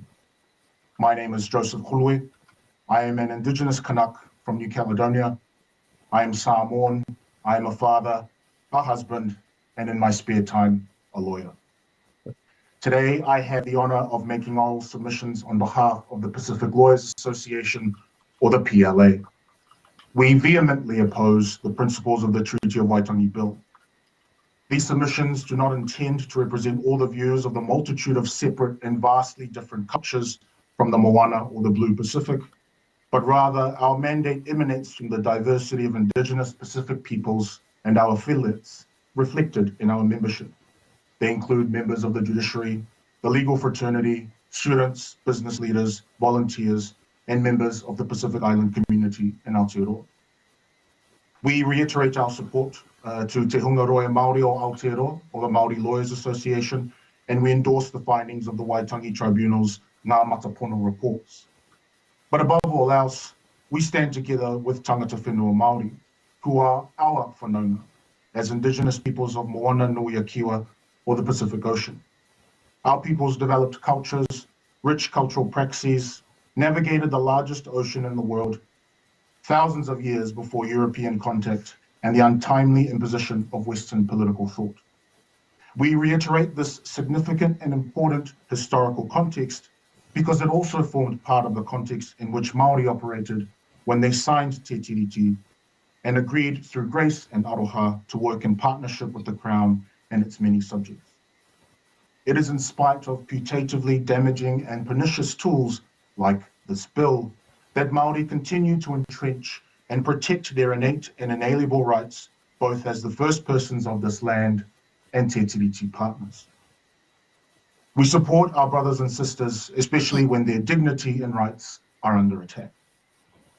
The PLA views this bill as the proverbial snake in the grass, or to paraphrase the indelible Natalie Coates, the taniwha pretending to wear Te Tiriti bedazzled horowai. The bill, which was ostensibly doomed to fail, aimed to bring about a much-needed national debate about Te Tiriti. The framing of this bill and its contents obfuscates the bill's true intention, and that is to impose a finality to erase and be done with the country's foundational compact insofar as it removes the recognition of tino rangatiratanga and halts Māori progress towards meaningful redress and reclamation. The bill seeks to unilaterally create a legal fiction from the ashes of ignorance and misconception. It is a bill that contravenes our Constitution. The courts over a course of more than 40 years have developed the principles of the treaty as a way to give effect to Te Tiriti in the absence of applying the text directly. It looks to mimic the spirit and meaning of Te Tiriti and the treaty in a way that holds at the heart of its development the existing relationship that exists between Māori and the Crown. This relationship requires the parties to work together in good faith, and even goes as far as to impute a responsibility on the Crown to protect Māori interests. Interests Te Tiriti and the treaty sought to protect. This bill is not even an attempt at developing the laws on the principles as they currently are. It cannot even be said to be a shadow cast from the dilution that is the current treaty principles. That is to say, the bill is far more removed from Te Tiriti than even the current treaty principles. Rather, it is a tool that will be used to disestablish the several attempts by both Māori and the Crown to acknowledge the historical context in the hopes of moving forward as a country. Clause 9 of the bill is perhaps most dangerous, saying that the bill will not amend the text of Te Tiriti. It is clear from its intent, echoed by its sponsor, and its contents, that it may not change the words, but it will make sure that they lose their meaning. Finally, the bill is incompatible with Aotearoa's international obligations under the United Nations Declaration on the Rights of Indigenous Peoples, or UNDRIP. Aotearoa was a reluctant signatory to this foundational text, and our courts acknowledged its significance in domestic law, commenting in the Supreme Court case of Allison the King that tikanga and or tikanga-derived principles are part of the fabric of Aotearoa New Zealand's law and public institutions, highlighting Aotearoa's commitment to UNDRIP. That commitment to UNDRIP includes a commitment to Māori people's right to self-determination under Article 3 of that compact.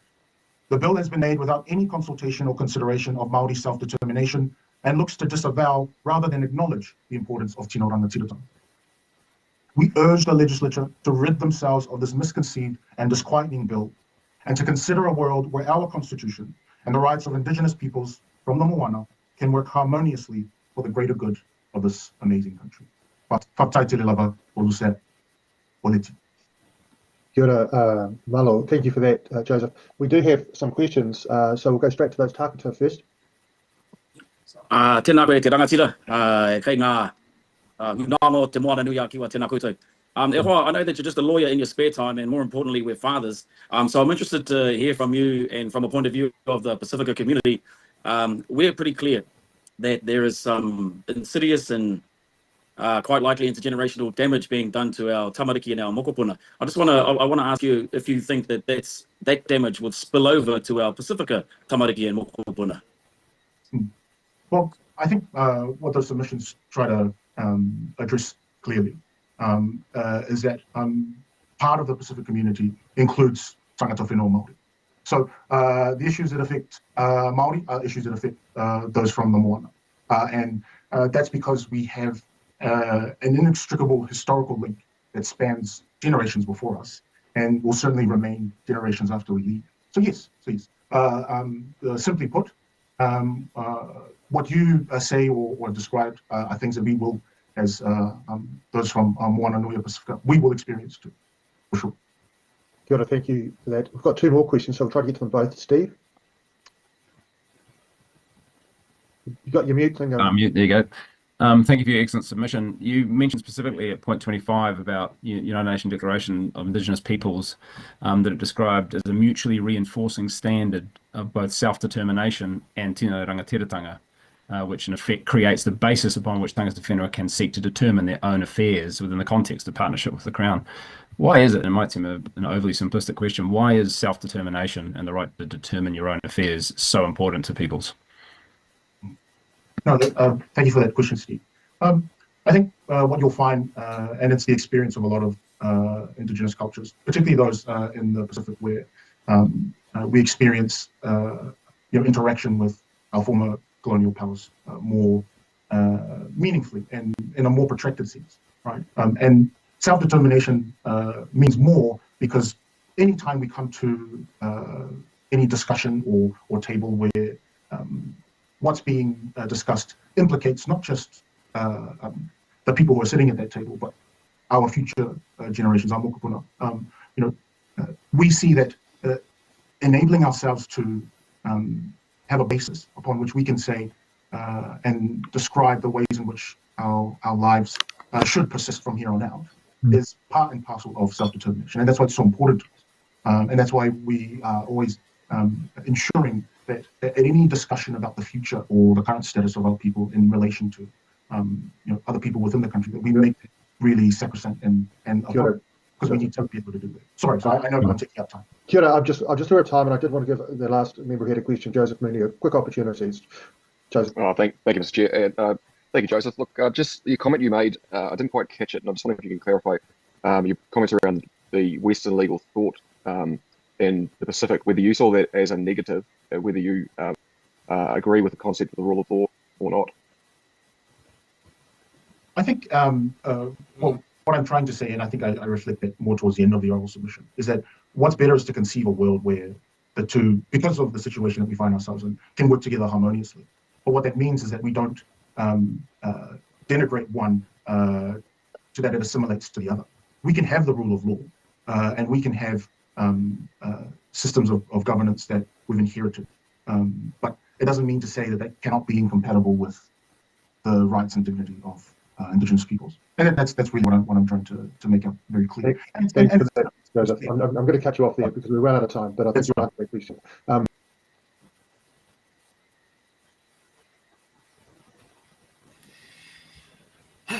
Yes, it's very relatable. I relate with Duncan.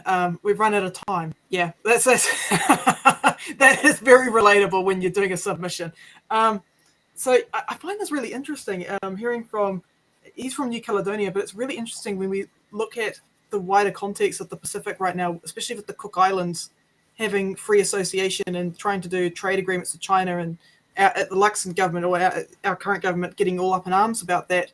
It's really interesting to see the dynamics here between Pacifica people, Polynesian people, and the Crown.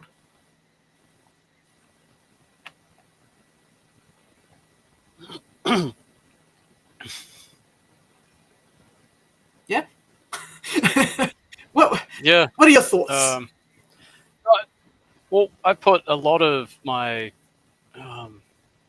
wider thoughts, my idle thoughts into what is the rule of law. I'm quite a philosopher, so I haven't come to a useful conclusion yet at all. I'm still sort of debating it in my mind, or maybe I should get out there and debate it with more experts in their field, as somebody said. Mm-hmm. You're not a lawyer, and you're an expert in your profession. And I'm thinking, wait, what am I an expert in at the moment? Like, even with horticulture and plant science, I'd still say I'm just an advanced understanding of computers and systems, advanced understanding of mental health at the first-hand level, or 2 degrees. So, show me another way, or just stop. Yeah, I mean, that's the thing. It is good to hear from people who work in this field, because we're not lawyers. I'm not a lawyer. You're not a lawyer. We're all hearing a lot of this stuff for the first time. I'm not an expert in anything either. My expertise is just reading. That's all I do, is just reading. I mean, what's your expertise? It's just being cute, isn't it, buddy? Yeah, so reading and listening and maintaining that attention, rather than saying, let's say they go as first peoples of Aotearoa, and then someone goes, oh, but there was somebody came before you. Like, well, that's a whole other historical conversation that's not relevant to because the people that were here, the last first people who were here, don't talk about the people that were before them again, to be like, oh, that invalidates you being there first. Yeah, there's just too much debate that takes away from. Yeah. To those people, I would say maybe there were people that came here before Māori. I don't know. I haven't seen any archaeological evidence of that. But even if there was, that wouldn't undermine Te Tiriti. Te Tiriti is still an agreement between, it's still a partnership. It's still a treaty between Rangatira Māori and the Crown. And I think that argument there is like saying, oh, these other people came first. Well, the treaty is not with them. The treaty is with Māori, and using that as a distraction from the implications that the Crown presented by the Crown by them breaching Te Tiriti and the socio-economic impacts and fallout from that. And is it right to say Crown? Is it because we'd say Crown entity as the? I think it's appropriate to say Crown, considering that Queen Elizabeth was the Queen at the time of the treaty, and we're still part of the Commonwealth. We can say Crown. Yeah, I do think we might need absolute law, and I get that it becomes complicated trying to. I prefer more of the experts in their field, judiciaries, to be able to use their discretion and be trusted. Yeah, I mean, because to have absolute law be equitable is very difficult, and I think that highlights a really. That highlights a really good point, actually, Ray. Sorry to interrupt, but the lawyer did say that the framing of the bill hides the true intention seeking to undermine the foundation of the country by the government defining the obligations rather than allowing the tribunal to interpret the text directly. And I think they're acting essentially as a barricade for judges to just do their damn job. Essentially, it's like saying, no, you've got to interpret it this way, and you're kind of shoehorned into interpreting it this way, rather than being able to look at the original text. So a lot of what the Regulatory Standards Bill talks about is barricades and handbrakes and all sorts of reasons to stop progress. And while I agree some things could be more efficient, not just at the simple expense of you're not allowed to have your say, let's fast track everything. Yeah. I did submit on that. That's good. It's important to allow people to have democratic participation and voice their opinion on stuff. And that is one good thing. That's one thing I'm going to credit this bill with doing, is that it's encouraged participation in a democratic way. People have submitted on this, people have brought forward their arguments, and I do think that is a good thing. So we've come to the end of the show, or the end of this hour, folks. So we've got Sam and Matthew Tukaki, a very special guest, and they're going to be doing the next hour of the show. So thank you so much for tuning in. It has been a pleasure to host for you guys. And thank you to Ray and Stacey as well. Everyone must go. Everyone must go. Everyone must go. But where to? For the latest New Zealand political news, you could tune into the 6 p.m. news. Or you can tune into the Order Paper podcast, where you can see the no-name backbenchers you never heard of hard at work, such as Mike, Willis, Lawrence, Todd, Helen, and Hannah. So where everyone must go to get their weekly political update. Everyone must go to the Order Paper pod date. Everyone must go to the Order Paper podcast. Available on Facebook, YouTube, and Twitch. Also available to watch outside Aotearoa, New Zealand, like Australia, United Kingdom, the United States of America, even Russia and Zimbabwe. The Order Paper podcast at 8 p.m. New Zealand Standard Time every Sunday.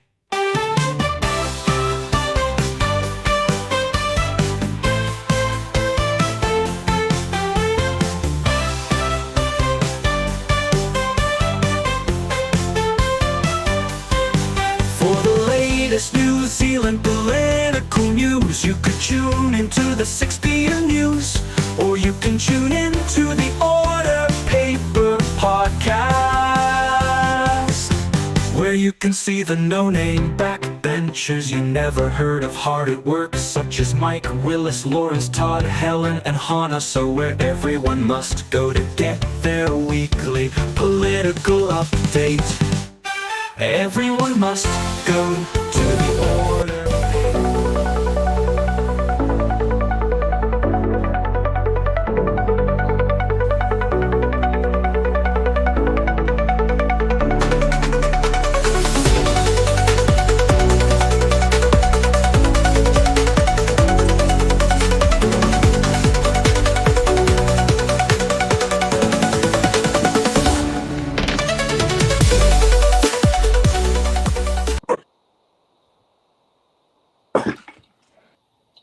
and you have to be honest. Don't put a marketing campaign out there, everyone must go, because otherwise I have fun putting AI songs out there of everyone must go to watch our show. You're very quiet, Matt. No, I'm just trying to get my camera all organised. My phone has been belted like you wouldn't believe today, Sam. Oh, okay. I understand that. So how's Tamaki Mikado? Well, I tell you, after the protest of against Destiny Church today at Albert Park, pretty good. The sun is shining, everything is well with the world except for Brian Tamaki, isn't it? Oh, heck, we've been missing out a lot. We're going to have Brian Tamaki's Wellington division out at next week at Waitangi Park. They're a pack of heathen hoovers, I'm sorry. To be fair, I mean, it's not the individuals necessarily involved, it's the leadership. And these people are vulnerable people, like most people are. They get involved in these nefarious sort of activities. So I don't necessarily blame them. I do blame their leader. Yeah, it's definitely interesting just watching how everything's all going. That's right. That's right. And it's like if you're David Seymour, it is about leadership. It is about those who are in positions of power that create the operating environment through which all this other stuff happens. And then they conveniently walk away and say, oh, but that's, no, I didn't do that. I had nothing to do with that. That was that guy. Yeah, but actually David, Brian, and now this latest guy from Zuru, I forget his name, who's going on about whining about school lunches online. It's like, guys, you create the operating environment through which people that follow you, because you're leaders or recognised as being leaders, put this kind of bullshit around town. Yeah. Yeah. And so I'm sorry, but actually you do have to be held to. Oh, sorry, Nick Mowbray. Yeah, you do have to be held to account for the words that you say.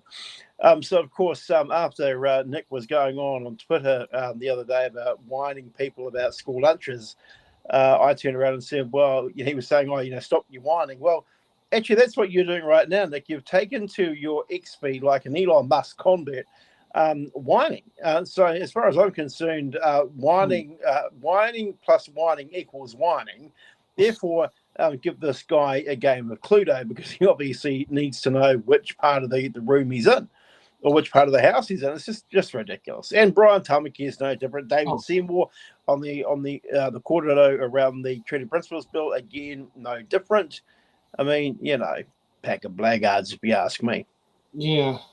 I mean, we'll see if ACTA on this, whether they actually had a member present on the Friday the 7th of February set of submissions, considering I heard, I think it was last week, they couldn't find someone to sit on the select committee, and there was none of the select committees happening last week.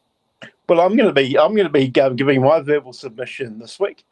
Yep, very what much. day of the week? Because we might need to catch up in person. I think it's no. I'm going to be doing it by Zoom. So I think it's going to be on around Wednesday or Thursday this week.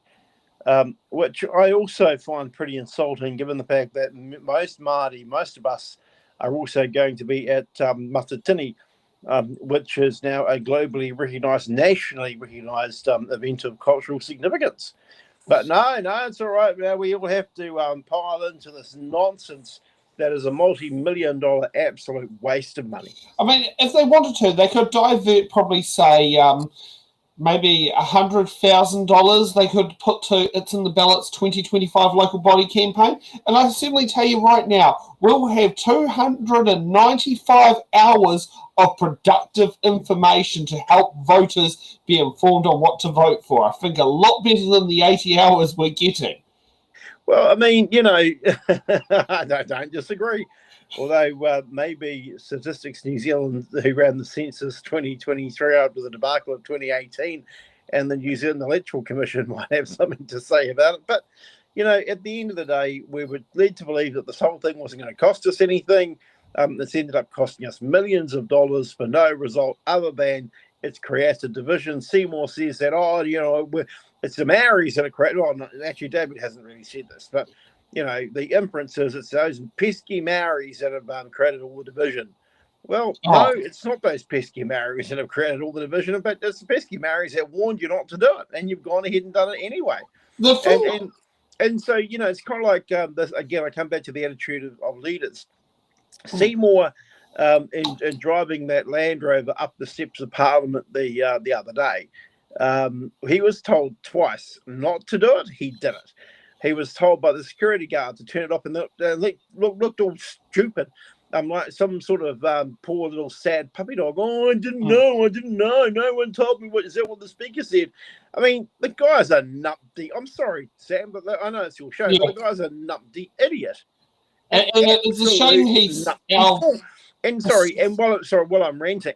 I mean, the reality is that on the 31st of May, he's going to become the Deputy Prime Minister of New Zealand. God, I hope you all feel proud.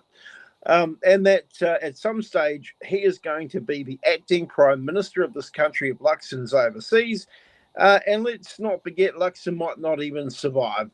With Judith Collins and the drums of war are beating on the Tasman Sea, I can see Luxon being turfed out on his backside. Yeah, that is very plausible. And you know who the winner out of all of this is? Winston Peters will be sitting back. He'll be going on about, don't worry, New Zealand, I've got my hand on that handbrake. I'll pull the whole thing up. Don't you worry. Vote for me, the great survivor Lazarus, and a triple bypass. Yeah.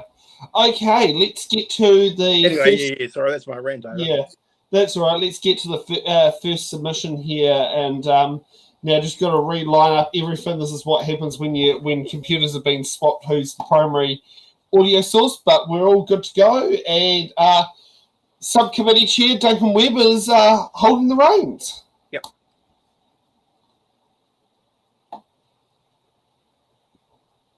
Kia ora, Murray.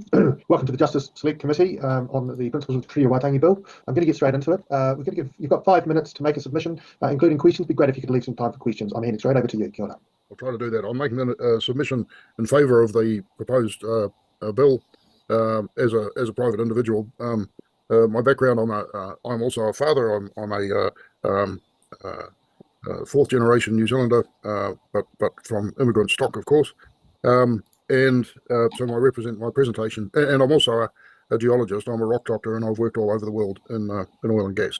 That's not the basis of my submission. The submission, I believe that the country we live in at the moment has been severely damaged by the interpretations, the layers of interpretations by legal and pseudo-legal bureaucracies, which have created interpretations of the treaty which have resulted in divisiveness and uncertainty. An example is the last week a real estate agent was disbarred for not agreeing to enrol in a Maori language course, so she's now no longer able to act as a real estate agent because of regulations supposedly. Sorry, Sam, can you just pause that for a second? See, this is you're going to see this quite a bit for those in favour of the bill in the submissions, because I've seen all of these. I watched this one with gay abandon, if you like. The narrative is, don't look here, look over there. Bureaucrats, unelected officials, judges, pseudo lawyers, it's not those guys in climate change, pseudo scientists. What do they know?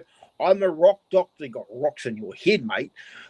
Right through to this whole narrative of and that poor real estate agent, he's been treated so badly. Well, actually, we live in a bicultural, multicultural country.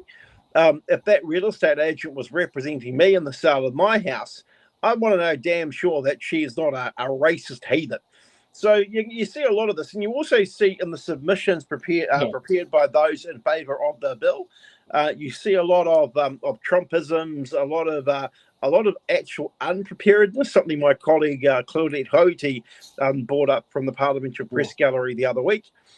Into the difference in the submissions from Māori, which are very well thought out and very well prepared. Sorry, that's right. Let's get back and see how long till we get till the next interruption. I have 2 adult children, one currently working in Australia and the other studying in the USA.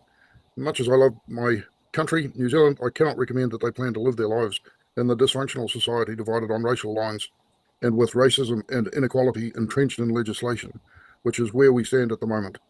The Treaty Principles Bill provides an opportunity to unwind these layers of misinterpretation by bureaucrats and semi-judicial bodies. A huge body of environmental and social precedent, legal precedent, with no founding legal basis, has created an absolute mess. The first legislation, and I'm not aware, but my understanding, the first legislation that required recognition of the principles of the Treaty of Waitangi was the Resource Management Act back in Here we go. 88, 89. Sorry, but the bloke doesn't even live here. The bloke doesn't even live in New Zealand anymore, and he doesn't want his kids to hang around. Well, the kids probably don't want to hang around because the economy is stuffed.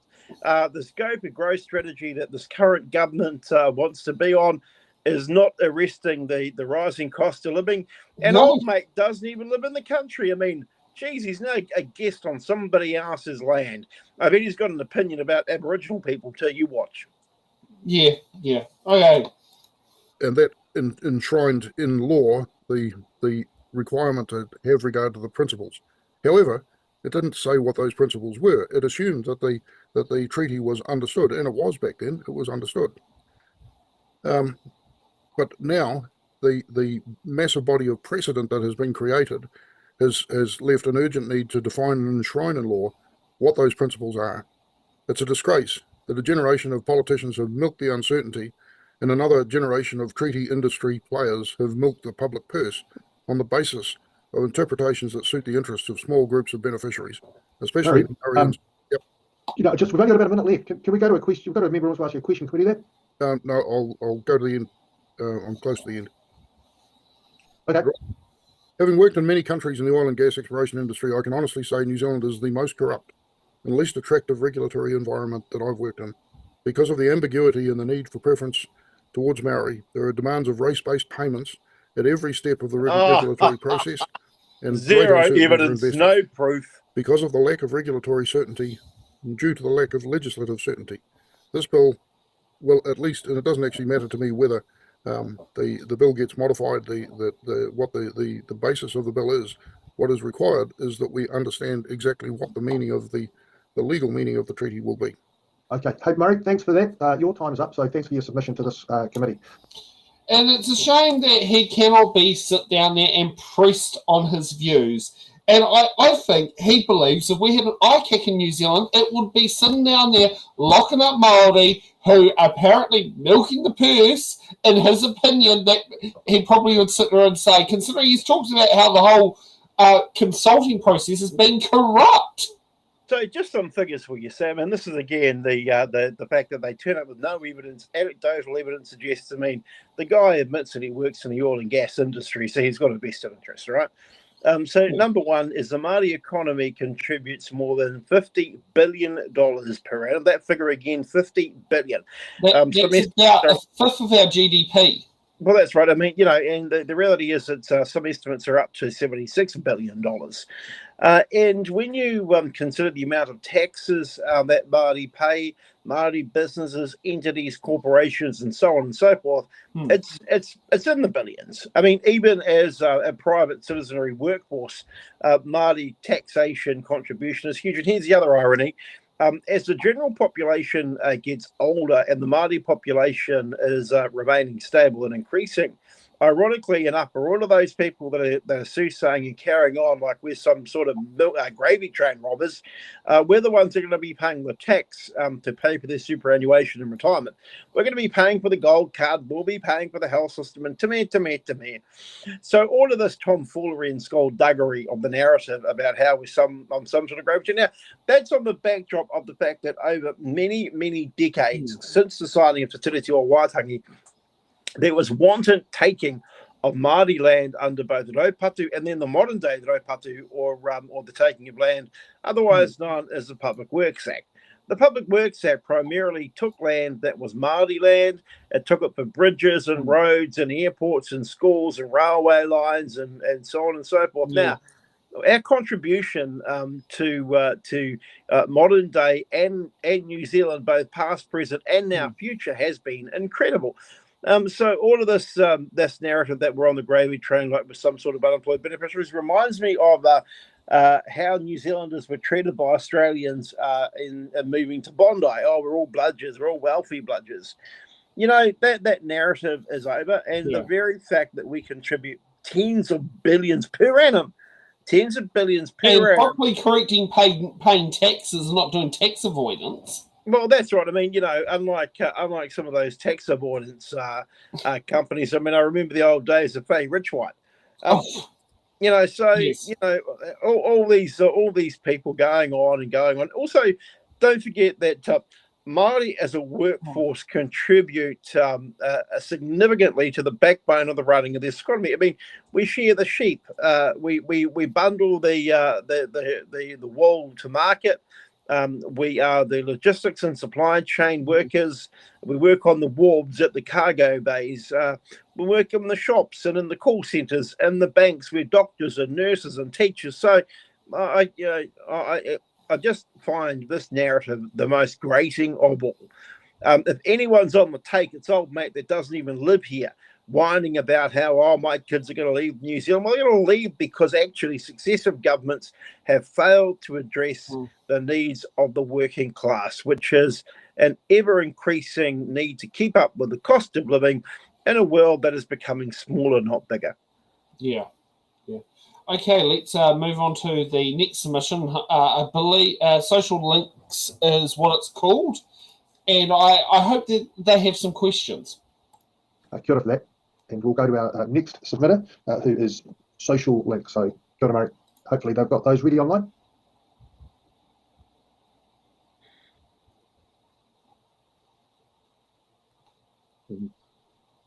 Kia ora, Liz from Social Link, I'm assuming. Welcome to the Justice Select Committee on the Principles of the Treaty of Waitangi Bill. I'm going to dispense with formalities because we've got you for 10 minutes and we'll hand straight over to you so we can maximise that time. Kia ora. Thank you, Duncan. So thank you for the opportunity to speak at the hearings for the Treaty of Waitangi Principles Bill. I've kept my submission short and sweet, so time for questions. Callers Davies Toko Ingoa, I'm the Chief Executive of Social Link, Te Whānau Pāpori, an umbrella peak body for the social and community sector in the Western Bay of Plenty. We build the capability of for-purpose organisations, we facilitate collaboration, as well as give a voice to the sector on issues of relevance to them, such as this bill. Our first main point, Social Link fully opposes the Treaty Principles Bill and urges that it be abandoned before the second reading. We also recommend that legislation introduced to remove reference to the Treaty of Waitangi and legislation, policy and regulations is stopped, and where it has occurred, it is retracted. We believe the bill undermines Māori rights, autonomy and tēnā rangatiratanga. Removing treaty references from legislation is socially divisive, not evidence-based, and lacks consultation with Māori. The bill was drafted without consultation with one of the two Te Tiriti partners, breaching the principles of partnership and the Crown's good faith obligations. Our second main point is about the negative impact on the social and community sectors. The bill will reverse progress made in honouring Te Tiriti within social health and community services. These sectors are crucial to social cohesion. They are the invisible but vital glue that brings communities together. As a sector committed to and working to advance social cohesion, this bill is both disappointing and undermining of tangata whenua and tangata tiriti efforts to grow relationships between communities. Government relies on these sectors, yet the bill would weaken the sector's ability to deliver effective services with, by and to Māori. Thirdly, we see Te Tiriti as a foundation for equity. Many tangata tiriti organisations have worked for decades to understand and uphold Te Tiriti. The bill erases the recognition of Māori as a distinct treaty partner, reducing them to individuals rather than collective iwi and hapu with tēnā rangatiratanga, with the exception of rights agreed under the 1975 Treaty Act. It ignores historical injustices such as colonisation, racism and economic disparities that impact Māori today. Lastly, we see harmful consequences from the bill, and that the bill's focus is on individual rights and overlooks structural inequities that need to be addressed. Culturally responsive services such as kaupapa Māori health and social services are critical for positive outcomes, and this bill threatens their existence. In conclusion, Social Link urges that the bill does not proceed as it is harmful to Māori, the community sector, and efforts towards equity and social cohesion. Thank you, and I welcome any questions. Well, kia ora, thank you for that, and thank you for leaving a lot of time for questions. We've got one from Tākata Ferris. Tēnā koe hoa, and thank you for your work and your submission. One of the things that the Tiriti conversation needs in Aotearoa is clarity. And so I wonder if you might consider that just quite simply in the text of Te Tiriti o Waitangi, the treaty is being proposed to He Whakamenenga, to the Confederation of Chiefs, who were a internationally declared sovereign entity representing Aotearoa New Zealand. So if things like that can become clearer in the discourse of Te Tiriti o Waitangi, do you think that that would lead to a better future for all people in Aotearoa? I think clarity certainly would help for everyone, so things can be interpreted accurately as they were meant to be at the time. All right, Joe, thanks for that. And let's go to Joseph Mooney. Well, thank you, and thank you, Liz, for that submission. Look, just in your submission, you were concerned about the emphasis on individuals, and I'm curious about this because Article 2 in the bill doesn't specify that, but if you look at Article 2 of the Treaty, it specifically guarantees tino rangatiratanga to kina rangatira, the chiefs, kina hapu to the tribes, and to kina tangata katoa nui te rani, all of the individuals. So I'm interested, what is your thinking on that aspect of Article 2 of the Treaty? I think Te Tiriti was an agreement with iwi and hapu, and to reduce it down to individuals is a misconception of what was intended. And also I think it becomes very much focused on individualism, and it also then masks structural inequities. And it also assumes everyone is the same, we're all equal, and we're not. We are not brought into this world equal, unfortunately. So I think that's where it's really quite dangerous. Just a supplementary, if I could, Chair. Just that, what does the guarantee of tino rangatira to kina tangata katoa nui te rani mean to you? It gives them mana motahaki self-determination, autonomy over their resources, over their people. And does that extend, would you accept that extends to the rangatira, to the hapu, and to kina tangata katoa? I would. All right, let's go to Steve Abel. Thanks, Joseph. Thank you, Mr. Chair. Thank you for your submission. You talk about the importance of social cohesion, which relies on a recognition of the dignity of people and the views of people and their basic right to self-determination. And you pretty clearly articulated that when we have inbuilt inequities, you can't address them by treating everybody as equal, because that just affirms and locks in those inequities. Can you expand on how harmful it is to our social cohesion when we don't recognise the right to people's autonomy?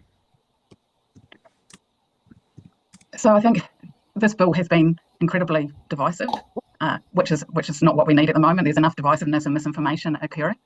I believe that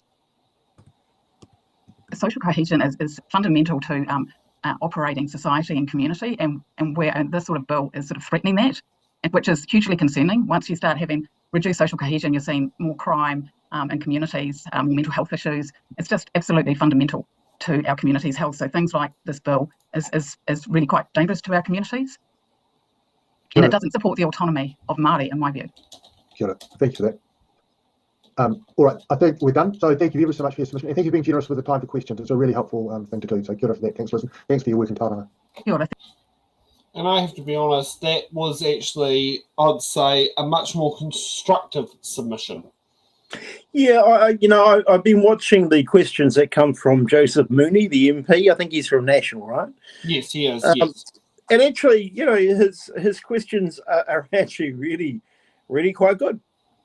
And they're quite pointed. I mean, it shows me that he's got a reasonable, good grasp and understanding of the treaty itself, the historic nature of it. He understands the interplay between He Whakaputanga, which was signed in 1835, and the treaty in 1840. So on that basis, I think the questioning is really good. Interesting that the first submitter didn't really want to take questions. The second, and this comes to my point about preparedness, the second submitter wanted to allow time for questions, unafraid of being asked questions.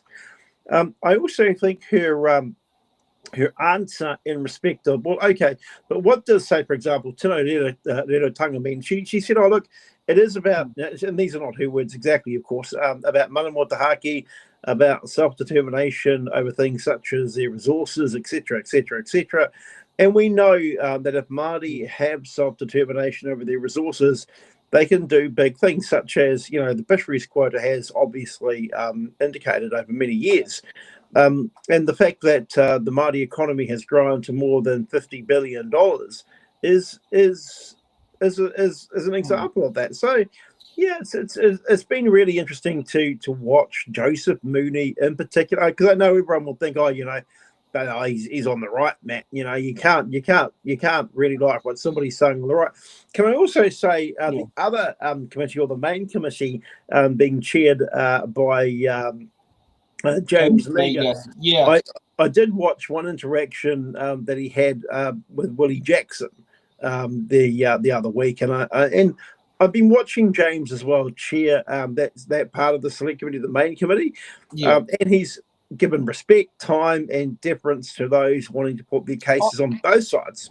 I find James a very good chair to deal with. I've been in front of two select committees in front of him. I also heard through the grapevine he was asking where I was for Treaty Principles Bill. I opted personally not to put in an oral submission so I could allow other people have their oral submissions to get forward, because of the fact that it's just basically, it's not easy to sit down there and try and do it. So I'll put my submissions on other things. Like, I mean, to be honest, I'd rather be putting submissions for electoral law or something like that sort of thing, because that's more where the field lies. But it's interesting that there was, I heard that he was wondering if I was actually going to submit, because he's always found my sort of submissions very interesting, which I think other select committees are now starting to learn. One of the things I do think, like what you said earlier about the questions, like I've not, Duncan's the first chair that I've seen trying to prod for questions. Yeah. Whereas with James, I've not seen him go down that path. When Jamie Arbuckle was doing the Māori Wards referendums bill, he wasn't pushing for questions. I know Duncan did, which is quite unusual to see that happen. But I mean, I also wonder, like, I mean, I think that the first submitter, was it Murray? I think his goal was to say a statement like, whereas my one is, you work out what your allocation is, you allow half your allocation for your speech, and you allow the other half for questions. And I've got to the point where I just actually prompt them, okay, questions, please. And literally, basically, which catches a lot of them off guard because they're not quite ready to actually say the question. Yeah, I know I've got 10 minutes. I reckon 4 minutes is going to be taken by me talking, and then the 6 minutes that I've got left will be questions. I think, though, just on your point about the difference between Duncan and James, it also shows a level, not of maturity, but of experience. Yes. I mean, Duncan's been in the House for a little bit longer than James has. Yeah, Duncan's in his 7th year, whereas James is in his 1st. Yeah. So, you know, I think it'll be interesting to see how James evolves. I mean, what you see in James is very much like young people who get on the pipeline. And Whai Kōrero, for example. It's a very cookie cutter version of what happened. Sorry if I'm slurring my words. This is still me recovering from my stroke. I don't want anyone to think I'm day drinking, although I am on my 3rd coffee. So, yeah, I mean, it'll be interesting to see how this evolves. It's about seeing the evolution. The other one I've been watching, which has been interesting, on the main committee is the ACT Member of Parliament. Is it Todd Stevens? Yeah, Todd Stevenson. He's an oddball one. He's not, like, of all the ACT people I've seen on select committees, he's the most mature, he's the most professional. He asks realistically reasonable questions. He doesn't do anything like what Simon Court did about the menstrual cup. While at the same time, Laura McCure proved why she was not suitable to be a chair when she threw a tantrum at a different point when there was a subcommittee way, and she said, "Can I put my hand up for chair?" And she got upset that the opposition didn't do it. And the one time that she was acting chair, she proved herself to not be up to the job. That's yeah. I mean, I'm not going to say anything about menstrual cups, but oh my God, Jesus. Anyway. Yeah.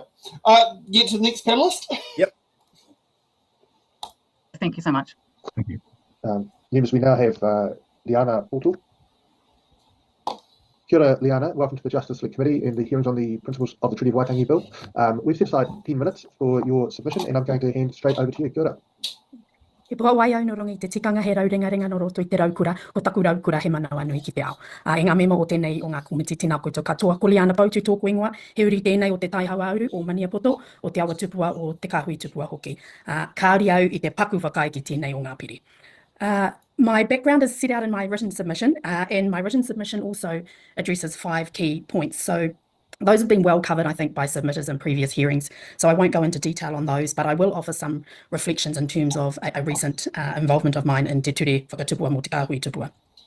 So in my submission, I talk about 5 key points, the first being the bill will create uncertainty, and essentially my view is that it ignores over 40 years of well-developed and argued treaty jurisprudence.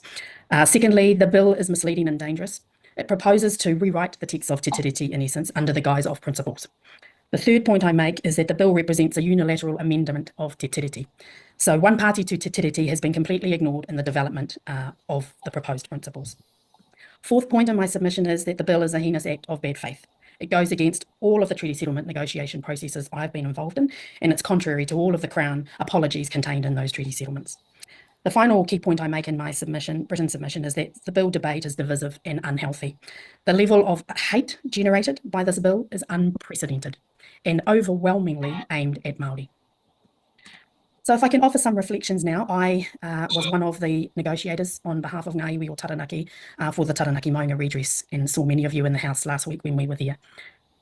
I offer these reflections because in the apology for Taranaki Maunga, which is contained in Te Ruruku Pūtake Rongo, the collective redress deed, it's also included in Te Ture Whakatupua mō te Kāhui Tupua, which is the collective redress act, which has now received royal assent. So there are essentially 3 paragraphs in the apology to us. And I'm going to read for you quickly 3 parts, a piece from each of those paragraphs. The first, it says, the Crown is sorry that the promise of partnership that arose in 1840 so quickly became a history of conflict, confiscation and neglect. In the second paragraph of the apology, states the Crown deeply regrets its many breaches of Te Tiriti o Waitangi and its principles, and the immense and compounding harm they have inflicted on the whānau, hapu and iwi of Taranaki. And in the final paragraph of the apology contained in our deed, redress deed and the redress legislation, it states the Crown also looks to a future where Taranaki Maunga symbolises and embodies a relationship with you that is founded on trust and a shared respect for Te Tiriti, the Treaty of Waitangi and its principles. Now I know what principles my tupuna and I understand to be embodied in Te Tiriti o Waitangi. I know what principles are referred to in Te Ruruku Pūtake Rongo and Te Ture Whakatupua mō te Kāhui Tupua. I know what principles have been tested through the highest of courts in this country and have been debated over several decades. I know what principles every party in the House supported when passing Te Ture Whakatupua mō te Kāhui Tupua just last week. And what the irony is to me is that the proposed principles here are designed to create some certainty. And my view is that these principles have been developed because suddenly they don't fit a particular point of view. They don't suit a modern day kind of view or what's purported to be a modern day view of this country. And what I want to say is that, one of the proposed principles is about the rights of equality, rights to equality. And I want to say that my tupuna didn't ever receive that kind of equality. My tupuna were arrested for ploughing their own land. They were never charged, they were never tried, yet they were imprisoned for years in the South Island, in Te Waipounamu, and served years of hard labour. That's not equality. And you can't tell me that that is a principle that our tupuna signed up to. They didn't sign up to be treated like that. They signed up to be equal. And to suddenly say, actually, one sector of our country is not being, is getting preferential treatment. That doesn't fly in my book. And it doesn't fly in my book because our lived experience of our tupuna doesn't reflect that. I'm keen to leave some time for questions. But I will just quickly say that I recommend the bill is rejected, that no referendum is held, and that the government commit to honouring Te Tiriti o Waitangi. Reira tēnā koutou. Kia ora. I'm hopeful we'll get through the 3 members who have questions. Let's go first to Steve Abel. Kia ora. Thank you, Mr. Chair, and thank you very much for your very powerful submission. You say at the end that you've never witnessed so much racial tension, aggression, and blatant disregard and respect for other human beings as you have since this bill was proposed and introduced. The author of the bill argues that they're just kicking around ideas and that this is a natural part of debate. But can you articulate to the committee, for those of us who are tangata tiriti and Pākehā and are not the subject of this nastiness, because we don't get to experience it, what sort of things you are experiencing now as a result of the license that has been given by this bill to those nastiest instincts of some people in our society? Those who aren't the subject of this hatred and this divisiveness, you don't have to prevent your kids from going on social media. You don't have to explain to your children that they need to ignore that kind of stuff. You don't have to listen to your kids question you why they don't matter, why people think they don't matter. You don't have to continually explain yourselves why you have a particular view, because your tupuna weren't treated the way that they were treated. Your lands weren't taken off you. In Taranaki, in our view, our lands were confiscated. They were never legally taken. And so, when you are under a barrage and you're having to put constant energy into all of that responsiveness, it becomes draining when we could be putting our energy on more positive things. Tēnā koe te tuahine, o te rā koutou o te maunga tipu ara, I tō koutou whakamoe te ingoa o Egmont me te aranga anō o Taranaki, tēnā koutou. Ko tahi pēr, kia koe, you talk about it's open contravention of Crown apologies to Māori. it's openly and blatantly just steamrolling over all of the commitments that the Crown has made to Māori through the apology process, addressing historic rights, clear breaches. So do you think, I think this, I'm going to ask you if you think this, do you think the bill is actually a clear and arrogant contravention of royal assent? To write a thesis on that part, I do not agree. But I think the issue for me is that it puts into question the 100 settlements that this government has undertaken to provide redress for in this country. And actually, when you look at the one that was just passed last week, whole of house support for it and whole of house support for the apology and those words that I read out that sit in that piece of legislation, which also looks at a future commitment to upholding the te tiriti and the principles. And I just cannot reconcile the two because they are at complete odds with one another. You're going to very quickly go to Joseph Mooney. We're a little over time, but I'm going to have a question. Thank you, Mr. Chair, and Nakwe, Leana. Look, accepting your point that the rights of your ancestors, the right to be equal before the law, and there's rights that actually come through from the Magna Carta, that no free man shall be taken or imprisoned, or be deceased of his freehold liberties or free customs, or be outlawed or exiled or anywhere otherwise destroyed. So accepting your point that your forebears didn't experience that equality before the law, but do you think it's important that your descendants experience that equality before the law? Absolutely, they should experience equality for the law. But the key issue I have with this bill is that it assumes that everyone's starting from an equal platform. It completely ignores the fact that we haven't been treated equally until this point. And so when you do that, you just create more inequalities because you have the same starting point, ignore what's happened in the past, you just are where you are. And that doesn't create equality, and it doesn't offer my tamariki mokopuna the opportunity to be treated equally. Thank you for that, Leana. And that brings the time well to an end.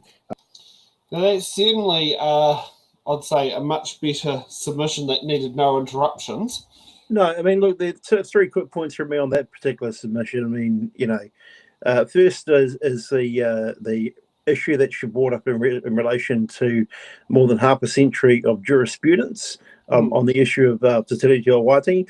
I must admit, I find it hard to understand whether or not some of the others in favour of the bill would even know what jurisprudence was or could spell it. But I mean, the league, and that's because they keep on harking back to, unelected judges and all the rest. Well, that's what living in this form of democracy means, and quite frankly, that's in every form of democracy around the world. I mean, somebody's trying to convince me that North Korea has got the perfect model. The second thing that she raises, and rightfully so, is all the apologies that have been made by successive governments of different ilks over many, many years are at risk for what? And then does the government really want to entertain the possibility of Māori usurping and going past the New Zealand system all the way back to the Crown again? Because people forget that the government of New Zealand represents the Crown. The Crown is the entity involved here. And so there's that. The third thing, which Joseph Mooney brought up, was he mentioned the Magna Carta.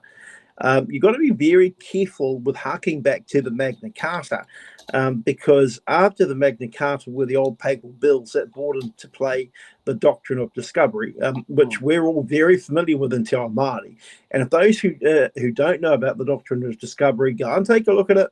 It basically was a papal bull many, many centuries ago, that provided the entitled families and let's just say kingdoms of Europe to basically go up and apparently discover the new world. And if they found God-fearing Christians there, not a problem. If they didn't, it was open slather. All you have to do is have a look at what happened with Australia and Aboriginal people, Māori in New Zealand. All you have to do is have a look at what the Portuguese did in Brazil, the Spanish did in South America, and so on and so forth. So I think it's dangerous territory when people start going on about things such as the Magna Carta. So, again, though it was a clear and concise submission, it raised issues worthy of consideration. It talked about the impact. And then the most powerful part was actually, you non-Māori people don't have to worry about the fact that your kids are being told to stay off social media. That your kids are literally not the subject of some of the most heinous things that people can say. I myself, Sam, have been subjected to any number of things. I mean, I can deal with it. But these kids and tamariki and children, mukapuna, call them what you will, shouldn't have to put up with this sort of stuff. And this is exactly the sort of operating environment that has been created as a result of this bill. Powerful submission. Yeah. Okay, let's move on to the next submission, which is was it Te Marae Incorporated, Ngāti Pikiahu? Ngāti Pikiahu. So Ngāti Pikiahu is the very famous tribe in the central North Island around Rotorua. These are the whānau around places like Te Puia Springs, all around there. Unless I'm wrong. We'll find out. Okay. So kia ora and thank you again. We now have Te Marae Incorporated, I hope.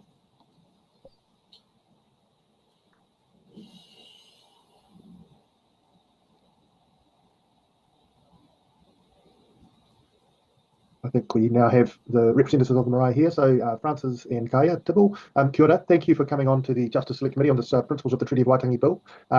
We've got 10 minutes set aside for you, including questions. It'd be great if you could leave some time for questions. I'm going to hand straight over to you to make your submission. Kia ora. Tēnā koutou katoa, nei rā te mihi kia koutou te paipai o te komiti whiriwhiri, ngā taringa areare, ngā karu hōmiro e whakatātare ana i te pire, hei mua i a tātou katoa. Tēnā i te komiti, me tika tō koutou aro, me whakamana i te kupu taurangi, me te taukunetanga o te Treaty of Waitangi kua tō hainatia i oku mātua tūpuna.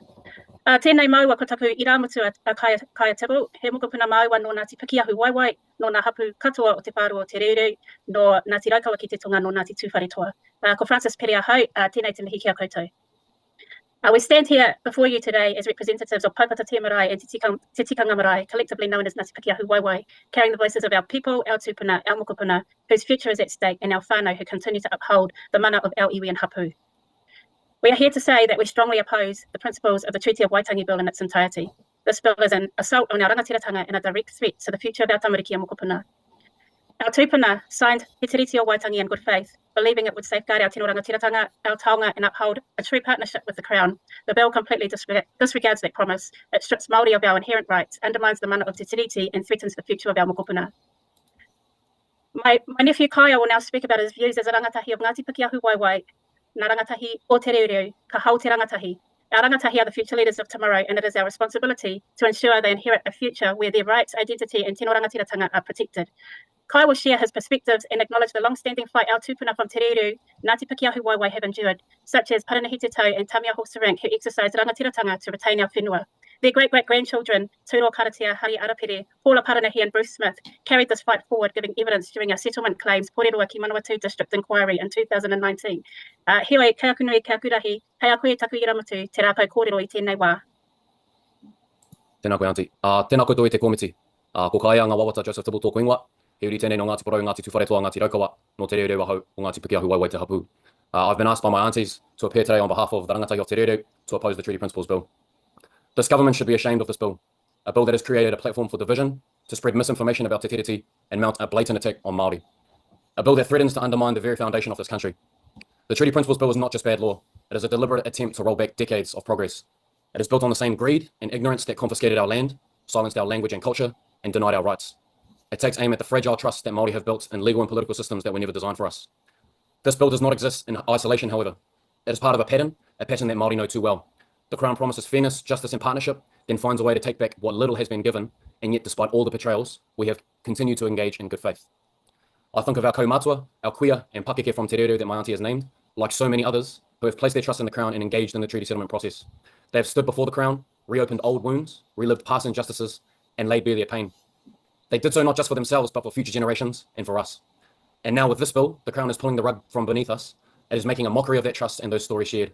It creates uncertainty for those of us that are still in the midst of the treaty settlement process, and it is proving the many fears of Māori who question whether this government has any intention of honouring its obligations at all. For those of us who have grown up with hope, who have seen progress in the recognition of te reo and the legal standing of te tiriti, and the slow but vital steps towards justice, this feels like a step back into the past. So I ask the question, does the government want their legacy to be one where te tiriti progress in this country goes backwards, and where a new generation of Māori grow up knowing that the Crown will strip away Māori rights the moment it becomes politically convenient? The people behind this bill claim they want unity, that they want a strong and fair New Zealand, but they're doing the opposite. True nation building is built on trust and responsibility, not on erasure, not on legal trickery, and absolutely not on a fundamental betrayal and breach of te tiriti. This government does not have the right to unilaterally rewrite those obligations, and the obligation is to honour it, not to twist it, not to water it down, and not to erase it. I conclude my submission with the following points. First of all, by recommending a new set of treaty principles that have not been agreed to by Māori, this bill undermines the sacred agreement between the Crown and our tupuna. Secondly, by attempting to rewrite these principles and ignore the Waitangi Tribunal recommendations, the Courts of New Zealand, and even current settlement policy, this bill aims to destroy the progress that we have made as a nation to recognise breaches of te tiriti and right the wrongs of the past. Thirdly, those who propose this bill are gaslighting proper Māori and Crown discussions about how we find ways to enable tino rangatiratanga and kawanatanga to work, through the use of fake definitions of equality and fairness to distract citizens of Aotearoa from the real issues. As Matua Mona Jackson said to us all, the treaty is not about rights, it is about the rightness that comes from people accepting their obligations to each other. The rangatahi of Te Rere will continue to fight for this rightness as the descendants of those who broadcast seeds across this whenua that we may grow tall, strong, and not fall. I urge this committee to do the right thing, honour te tiriti, not just in words but in action. Toitu te tiriti, toitu te rere, tēnā koutou katoa. Tēnā koe, thank you for that. Hei whakakapinga kōrero aroha mai, tēnā koe taku iramotu. Hei whakakapinga kōrero. We continue to stand together as Ngāti Pakeahu and Ngāti Waiwai united by our tupuna and the responsibilities we carry for the future of our people. 5 generations on from Paranahi Te Tau and Tamiaho Saraika, we're still here continuing this fight for our rights, our land, our reo, our tikanga. My nephew Kaya stands here before the Select Committee today, continuing this fight on behalf of our people, our whenua and our future, and this is not right. If you claim to represent Can I interrupt you, Francis, and say we've got 3 members that want to ask questions? Yeah, It's really I'm nearly finished. Tatamutu. If you claim to represent a just and fair Aotearoa, then act justly, do what is right, uphold the mana of te tiriti, reject the bill. Kia ora, Francis, and thank you for indulging me in your in interrupting you. Let's go straight to question tākata. Kei ngā uri o te reo tēnā koutou. Kei te whakaea ngā wawata, e kāia ngā wawata tēnā koe, e tama. Kāia ngā wawata, do you think this bill will make your generation less or more determined to act in the rightness of the Treaty of Waitangi in the future? Tēnā koe, tākutai, tēnā patoi. I think we've already seen some of the response from many young people. I must be honest, I'm 23, so I'm probably holding on to rangatahi status by a thread. Hoi anō, there are a number of young people that have been exposed to what's happening, and I take my hat off to a number of young Māori who are spearheading initiatives and kaupapa that help educate young people on the truth about te tiriti. And I think fundamentally what we're seeing is a lack of proper education across Aotearoa about the history of this country and about te tiriti, and I think that's a fundamental starting point for any proper and robust conversation about te tiriti moving forward. Thank you for that. Let's go to Joseph Mooney. Well, thank you for that submission. I just wonder if you could give us some practical examples of what tiroranga and tiratanga actually means.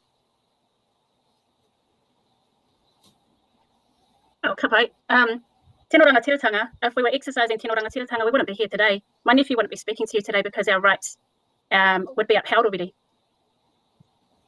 Are these can you just, for people watching, can you just give an example of what it actually means in practice?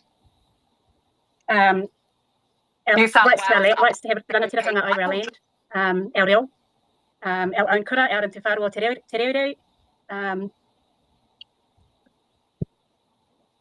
Thank you for that. We don't have time for another question, unfortunately, and we need to get to our next speaker. But thank you for that, and thank you, especially. I mean, you know, the submission, sorry about that noise before, that was my autoplay going off.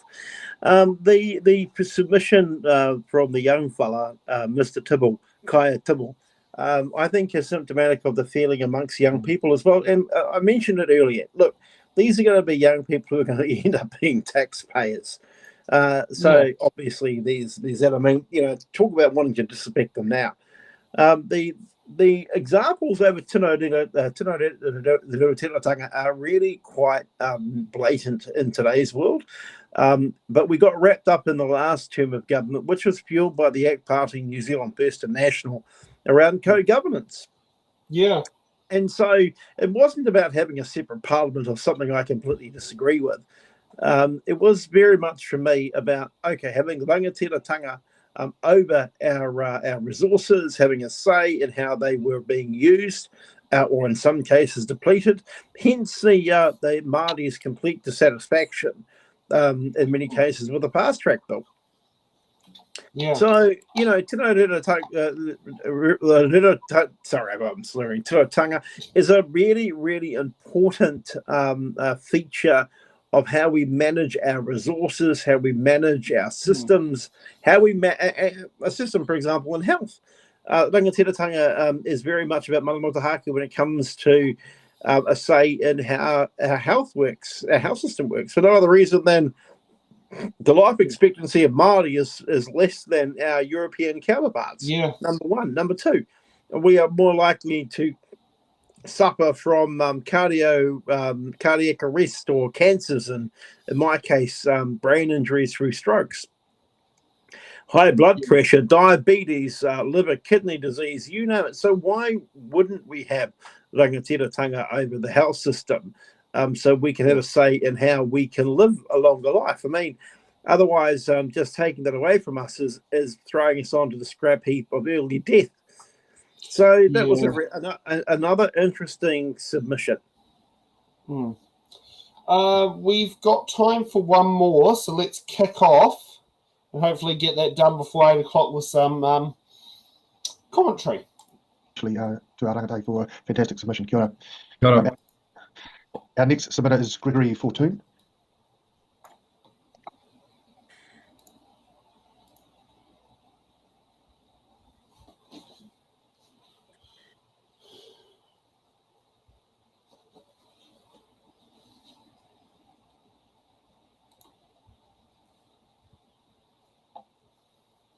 The Why Are We Waiting song sits there is going through my head at the moment. Why are we waiting? Why are we waiting? Gregory, thanks for coming on to this Justice Subcommittee on the principles of the Treaty of Waitangi Bill. Thanks for your submission. We've got 10 minutes for you to speak to it and answer any questions. It'd be great if you could leave some time for questions. I'll hand it over to you right away. He honora he krore ki te atua, I maungaronga ki te whenua, whakaria pai kena tangata katoa.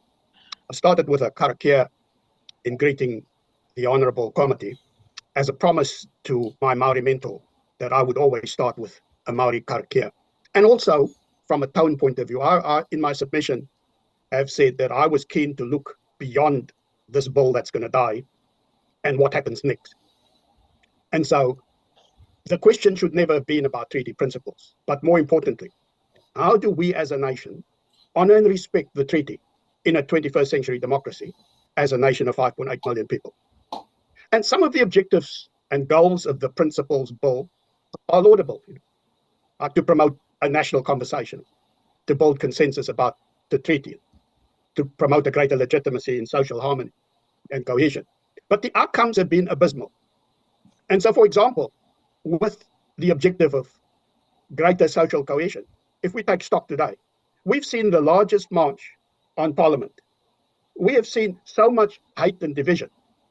The relationship between Maori and the Crown is worse today than when I was Race Relations Conciliator in 2001, all because of this bill. And not only have we bedeviled the relationship with tangata whenua, but we have also failed dismally in our undertakings that the key government gave in signing the United Nations Declaration of the Rights of Indigenous People in 2010. And now Joseph earlier from the Pacific Lawyers have already spoken about Article 3, where we've denigrated the recognition of Māori rights. But there's also the FBI seal. It has to be free, prior and informed consent. We've ignored our commitment to the treaty, and we've ignored the participation in decision-making of Māori. So if we want to lecture other people on human rights, then we shouldn't be hypocritical by reneging on our own responsibilities. And so if we wish to renege, then go and say, no, we won't honour the declaration that we signed. But that's enough of the treaty principles bill, because I just quickly want to get to, we need to work towards this vision of a dream for 2040. So 200 years since the signing, who we want to be and the place of the treaty in a 21st century democracy. We don't have to be clones of each other. We don't have to assimilate, but we must be harmonized in our diversity. And we have to sing off the same hymn sheet. And so it's time that we started developing that hymn sheet. So a few suggestions. And the first one is that we must have this robust but respectful national treaty conversation. 30 years ago, I drove up to Pākaitore. And for the first time in my life, I had a cup of tea in a tent with Dame Tariana Turia, with Sir Archie Tairua, and the Ken Mayor. And I tell you the story to make the point that I'm not a tea drinker, but in order to listen, I drank the tea. And so if we want to have this national conversation, it cannot be one where we arrogantly lecture to other people. It has to be one of listening. It has to be one of probing and asking inquiring questions, not telling. And it has to be properly resourced. It has to be Crown supported. And it must be input from the local communities. It must be input from Maori leaders to ordinary Maori. It must be input from historians and legal experts, etc. But let's properly resource a respectful national conversation. And then there's been talk about a treaty commission or an advisory body. Then we should clarify the role of the Waitangi Tribunal and this treaty commission. And maybe the treaty commission, if it's properly clarified, could drive the activities towards 2040 and could play a lead. But if we have a treaty commission, it must have teeth, it must be properly resourced, and it must be co-led by both Tangata Whenua and Tangata Treaty. And then we need to have a robust education awareness campaign in the schools, at the citizens' advice bureaus, in all levels of New Zealand society. And all you have to do is go to all the treaty settlements and read the many speeches of apology as to why the government paid the treaty settlement. Particularly go and read the speeches of Chris Finlayson, where he talks about not just confiscation, but he talks about death and destruction. And so we should do that education so that all of New Zealand can understand that. We should also maybe focus on some community-based partnerships so that we can start doing some stuff together and build a relationship together. And then we should explore maybe how in practice this Article 1 and Article 2 work. And we have contorted ourselves in wanting to reconcile the English version with the Te Reo Māori version. I don't think we're ever going to come to a conclusion. So let's just work out how can they coexist. And I suggest you go and talk to Bishop Kito and the Salvation Army Governance Board as to how come they got to an Article 2 runanga and they are actually growing their Maori mission. And then just lastly, I think we should have commemorative initiatives, which we start on now, and get the school children to maybe draft a declaration of shared goals and commitments, etc. And finally, if there is a referendum, imagine we had a referendum in 1840 when there was 98% Maori. Who do you think would have won that referendum? So if you want to have a referendum today, you will see the tyranny of the majority. You need to have two separate referendums, one for Maori and one for the other partner. I will continue to dream of us as a small nation at the foot of the Pacific, living in harmony and singing off the same hymn sheet. It is possible if we progress with integrity, with pragmatism, and most of all, respectfully being inclusive. Kia kaha, kia maia, kia manawanu, kino taumata. Thank you. Kia ora, thank you very much for that, Greg. We've got time for a very quick question there from Steve Abel. Yeah, excellent submission. Thank you very much for coming and presenting to us. What is the harm that is done by, in general, to ethnic communities, Tangata Whenua Māori, obviously the subject of today, but the harm that has been done, well, we're all the subject, I suppose, the harm that is done by the license given to denial of Indigenous rights in terms of how it manifests in the community towards people who are potentially the subject of racial aggression. Oh, look, you know, if you saw the march against the bill, there's so much division. It's going to make it so much more difficult for this small country to have harmonized diversity. And I want to remain optimistic to focus on we can reconcile. We can become a nation in harmony. And I don't want to focus on the extremes, but 80% of us in the middle want to see this nation that respects the treaty, but also lives in perfect harmony. It is possible with 5.5 million people. So I don't want to focus on the negatives. Kia ora. Thank you for that, Gregory. Really, thank you. I needed a cup of tea. Oh, actually, yes. You know, just on that submission, Sam, I mean, my warning to all non-European New Zealanders is if this is what they're doing to us, wait for it, because eventually they'll come for you too. So all the Hanamata Chinese, Asian whānau, all of the Indians and those from the subcontinent who support active national and New Zealand first, be very careful what you wish for. Be very careful. And all of our Pacific Island whānau that support these three parties as well, again, be very careful what you wish for, because just as the apology that was delivered, say, for example, the Dawn raids can be given, it can be surely taken away. Greg raised a really interesting point about, well, if this does go to referendum, that 98% of the country back in 1840 were Māori. That stands to reason. The tyranny of the majority would have been that the referendum would have failed. As it was, those representing individuals, the chiefs, mainly of the north, signed to Treaty of Waitangi, and here we are. If it was to happen again today, then I don't agree that there would be a majority for a referendum in favour of this bill. I still think that the vast majority of New Zealanders are over it. I would be a bit questionable on that from what I've seen coming through on the comments on our YouTube channel. I would have said that probably a month ago, but the Treaty Principle Bill submissions, which are a ratings winner, as in it gets people actually, you know, seeing the stuff there, both positive and negative, people who are for supporting the bill, people who are against it. I've had people who have emailed me saying, thank you for actually making it available. But it's interesting where you see the comments live. But I mean, also at the same time, Margie Upper is apparently a male, according to one of them, because they just think CEO, they think man. So, I mean, there is a lot of informedness. We're about to have a trial run this local body elections over Māori wards. I have my predictions of which areas are going to retain them. I have my predictions which areas are going to revert back. And yeah, I think that's a big sign. I think, look, I don't think anything is certain anymore. I think you've got a group of individuals that do honestly think that they are in the majority of this question. That you know, they go blindly into the dark without a torch, thinking, "Oh no, we're going to win this bill. We're going to win this bill." Or there's some grand strategy of Seymour's to indoctrinate the rest of us into his way of thinking. Yeah. You know, the one thing I would say is, A, this is not Australia. B, this is not the United States. So even though in those two environments, I mean, you know, you have a bear pit of discontent. Here in New Zealand, it's a little bit different, and I think the right side of politics has got this part wrong. It's not our culture at all. So that's the first thing. The second thing is, look, we are literally 18 months away from a general election.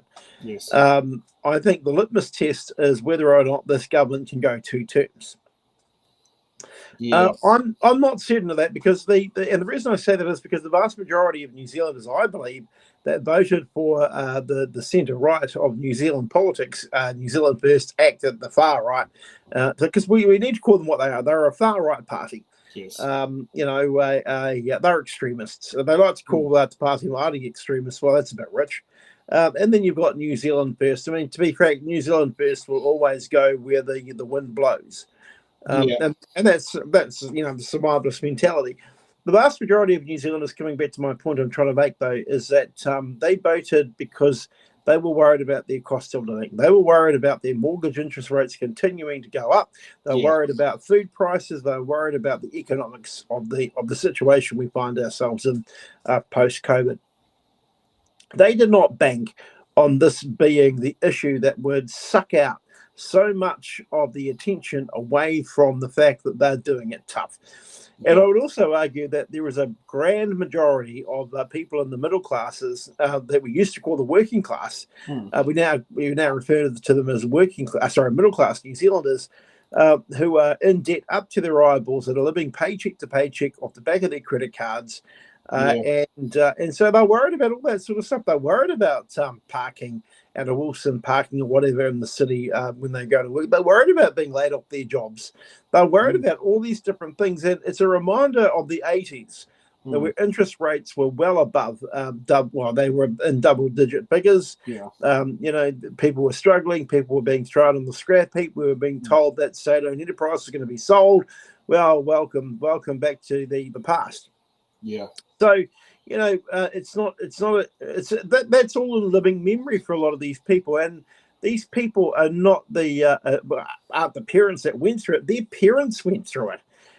We're now seeing their children, people of my age, that are going through this. I've got neighbours where I live that I know are financially struggling, and yet where I live, people would think, oh well, that's a comfortable suburb, a middle class New Zealand working class suburb.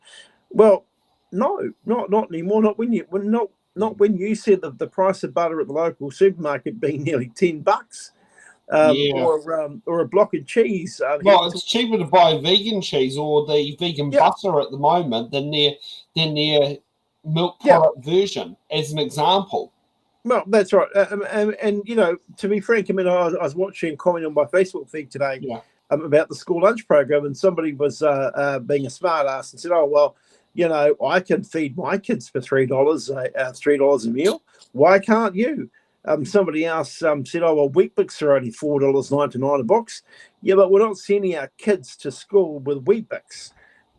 You know, it's the whole thing is just completely ridiculous. But what I'm trying to say is the Treaty Principles Bill has highlighted something significant in New Zealand, and that is not so much for the right side of politics, but the left. They need to figure out who they represent. Do you represent the working class New Zealander who has become the middle class New Zealander, or are you attempting to represent everybody else? Because you can't do both. Yeah. We're going to have to move now. I want to know, do you want to stay for the Committee of the House Crimes Fifth Amendment Bill? Because there's a bunch of fireworks from Grant McCallum, MP for Northland. I'd love to, but this time of night I get fatigued to the point where I've just got to go and shut my eyes. No problem. Okay, well, we'll get moving and we'll see Laura back here in just a moment. Thank you, Matt, for joining us tonight. See you, man. Thank you, everyone. Everyone must go. Everyone must go. Everyone must go. But where to?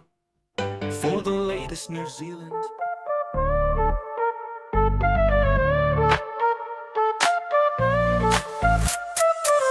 Walking through the city, lights all aglow. Everybody's got a story to show. Wheels keep spinning, streets overflow. Hustle never stops, we're in the flow. Skylines high like our dreams in the air. Concrete jungle, we got flair. Rhythm of the night, we don't care. Underneath the stars we breathe rare. In this urban jungle we're alive. Heartbeats echo as we strive. Dreams collide where the streets survive. Together we'll thrive, side by side.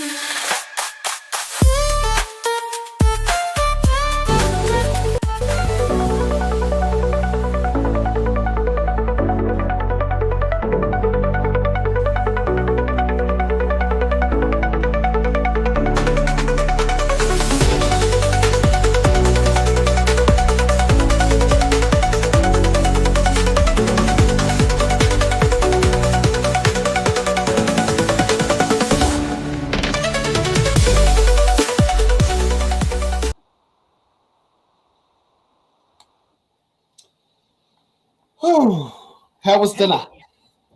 It was good. I enjoyed dinner. I had a nice healthy coleslaw with some, because I'm a vegan, I had some chicken style tendies to go with it, and it was good. It was yum.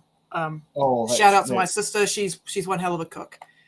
Yes, and you probably noticed the lovely entertainment part. Your mother and I have been talking on Facebook about Newtown Festival. You've been chatting to my mum? Well, I told her how many laser slushies I sold 2 years ago, and she put the well emoji.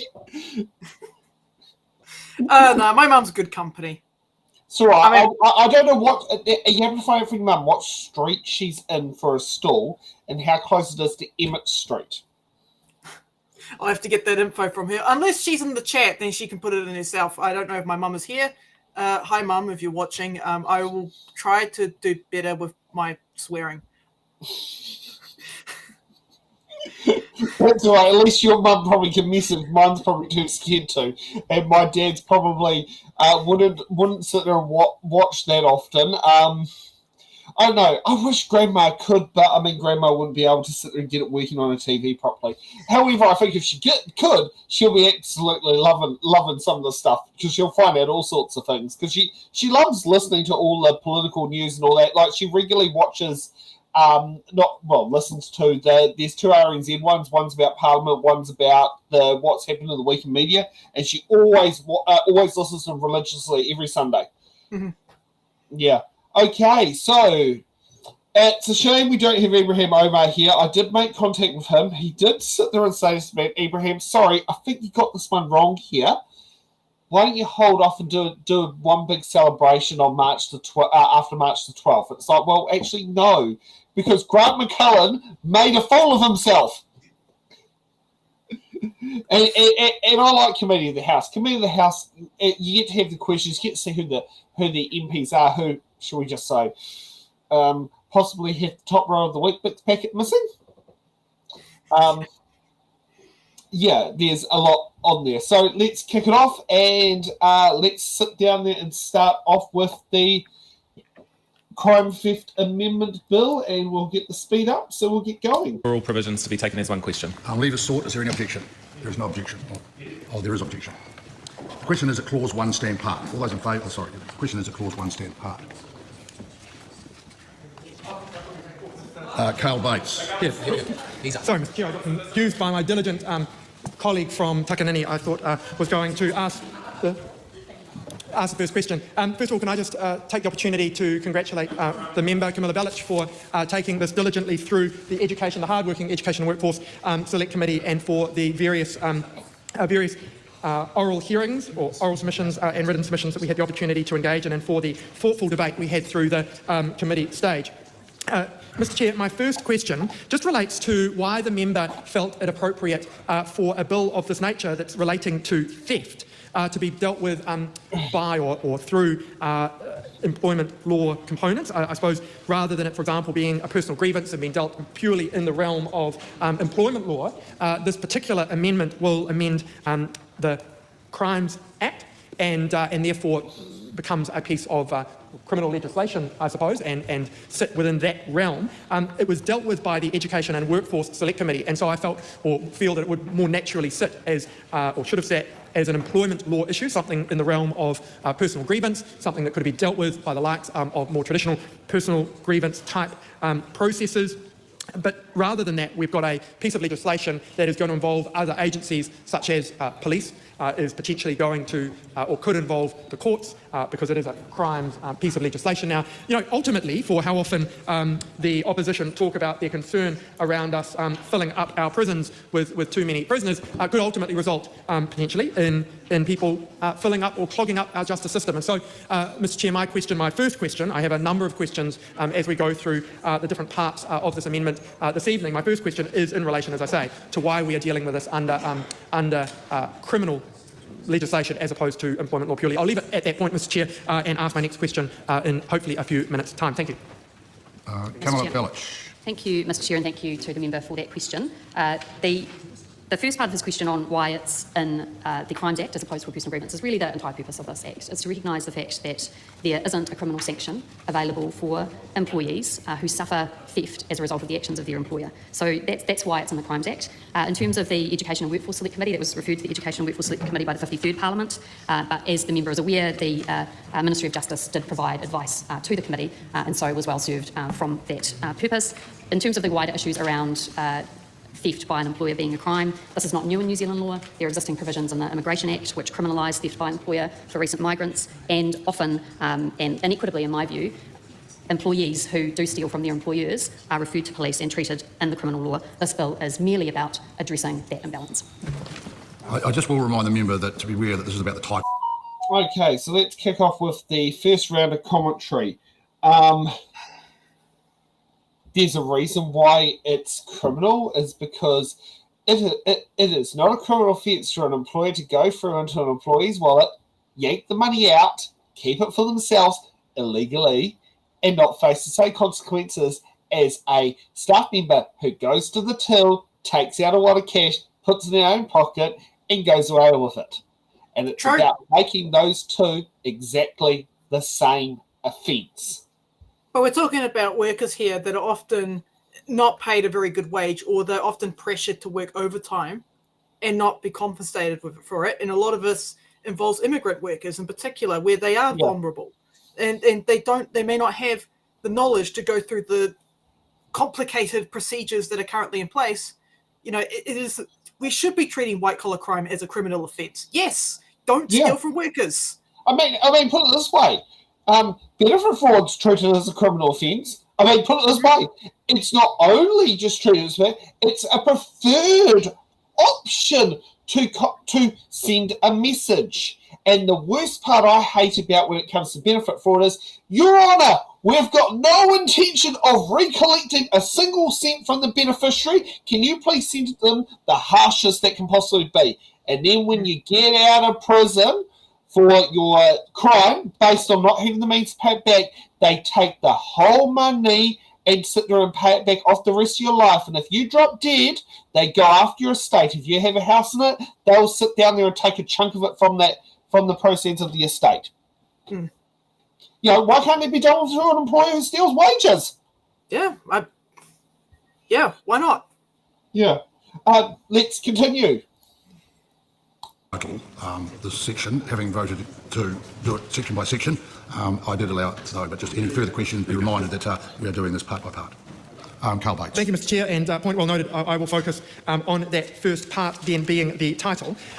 And I suppose when looking at the title, and while we didn't discuss this in any depth in the Select Committee, Mr. Chair, I think it is important for us to consider at this point in this Committee of the Whole House stage what the appropriate title for this bill could be. And I've given some thought, Mr. Speaker, to the members' intent behind bringing this piece of legislation to the House, and whether the focus on employer or employee, who it is exactly that the member is looking to protect or create harm for through this amendment. And I wondered, this title, Crimes, Theft by Employer Amendment Bill, if it would more appropriately be named something like the Crimes, brackets, we think all employers are thieves, bracket, Amendment Bill. Because certainly through the process of the Select Committee, I agree with that title. It became clear that a number of the submitters seemed to think that it would be natural for employers to want to do this, that employers don't value the contribution that their employees make. Indeed, during the Select Committee stages, as some of my colleagues may recall, there was not data able to substantiate the size of the problem that the member is trying to solve. And so, you know, that's particularly concerning to us on this side of the House, Mr. Speaker, as we think about what we can do to get New Zealand going, to make sure that we improve productivity in this country, that we can focus on raising wages, raising salaries of employees. You know, frankly, when I'm door knocking like I was on Sunday in Wanganui, meeting members of my constituency, the everyday worker, Mr. Speaker, their focus was on how their wages can increase. And my concern with the title of this bill, Mr. Speaker, is it suggests something that is softer than the underlying intent. Certainly some of the submitters, maybe I could go as broadly as saying some of the unions who submitted on this bill, their views towards employers. And I think if the true sort of intent, the true understanding or feeling behind those that did support, or many of those that did support this amendment bill, was appropriately reflected in the title, Mr. Speaker, it may encourage some of my colleagues around the House who may be inclined to vote for this amendment bill to reconsider their position, because I'm not sure that anyone in this House really actually wants to call employers thieves. And I think that there is a intent, a feeling, if intent is too strong a word, a feeling behind this amendment bill that there are many more employers, Mr. Speaker,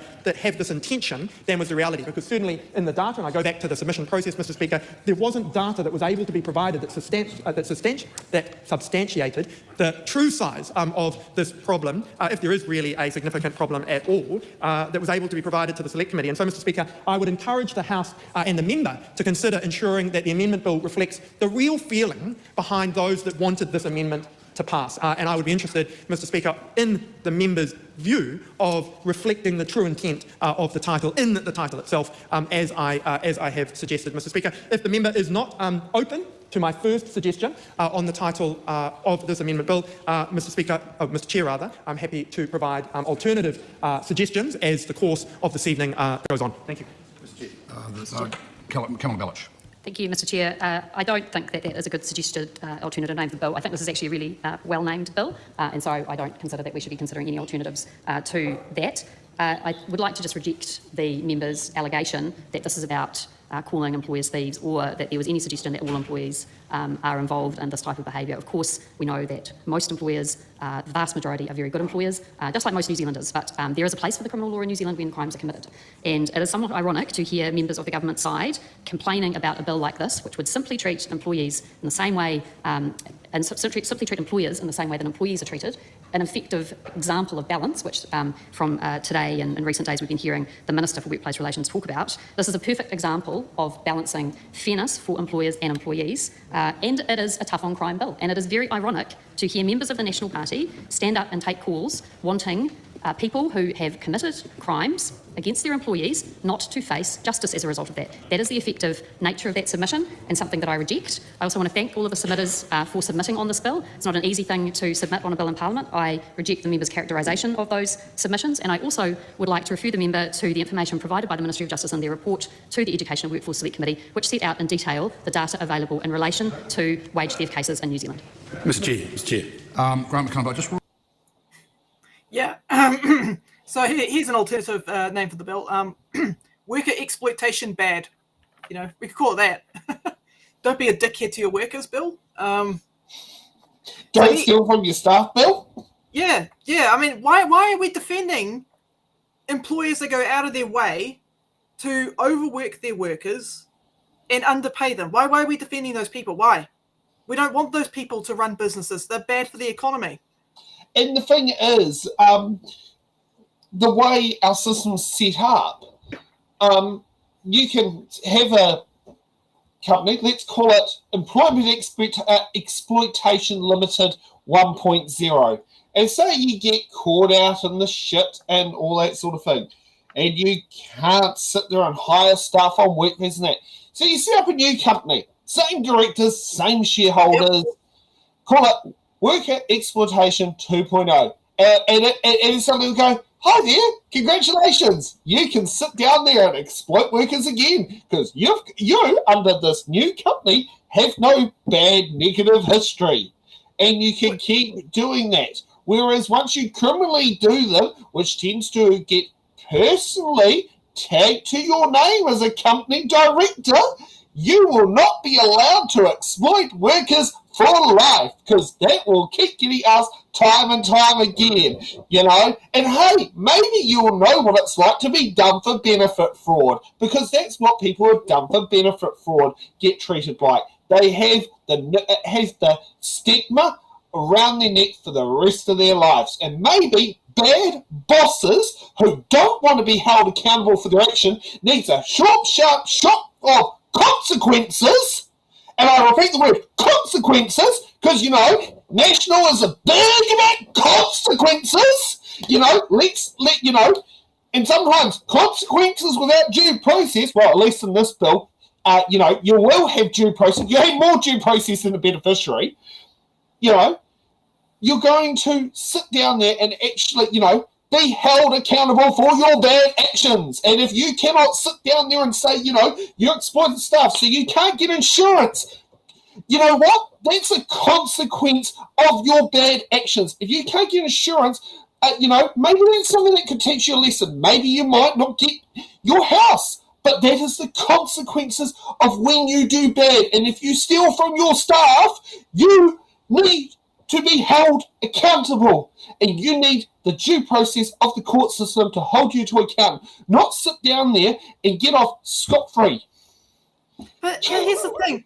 He goes on about, oh, we don't have data for this. I can point to examples where, I mean, I managed to find data. I don't know if he's bothered to look on the internet. Maybe when you at the end of the show, you send it to him.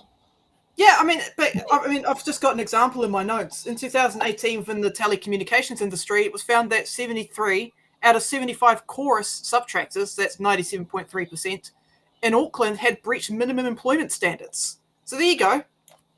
There's an example. Yeah, exactly. Was it? For those who want to email Carl Bates, his email address is carl.bates@parliament.govt.nz. Or if you want to send him a letter, you can send a letter to Private Bag 188 Parliament Building, Wellington postcode 6160. That must be a Private Bag postcode because the postcode for the area is 6011. Everyone in the chat's telling me you got your blood pressure. Oh, that is so good. Yes, I think as was it Chewy would say, blow the choo-choo valve. Okay, now let's get to some real fireworks because, you know, Carl Bates is tame compared to Grant McCullen. I'll remind members that it's unusual that we're having the title and connection at the beginning. So just a reminder that we will be strict on what we're actually going to be discussing in the question. So Grant McCullen. Thank you, Mr Chair. Appreciate that. Firstly, like my colleague, I'd like to congratulate the member for having her bill in the Parliament. Well done, and it must be a real privilege to be able to do that. Look, Mr Chair, I suppose I would question the title of the bill. I wonder whether it's aptly named, having sat through the submission process in the Select Committee and listened to the submitters. I do just wonder whether it may be better named Crimes We Don't Trust Employers Amendment Bill, because that was the kind of the theme that came through. Actually came through. It actually would be probably better reflect where this bill is actually coming from. It's about lack of trust in employers, and that just means, and that puts a lot of extra pressure on employers. If we're going to name a bill, we should actually have the name reflect what it actually is and what it actually does. And actually the other word in there is crimes. Is that an appropriate thing to note and call? We're talking about people that actually may make a mistake around the payment of Grant, if you make a mistake, you're not going to hit the burden of proof to be charged. I mean, come on. It's not like a benefit sanction. There's actually a threshold you've got to meet before you'll be criminally charged. Maybe if you have a track history of not paying your PAYE, of your staff deductions, that might make you a bit more of an alert. I'm just saying, I'm not saying you did it. I'm just saying. Now let's get back to the debate, Grant. I'm sorry to interrupt you again. Or not otherwise of their bill of their wages and salaries. I think crimes is far too strong. It puts a lot of pressure, unnecessary pressure onto the. This is about the title of your bill. It's about the title. The honourable member on the other side doesn't seem to like what I'm saying, but that's fine. This is all about making sure that we get the appropriate title, and it's really important that we do that. And disappointed that the member can't see the logic of that. And maybe if that member had sat through the process himself, they would have actually been able to see what was being said, and then would appreciate the new title that I'm suggesting, because it is about trust and the lack of trust that some see in their employers, and I think that's a sad thing in our society. So I really would urge the member to consider renaming this bill in a more appropriate way, because I think actually what it says now is far too strong on employers. Thank you, Mr Chair. Mr Chair.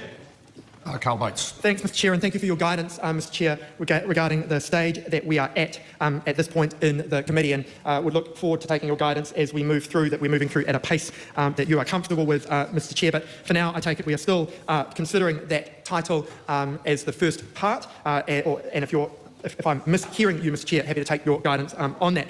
But the title itself cannot be disconnected, Mr Chair, from the intent. And so I just want to focus for a moment. I'd just like to remind people the intent is to hold employers who steal from their staff criminally liable. I don't think we want to distract away from the intent. On the lack of clarity that came through the submission process about the point at which this Act would be triggered, because this, Mr Chair, relates to the title and an alternative concern I have around the underlying bill, particularly in relation, as I say, to when an employer could be caught out. So by way of example, and I need to share the example in order to get to the point of sharing the potential title that I would ask the member to consider as an alternative to the two that we have just suggested. And that is that an employer, through, for example, a mishap in banking that didn't pay their employee under the current wording, and I appreciate that there is an amendment to the amendment, and that suggests that maybe this bill is not drafted as well as it could be, because we've got to now make some amendments to the draft bill. But under the current wording, if an employer didn't pay their employee because there was a mishap with banking, or let's say, for example, they thought they had enough money in their account and it happened that there wasn't, and employees didn't get paid and they didn't realise that this was the reason, and it took some time to sort it out, that the employer could be caught out as having stolen from their employee. So, Mr Chair, I wonder if the member would consider, as an alternative, as an amendment to that, crimes, bracket, theft, bracket, even if it is an accident, close bracket, by employer amendment bill, because I am concerned, as came up in the amendment bill, about what the trigger is for when an employee could be caught out, employer rather, could be caught out in terms of having, inverted commas, stolen from their employee. I think, Mr Chair, that is the last of the suggestions I have at this stage around the title, and we'll be happy to move on to the substantive after the member has responded, if she so wishes, to our suggestions. Thank you, Mr Chair. Shannon Halbert. Question now closed. Dr. Vanessa Winnick. Thank you, Mr Chair. It's so rare that I stand and take a call other than to move a motion like the previous member just did. So to be asking a question on this very important thing, which is the title of this bill, because names matter and words really matter. And so I just wanted to ask, in your consideration of the use theft, given that some of these things are happening in regards to people's pay potentially or other benefits in their employment, did you consider using the word pilfer or pilferage by an employer? Because that is really a much better description of the kind of things that we are dealing with. Or peculation or rapacity. These are words that potentially could have been better used. This is the kind of thing where a good descriptive word can help to better give your intent of what you mean when it comes to the kinds of low level of things that we actually see happening. And it was mentioned by my colleagues that there's not really much evidence of there being a huge number of crimes in this matter, or a big problem that we're trying to solve. And I just think that this is one of those examples potentially where we've got a bill that's looking for a problem to solve, and it isn't really, it's not necessarily that we've got a huge background problem here that we're trying to amend. And so just thinking further on these titles and these words that you've got, just really interested to see how much you dug into that and whether you've given any consideration to anything else. And I'll leave it there for you to give us your wisdom. The question is, that clause 1 stand part? All those in favour say aye. To the contrary, no. The ayes have it. Party vote is called for. Please conduct a party vote. New Zealand National. 49 votes opposed. New Zealand Labour. 34 votes in favour. Green Party of Aotearoa New Zealand. 15 votes in favour. Act New Zealand. 11 opposed. New Zealand First. 8 votes in favour. Te Pāti Māori. 6 votes in favour.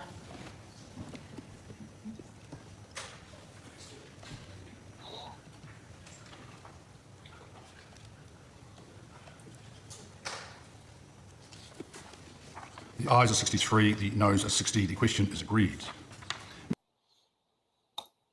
I think let's release the summary. Yes. At least I didn't have to interrupt for Vanessa.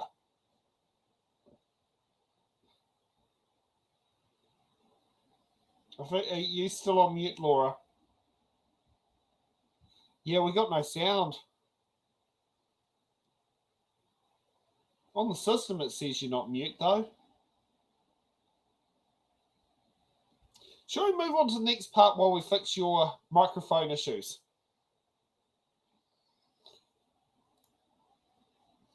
Members, we come now to clause 2, and this is the debate on commencement. The question is, that clause 2 stand part?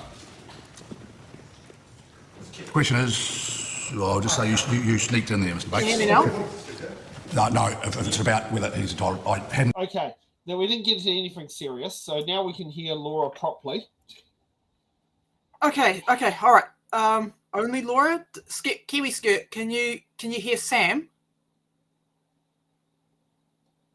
I don't know. Scream or shout or something. Do something.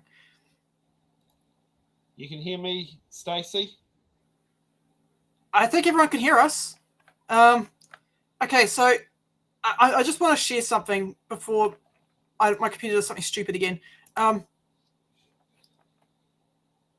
Okay, come on, computer. Fucking hell. Okay, everyone can read, right? Can Yes, everyone we read? can all read. Excellent. I don't think National can read, but let's read this together, shall we? So this section applies to person A who employs another person B and is required to pay any money owned to B in relation to the employer under an employment agreement between A and B, whether or not the agreement's in writing or is otherwise required by law. If A intentionally fails to pay the money to B, A commits theft. I think it doesn't say accidentally fails, it says intentionally fails, right? So that's if, say, let's say Grant McCullen's a dodgy employer and he doesn't pay his staff week after week after week and go, no, I'm not paying you, then he'll have the police coming down knocking on his door. Yeah. It's so pretty not black and white. Accidentally sits there and forgets to hit the payroll key on there because he's too busy being an MP in Parliament doing two jobs at once. Yeah, it's the language is really clear. Intentionally fails. So I don't know why everyone's going, oh, what happens if the pay system doesn't work properly? And no, look, it's right here in the bill. Yeah. Anyway, I'll stop sharing my screen. But yeah, I just have to show that. And anyone, feel free to send this to your national non-supporting MP. Okay, let's get back to Parliament TV.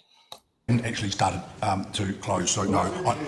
No, you can don't care what you heard. I've given the call to Mr. Bates. Thank you, Mr. Chair. Thank you for your generosity this evening. And I think, Mr. Chair, this sort of demonstrates my concern about the commencement date, that businesses have a lot going on, Mr. Chair, and throughout businesses that are trying to grow the salaries and the wages of their employees by becoming more productive, by growing the New Zealand economy, by being able to do the stuff that actually puts money in the pockets of New Zealanders, Mr. Speaker. I'm concerned about the timing of the commencement. This date of commencement, the Act comes into force on the day after the date on which it receives the royal assent. This could be any given random day in the business week, Mr. Speaker, or in the business month, or indeed, I suppose, in the business year. And I think that there would be value, Mr. Chair, in giving some consideration to a timing of a commencement date that more appropriately reflected the times or the business cycle of the business year, the life cycle, if you like, of business. And there are a number of dates that become the life cycle of business. One particular date is the start of the financial year.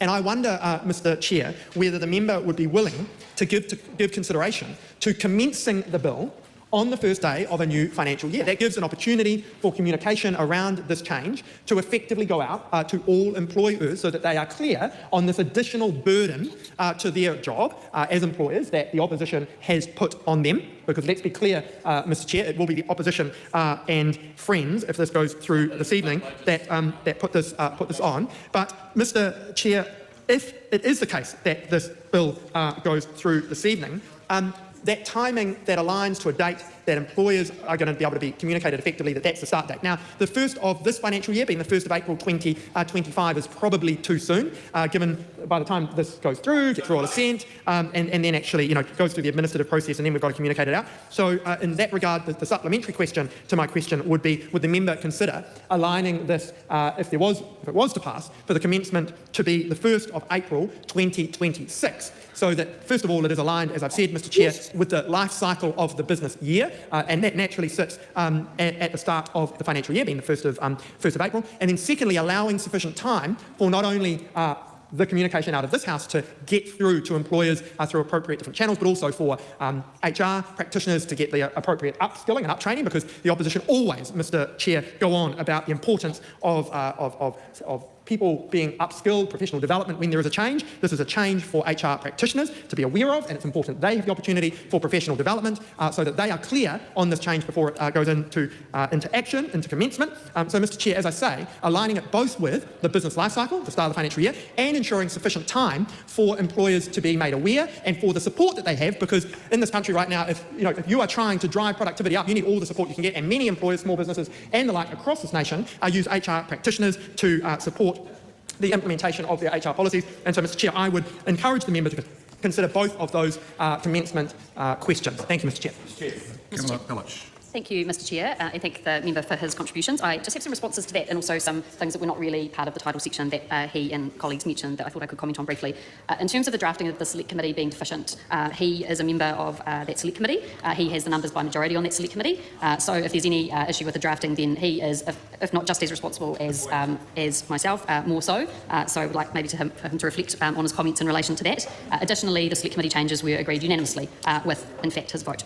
The issue that he reflected on with the mishap in banking is definitely not covered by this Act. This bill. This bill covers intentional theft, not mistakes, not mishaps, not people being forgetful, intentional theft. And that links to his suggestion that the commencement should be delayed. This is not an administrative burden additional to what employers already have to deal with. Employers should currently not be stealing from their employees. They should not be taking money from the people who work for them. This is already an obligation. What we are looking at with this bill is to simply make it an option for police or other prosecution services to, in cases where it meets the prosecution guidelines, take action against what I suspect would be the very worst employers in New Zealand. And also to reflect on some of the comments that this isn't a widespread issue. Unfortunately, in some communities and for some people, this is a widespread issue. For our most vulnerable workers, they often have employers taking from their wages. We heard Abraham Omar, the first person who brought this bill to the House in the 53rd Parliament, speak of 2 examples that he had suffered himself of wage theft. This is an insidious, common problem in New Zealand, and we shouldn't tolerate it, so I reject the suggestion around the change to commencement.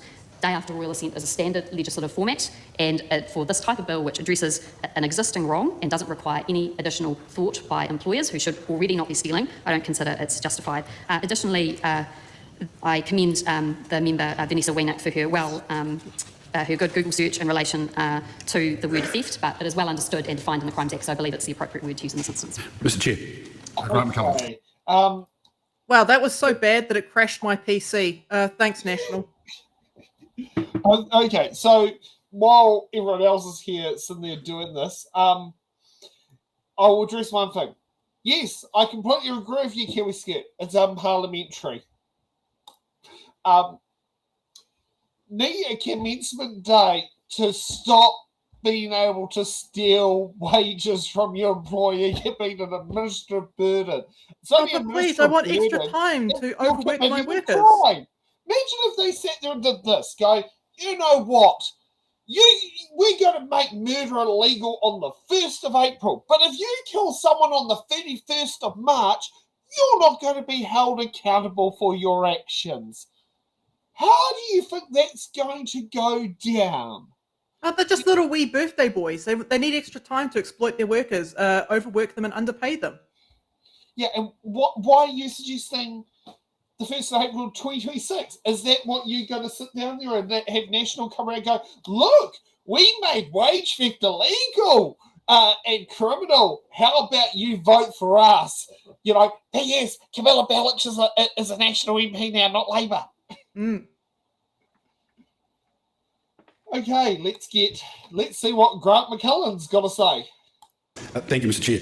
I'd just like to talk about the commencement date and answer from a rural point of view, because whilst my colleague previously discussed the impact on general business, I wanted to speak about the commencement date from a rural and a farming perspective. And actually, there's a number of organisations in the farming sector, and one of these is the dairy sector. So when will be? Sorry, just a moment. I'll just get there. Operator, can you please put me through to Grant McCullen's phone there? I believe he still has a party line. Oh, from a rural perspective, yeah, we want extra time to exploit farmhands and not pay them. So, yeah. Yes, Grant McCullen, who still has party lines to dairy farms in Northland.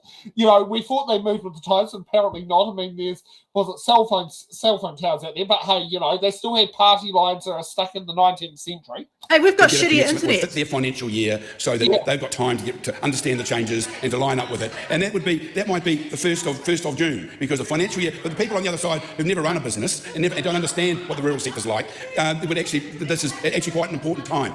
Being a farmer at that time is very stressful, so we've got to give ourselves time for people to understand what the change is, when the change is coming, and the education required. The dairy sector are particularly busy in this period. They need to know for certainty when it will come in and give them time to learn, so that we can go out to have personal consultation, give time for that to happen, which is why I would suggest the 1st of June 2026 might suit.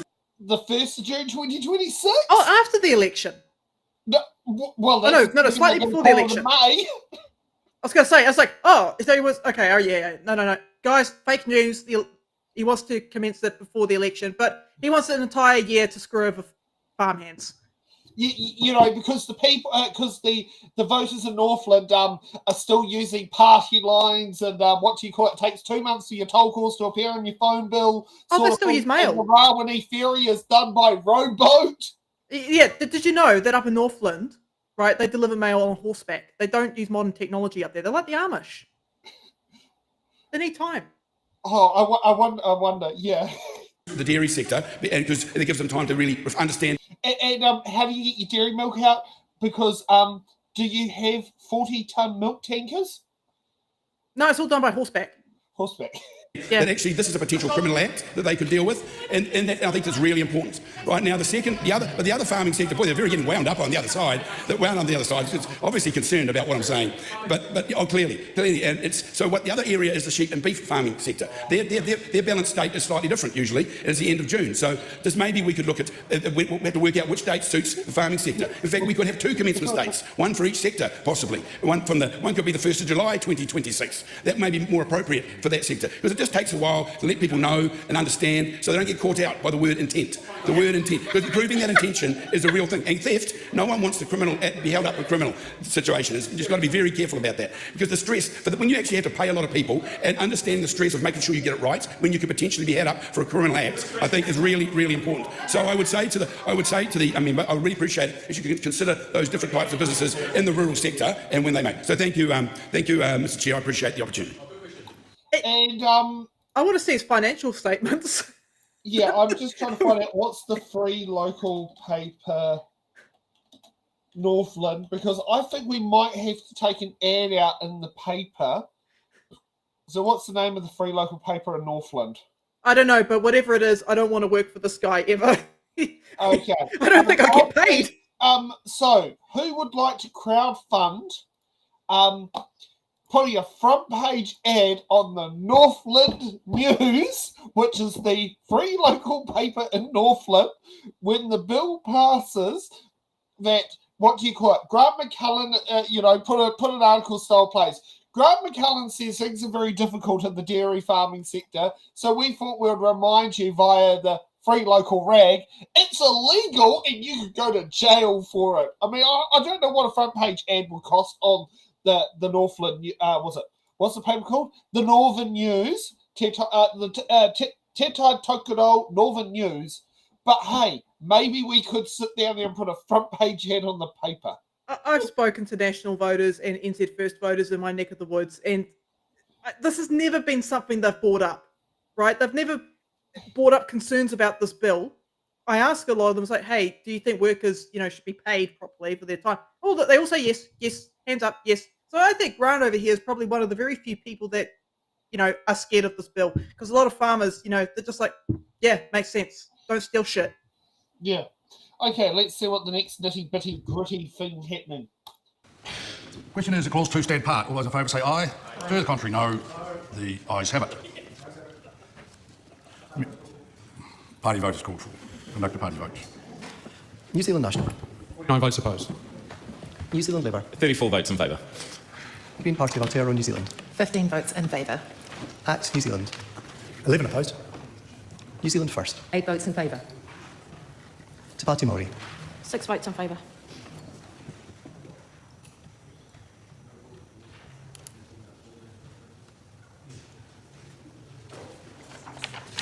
The ayes are 63, the noes are 60. The question is agreed.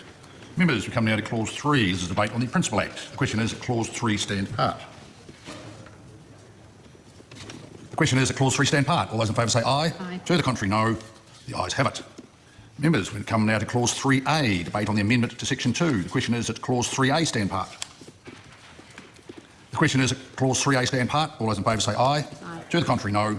The ayes have it. Members, we come now to clause 4. This is a debate on new section 2220AA. The question is that clause 4 stand part. Yeah.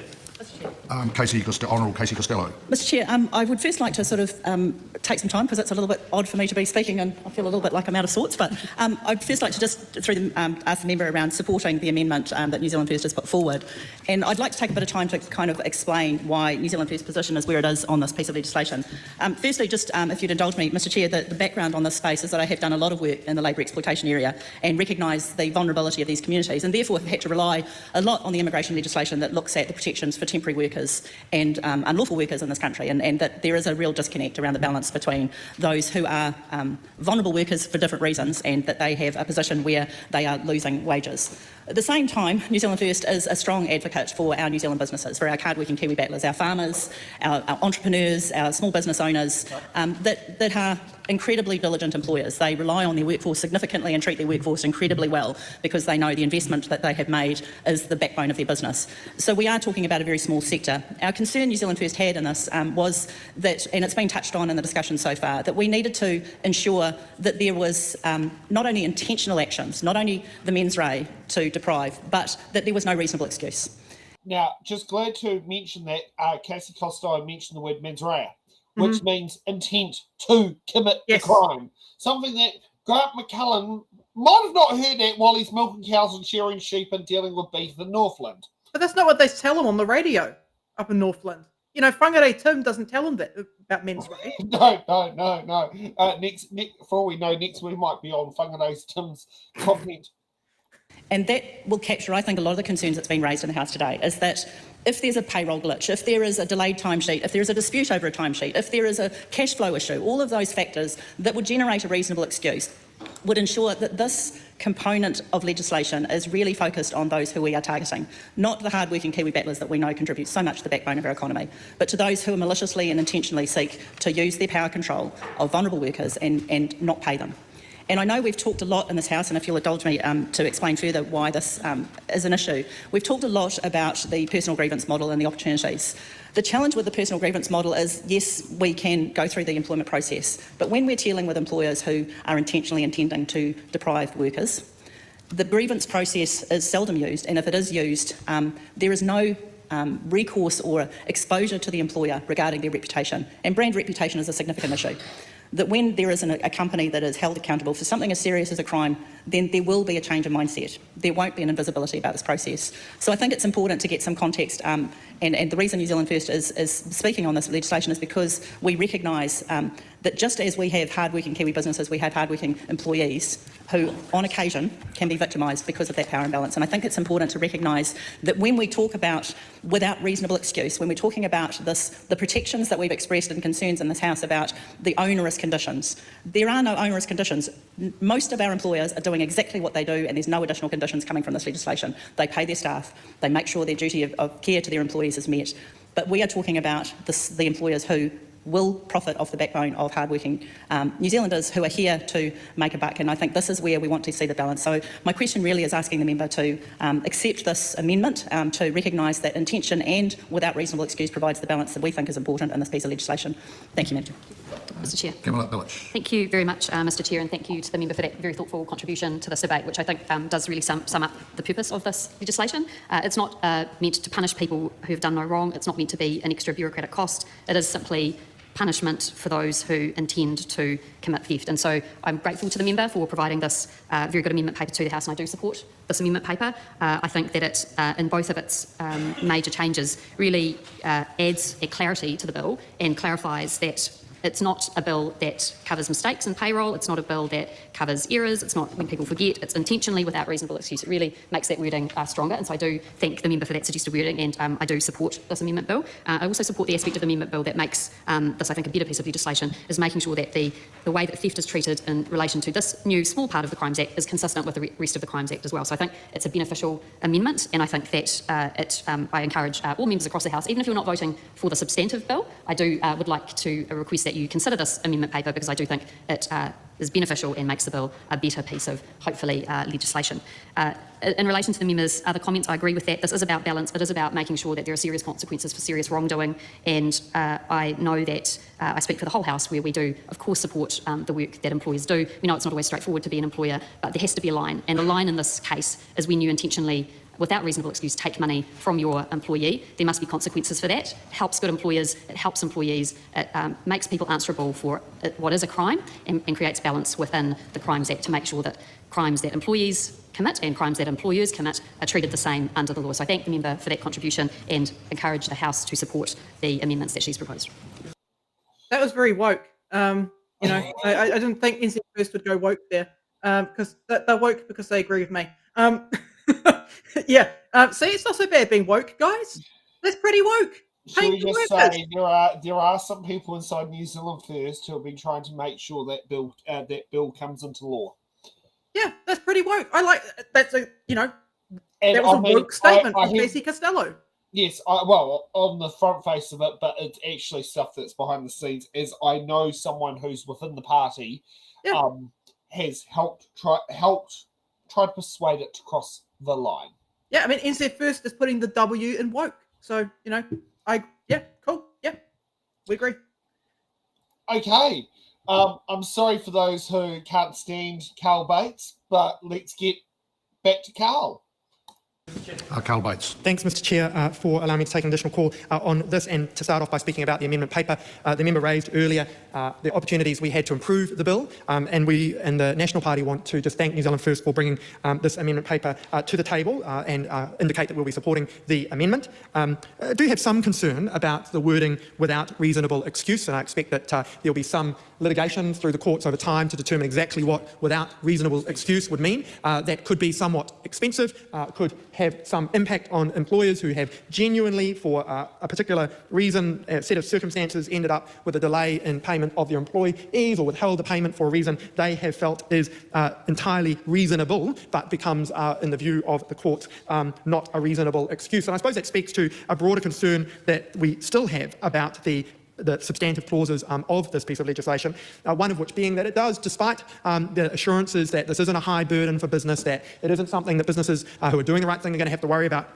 it will add to the challenge that good employers have who are trying to do the right thing all of the time and can create, or has the potential to create, whether they be farmers, as my colleague Grant McCullum spoke about before, or other businesses, and that could create additional mental health challenges for employers, particularly small and medium businesses that this country is built on. And so I'd like the member to speak to us and share with us her view, Mr. Chair, on the potential impacts of this legislation on the mental health of small and medium employers across New Zealand. I'd also like, Mr. Chair, her to speak about, in terms of the substantive intent, and I hear this intent particularly focused on employers who employ migrant workers. This has come up a number of times today, Mr. Chair, about the role of employers who have taken advantage of migrant workers. And it makes me wonder if the member would consider more targeted legislation or regulation even that focuses on that particular problem. This potentially is a very broad brush approach that captures all employers, even those, as has been said, that are doing the right thing, that are trying to go about running their businesses effectively and efficiently to grow the productivity of this country, to grow the wages and salaries of employees through doing that. And so an example of what I'm saying would be the removal, for example, of accredited employer status for employers who are caught doing wrong in terms of this type of intent. So if that is the true policy intent behind this piece of legislation, rather this bill, then I wonder if the member would be open to either a bill that is much more targeted in its policy intent, or engaging the Minister on regulation, for example, that did something, for example, like the removal of the accredited employer status in those immigration cases. The last thing I'd like to raise at this point, Mr. Chair, is regarding the data on the size of the problem. We've heard the anecdotal scenarios that the member has shared. We heard several anecdotal examples in the Select Committee, but I still am yet to hear data. In 2024, X number of these cases were identified. In 2023, Y number of these cases were identified. In 2022, C number of these cases were identified. And Mr. Chair, I really struggle with adding a piece of a bill, potentially a piece of legislation, to the statute books here in New Zealand to add another layer of administrative burden, something else that HR practitioners have to get their head around without that data. Mr. Chair, I'm keen to hear the member's response to that, those questions. That was a lot of yapping. Thank you, Mr. Chair. I'm happy to respond. I want to point the member to the existing offences under the Immigration Act.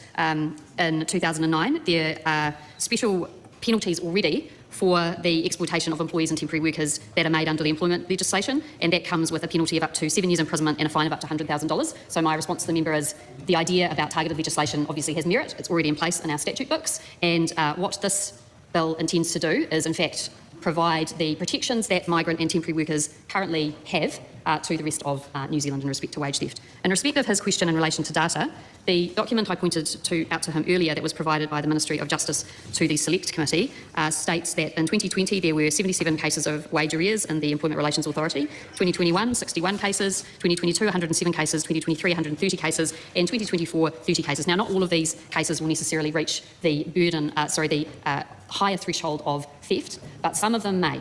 And it does show that there is a significant issue of wage arrears currently in New Zealand that is being dealt with in the Employment Relations Authority. I can assure the member that the cases that get to the authority will be a very, very small percentage of a much larger issue. And like the member, we heard very, very compelling stories of exploitation through the Select Committee process, and I want to acknowledge the people that were brave enough to share those stories with us. This is a big problem. We do need to look at this data, and I would encourage, if this bill was to be passed, the collection of data to make sure that in the future we are able to have this offence put in place and also look at the instances of when this has occurred. The last thing I want to just remind the member is that this is a prosecution provision in the Crimes Act. This means that it has to reach a very high threshold under the prosecution guidelines. And so I appreciate that, of course, with all changes to statutes, there's opportunity for arguments and case law, and that's the foundation of our justice system. But to prosecute someone for the crime of wage theft, I have confidence in our prosecutors and our police that they will only take cases that are likely to succeed. In fact, that is the wording in the prosecution guidelines, that must be the criteria that's met. And so I understand the members' concerns, but I think that the way that we have prosecution set up, the good people that we have working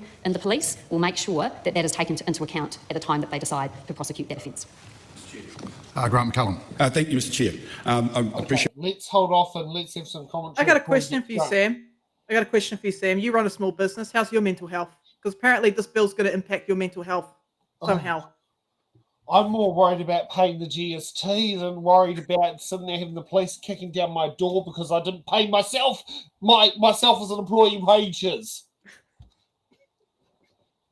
Like, yeah, I'm more concerned about the mental health of the employee that's not getting paid for their labor.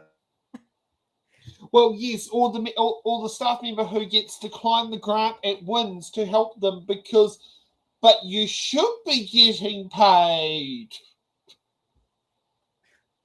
Oh my God. It's like, look how hard they're fighting to drag this out as long as they can. How many people do they have that they've employed that they're asking to work overtime for next to no wages? Oh, I mean, I wonder if they went into an audit on one of them. I mean, it would be interesting to see if they have. I mean, I wonder if Grant McCullen's been tax audited before. Yeah, it's like this is a big self-report. Yeah. Yeah, I doubt that he would have been investigated for benefit fraud, which I actually believe is a worse process to go through than a tax audit. Mm-hmm. Only from the bits I've heard that people go through with benefit fraud investigations and the lengths they go to twist words or make up scenarios. I saw one on one of the working income advocacy groups. The person on the phone was accused of having a partner. Well, apparently she was in a sexual relationship, according to the call centre operator, with her grandson.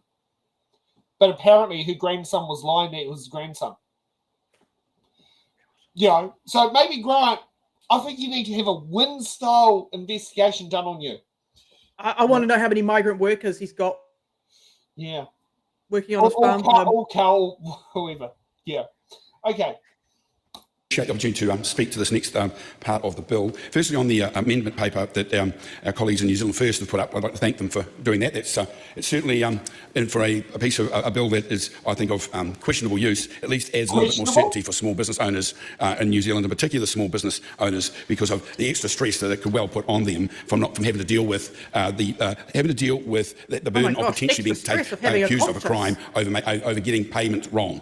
So I'll just actually pick up on what the member said towards the end there about the data. I think it would be really helpful around the data if we get a breakdown of the data of where, if it does exist, of where small business versus large business, just to see where the burden sits in the space. Because with small business owners, being one myself, it is up to the small business, the owner, the worker, the person who does all the work in the business, to actually have to do the bookwork and all that themselves as well. Whereas the larger businesses have specialist skills and people employed in the space. So it would be really, really helpful if we could actually have data that separates those out into small and larger companies with more professional people available.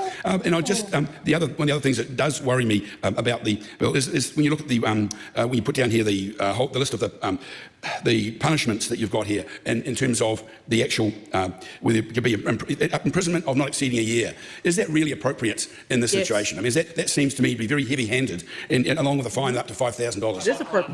That is really. But this is the thing. You're talking about small business people who are the heart and soul of this country, who actually you're putting extra burden and pressure on of potentially going to prison. That is a heck of a burden to put on somebody, you know, in a small business where you've got the day-to-day worries of running a business on a regular basis, you know, and contend and a $5,000 fine. It's a lot of small businesses, particularly in the very, very tough economic situation, we find ourselves in now. Another $5,000 fine is a substantial amount of money for a small business to fine. So I really would like to think we could maybe have a look at that. And then there's the larger fine of $30,000. That is a significant amount of money. So look, anyway, I thank you, Chair, for the opportunity to make my contribution on this, and I look forward to the response. Thank you very much, Mr. Chair. Just a clarification point, really. The amendment paper put forward by the Honourable Casey Costello would replace the section 220AA2, which outlines what will be liable for, and actually just makes it consistent with theft as currently in the Crimes Act, which I think, again, the member for that, I think that strengthens the bill to have consistency as in what's already a punishment in the Crimes Act. Question is that Honourable. And here's something worth noting. Did you know that if you steal money from your employer, the penalty, Grant McCullen, is up to a maximum of 7 years in prison? Yeah, I mean, all I got to say is National is tough on crime until it's white-collar crime. Because it's like, oh, fuck, now we're implicating ourselves. You can see all these guys panicking and freaking out. It's like, holy shit, this is a self-report. It's like, how many times have these guys who are defending the idea of underpaying and getting workers to overwork and not get compensated for their labor, right? How many people in the National Party and ACT are doing this? Yeah. It raises more questions. Yeah. He go, oh, the 7 years, it's overly heavy. 1 year is an overly heavy-handed sentence. Go, mate. No, it's not. 7 years is the maximum penalty for stealing. So, from an employee, was it from an employee stealing from an employer? I mean, put it this way: you sentenced to jail for 7 years, you lose your right to vote. At least an employer who steals wages doesn't lose their right to vote, and the maximum sentence is a year.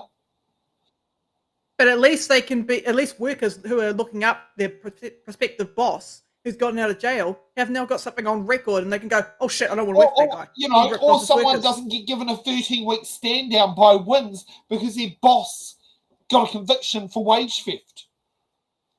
Okay, let's see what the end of this. Casey Costello's amendment to Clause 4 set out on AP number 243 be agreed to. All those in favour say aye. Aye. To the contrary, no. The ayes have it. The question is that Clause 4 as amended stand apart. All those in favour say aye. Aye. To the contrary, no. The ayes have it. A party vote is called for. Please conduct a party vote. New Zealand National. 49 votes opposed. New Zealand Labour. 34 votes in favour. Green Party of Aotearoa New Zealand. 15 votes in favour. ACT New Zealand. 11 opposed. New Zealand First. Votes in favour. Te Pāti Māori. 6 votes in favour.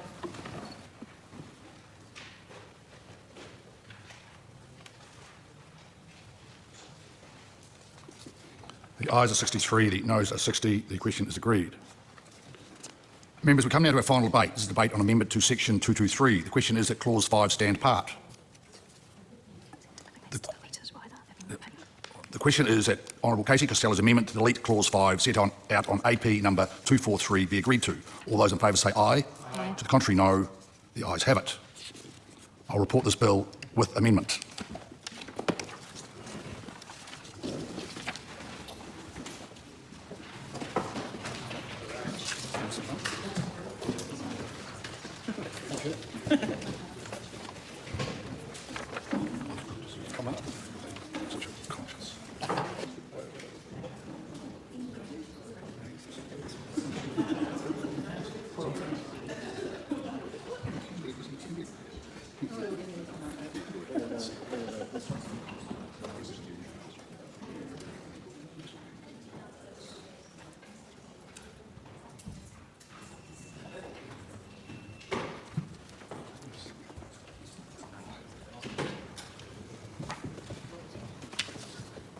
Members, the House is resumed. Madam Speaker, the committee has considered the Crimes Theft by Employer Amendment Bill and reports it with amendment. Madam Speaker, I move the report be adopted. The question is that the report be adopted. Those of that opinion will say aye. To the contrary, no. The ayes have it. Members, this debate is now, or this, sorry. Oh, it is too, thank you. This bill is set down for third reading next sitting day. Members, the House is suspended for the dinner break. We'll see you back at 7:30. I've already had dinner though. Oh, I thought we had to sit there and see the little, have a second dinner. Yeah, well, it could be on that one, yeah.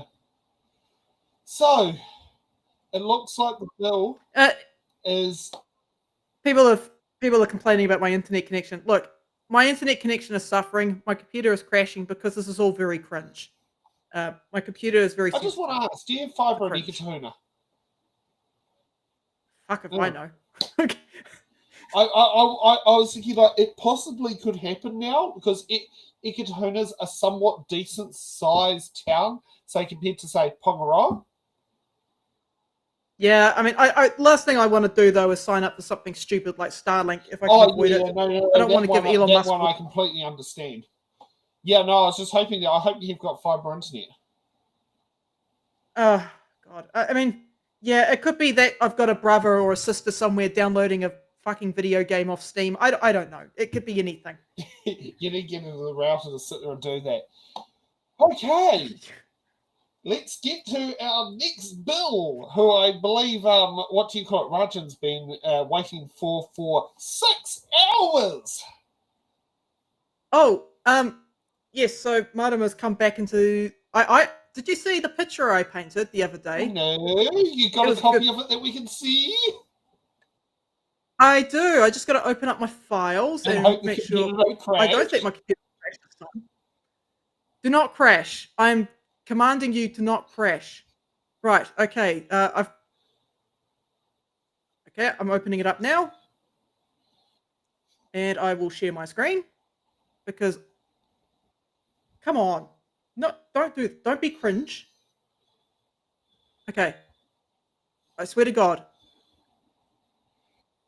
Okay. Welcome back, Marama. Oh. I painted this the other day. So this is her, and she's kicking a cancer cell. So yes, I also do art. Yes, I'm plugging my artwork here. Yeah, so I do art politicians, and I draw more than just David Seymour. I know David Seymour's like #1 fan, but yeah, I decided to draw other things this time. Well, I've got to admit, this is the new look we've got to get used to of Marama. I love her short hair. I was like, oh my God, I got to draw short hair. That's so good. That's the other part. She's actually embracing it. I'm not sure if that's the chemo that's caused it or what. I love the grey. I think she looks great with the short grey hair. It's definitely like you're seeing the transformation. Yes. But yeah, she looks really badass with that short hair. So I was like, I'm going to draw her kicking a cancer cell because she absolutely kicked cancer in the ass. So yeah, there you go. Welcome back. Okay, Marama. let's kick off to her first bill.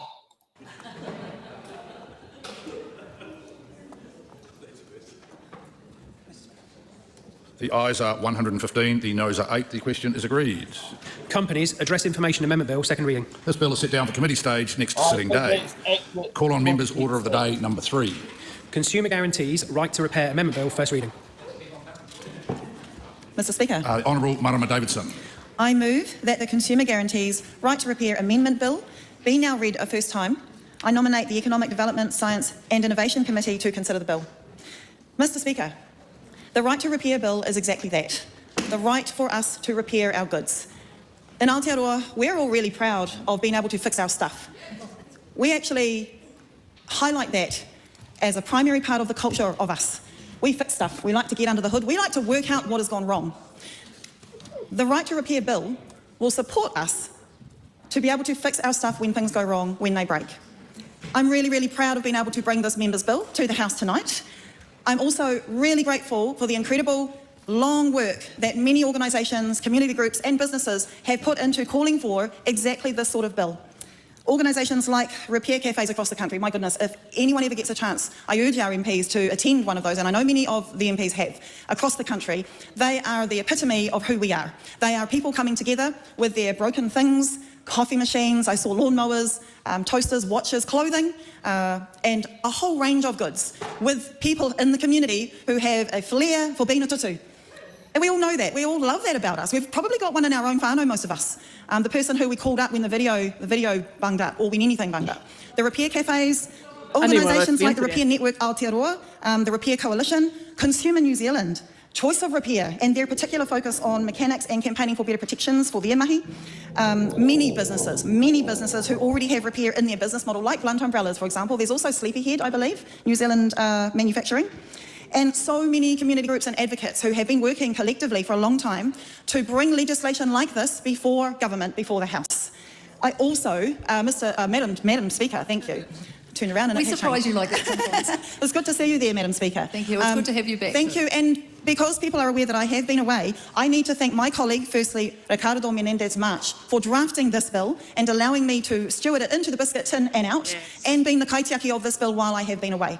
We cannot do our work without our incredible staff, we know this, and I am so proud to pay respect to our team who have been doing the research on the bill, who have been allowing us to stay connected to the organisations who are really backing this legislation, to connecting us to the community leaderships and the repair cafes across the country. So many people to thank. And that is because this bill is quite a common sense one. It's a very common sense one. It is because this bill is at the heart of our communities wanting to fix our stuff and removing the barriers. So at the moment, the issue that we have got here is there's a loophole. Manufacturers normally have to provide information, spare parts and tools so that when stuff goes wrong, we've got a pathway to repairing it. There is a loophole where they can get around that requirement by simply saying, I'm sorry, you must bring this to a manufacturer approved or a license approved repairer, or you must not replace any parts with any other parts, or you must not seek a third party to help you to fix this. All they have to do is be upfront about that at the start, at the point of sale. And then they are not obligated to help us to fix our stuff. This Right to Repair Bill removes that loophole and will require manufacturers to provide tools, information, access to diagnostic information, for example, spare parts, so that we even have a chance of fixing it in the first place.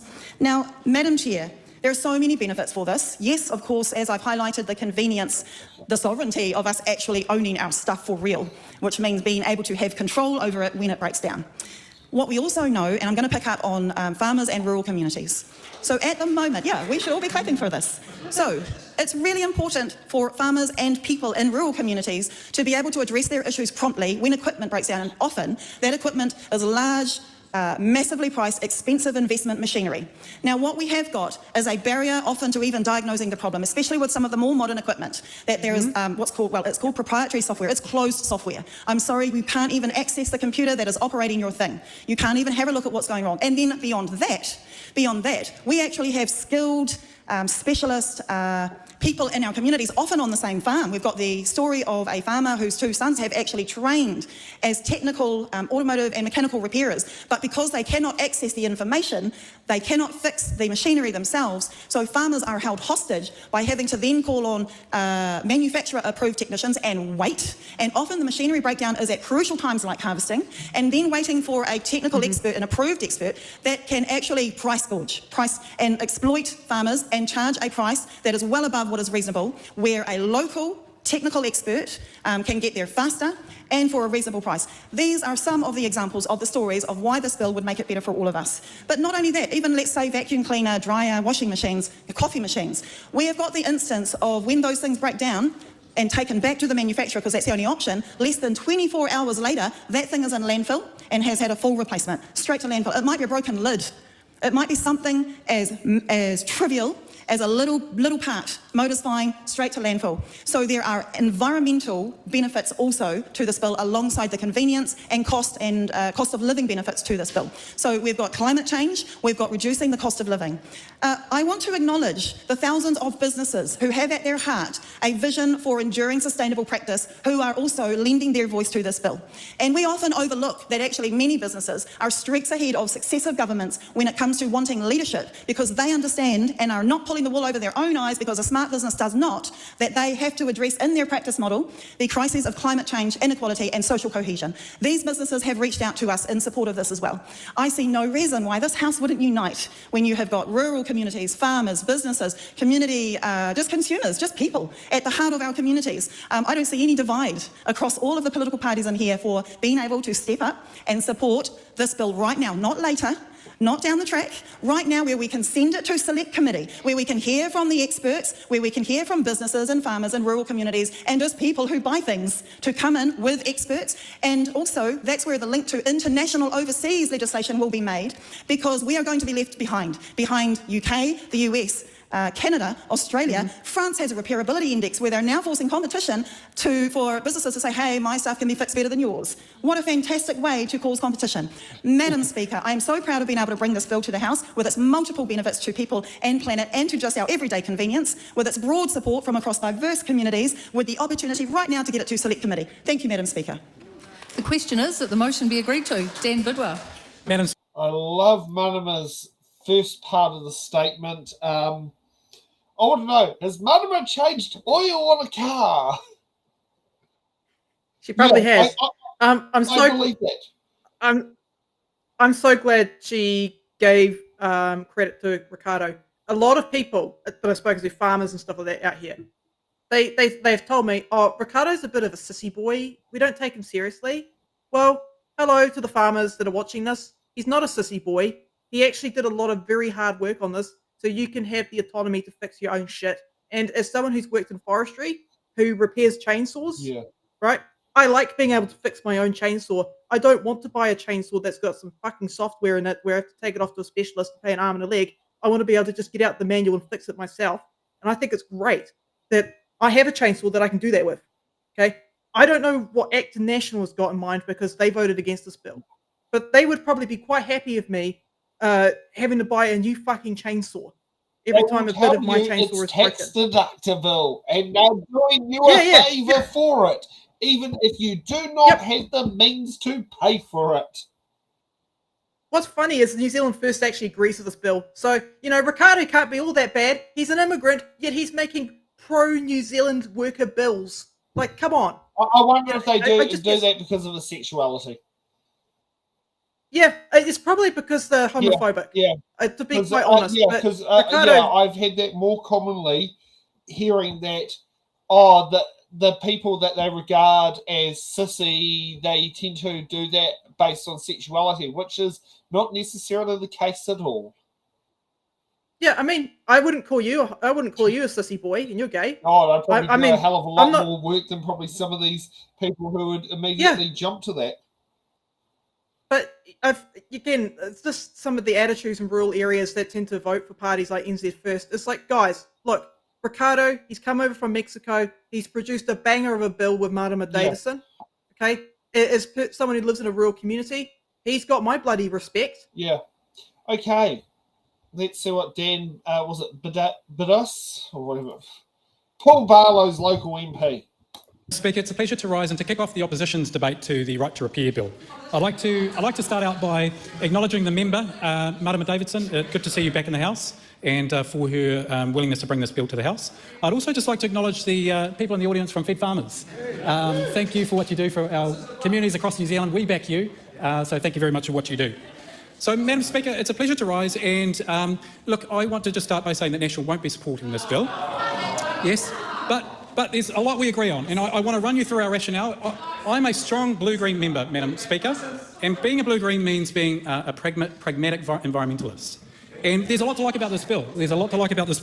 We support the intent of this bill, Madam Speaker, because really what this is about is ensuring that as part of a free and competitive market, it's relying on perfect information. And there are some market failures around the lack of perfect information that is available. We've all got our own stories, Madam Speaker, of things that we've bought and that we've taken in to get repaired and we haven't been able to get repaired. I've had kitchen equipment, but most recently, Madam Speaker, I had an electric vehicle.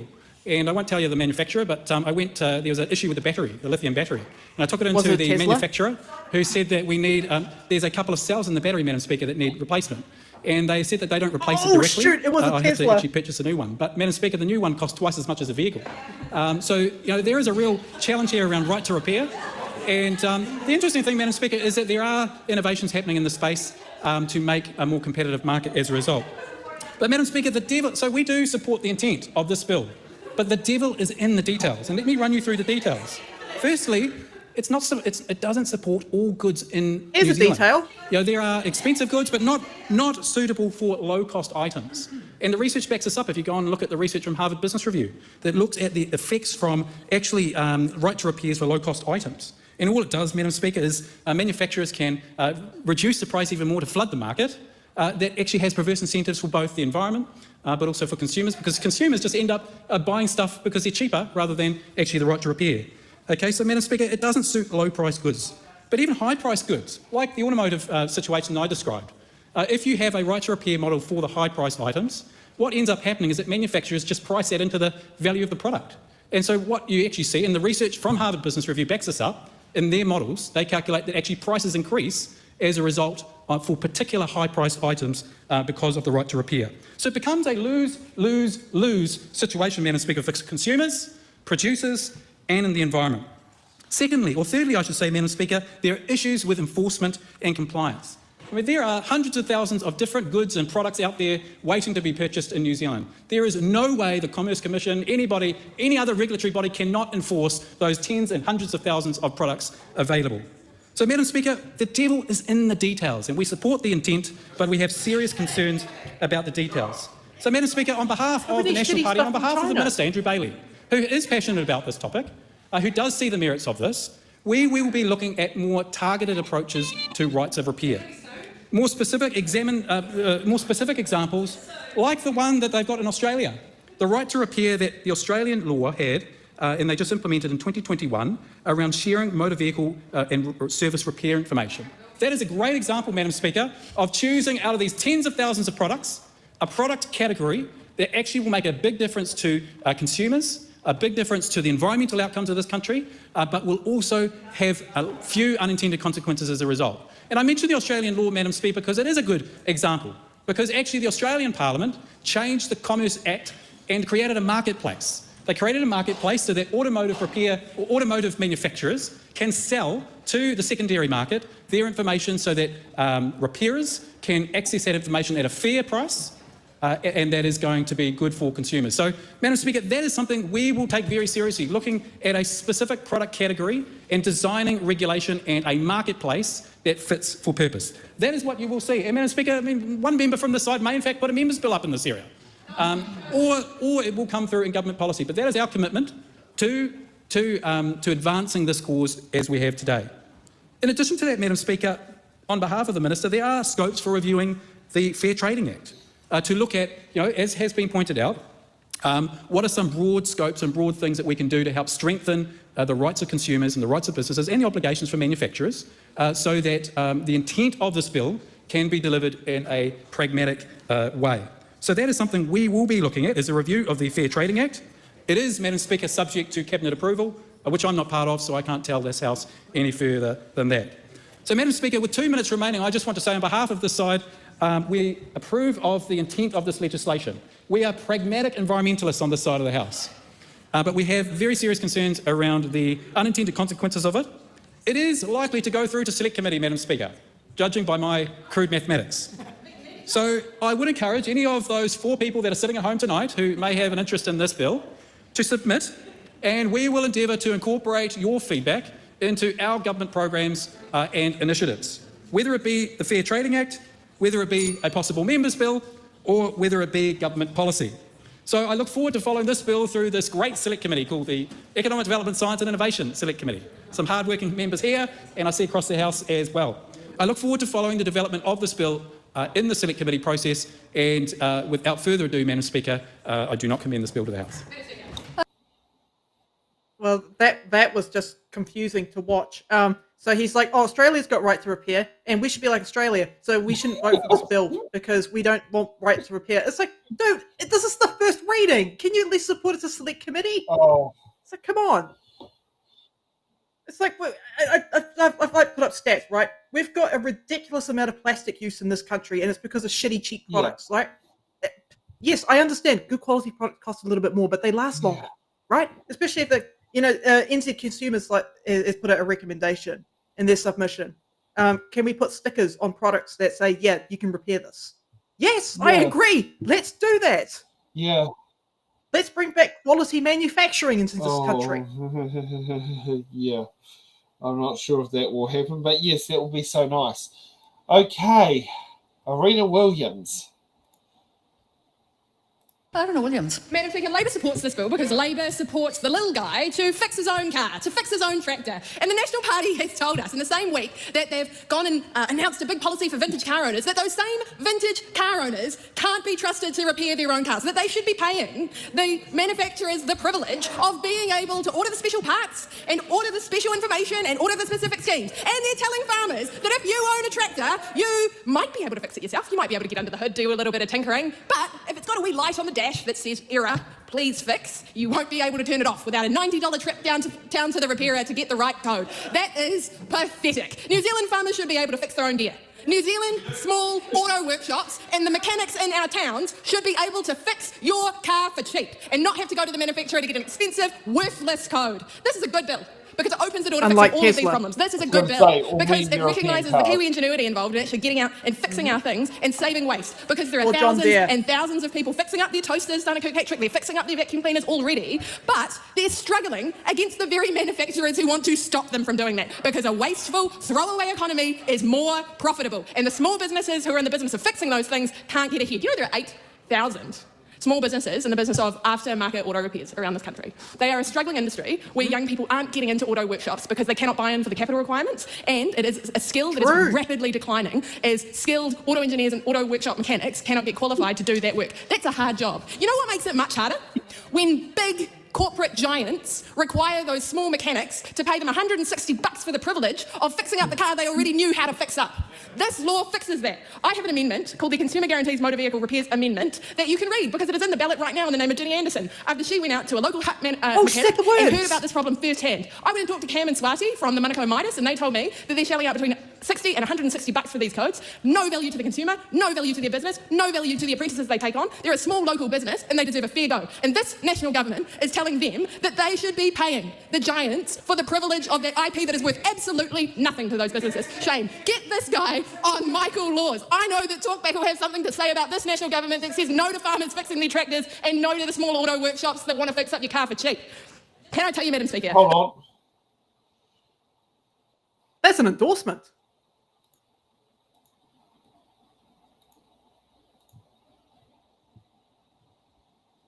Oh, no, it's not. It's in the ballot. She has put... They're shelling out between $60 and $160 for these codes. No value to the consumer, no value to their business, no value to the apprentices they take on. Said the words, I'll take that as and they deserve a fair go. And this national government is telling them that they should be paying the giants for the privilege of that IP that is worth absolutely nothing to those businesses. Shame. Get this guy on Michael Laws. I know that Talkback will have something to say about this national government that says no to farmers fixing their tractors and no to the small auto workshops that want to fix up your car for cheap.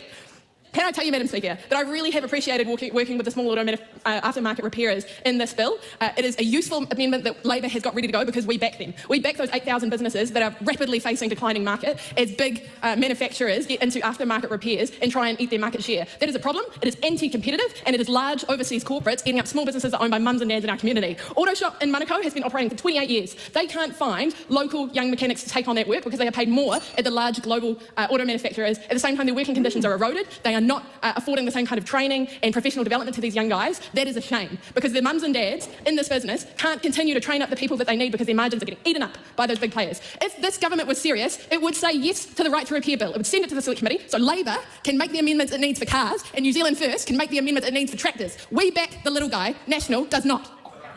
And actually, that's quite an interesting point because if you get a young, mechanic these days and you ask them how to tune a set of points, they probably wouldn't have a clue what to do because, point ignition is now what you'd call an obsolete system. And if you actually want to get point cars tuned properly, you either have to learn how to do it yourself or you have to go to someone who's got grey hair and is probably twice my age that can sit there and do the job because that as can be sit there and seen there as it's not like that's something of an obsolete technology, but it's very common in classic cars because fuel injected technology is a modern technology. It started coming out in the early 70s and it really took on board during the 90s. But interesting and bring up about cars, and I know about check engine light codes because you know if I have that spring up on my car, I've got to go to Super Cheap Auto and pay $30. I highly recommend people to watch a channel called More Perfect Union, sorry. I did put the link in the chat before, but the video is called How John Deere Robs Farmers $4 billion a Year, and that's based in the United States, and it talks about how farmers are unable to fix their own shit because of software that's in the tractor that has to go off to the specialist and all that stuff. So you've got all these farmers that want to get the work done. They can't get the work done. They got to take the bloody tractor off to the John Deere manufacturer. And this is all bullshit. You got people out here that go, yeah, I'm a tough American. I want self-sufficiency. And they can't even fix their own damn tractor. We don't want that in New Zealand. We want to be able to fix our own damn tractor. I can certainly tell you that right now we definitely do have it with certain truck manufacturers. Scania is known that you have to go to the Scania rep to do it because I know Muhammad has... Muslim's dad's had to go to the Scania rep many times. But at least in the case of the Scania rep comes to the business to sit there and do that. And I remember when he had to do a software computer upgrade and the truck basically, it could be driven for the next 24 hours, but it was just like he had to go and take a copy of the computer software, download it onto a stick, go to the Scania thing, sit down there, put the put the copy of the computer thing in there. The Scania finds out the missing patches, updates the things, and sent it back. And it was a 24-hour process, and that was solely computerized. Now that only cost a couple of $100, which in the scheme of a truck, that's actually chicken. Like basically, like his diesel bill to go to Auckland back is it's something like a trip to Auckland back costs $2,000, in his truck. If that puts something into comparison, I remember when the clutch went out on Scania, it cost $18,000 to fix, and a lot of that was the fact of the clutch. Was it that part of that was having to tow it there because you couldn't get it to the mechanics, and this happened in Auckland. But that sort of thing there, at least it was able to be fixed. But I mean, these are talking. You're looking at 5-figure sums. If you talk about the tractor with the same thing, same concept. Yeah, I mean, put it this way. I brought up a stat before, and I've got the environmental report here, and I'll bring it up again so people can know what I'm talking about. Right, an estimated 80% of product-related environmental impacts is determined at the design stage of a product. So again, it's inbuilt failure, inbuilt points of failure. So corporations are like, oh, well, hey, the person who owns the truck, they won't mind giving a couple $100 for a problem we built into the machine that didn't have to be there. It's just there for shits and giggles, so we can make a profit. A car with what do you call it? Wider than normal spark plug gaps, which doesn't make the car run any better. It actually makes it run worse. No, it's just built-in points of failure. It's designed to make the consumer spend more money. Yeah, I mean, and it's something that's probably can be related to as in the car aspect. Okay, let's see what sensible Todd Stevenson's got to say. Todd Stevenson. Thank you, Madam Speaker. I rise to speak on behalf of ACT on the Consumer Guarantees Right to Repair Amendment Bill, and I want to acknowledge the Honourable Marama Davidson for having this bill drawn and for speaking tonight and putting forward her case. I will come to some of the issues as we see them with the bill, but I want to start really at a high level and talk about why we don't think this bill in its current form is the right thing to do. And really, I've got 3 key points that I want to put forward. The first is we need to think about the actual economic impact on manufacturers. So if we impose this right to repair, so it's not an offer to repair, it's not a maybe repair, it's a right, so a consumer can demand something is repaired, that is actually going to place additional costs on manufacturers, and we have to accept that. So those costs are likely, they're going to be passed on to the consumer. So I think we just need to think about that. Also, if you're a small and medium business, and pretend you are, and I'll get on to why there aren't many New Zealand manufacturers in a moment, but if you were a small New Zealand manufacturer, and you're likely to be small, that is going to be a substantial cost on your operation, having to put in place this right to repair obligation. Also, we don't want to be adding these extra costs on the consumer goods, or any goods in fact, because that's actually just going to put further pressure on household budgets, and we know what's happened to household budgets over the last few years with inflation costs. So that's something we do want to avoid. Many of the goods that we actually consume in New Zealand are imported. So if you think of electronics, TVs, etc., they are actually imported. We don't make those here. We're a very small market. And so by having this right to repair legislation, again, it's like a kind of tariff, because those importers would be required to put in place something special for New Zealand. And so we really need to think about that. And there's a lot of talk, obviously, about tariffs in the world at the moment with some things that have come out of the US. So we actually need to think about these things.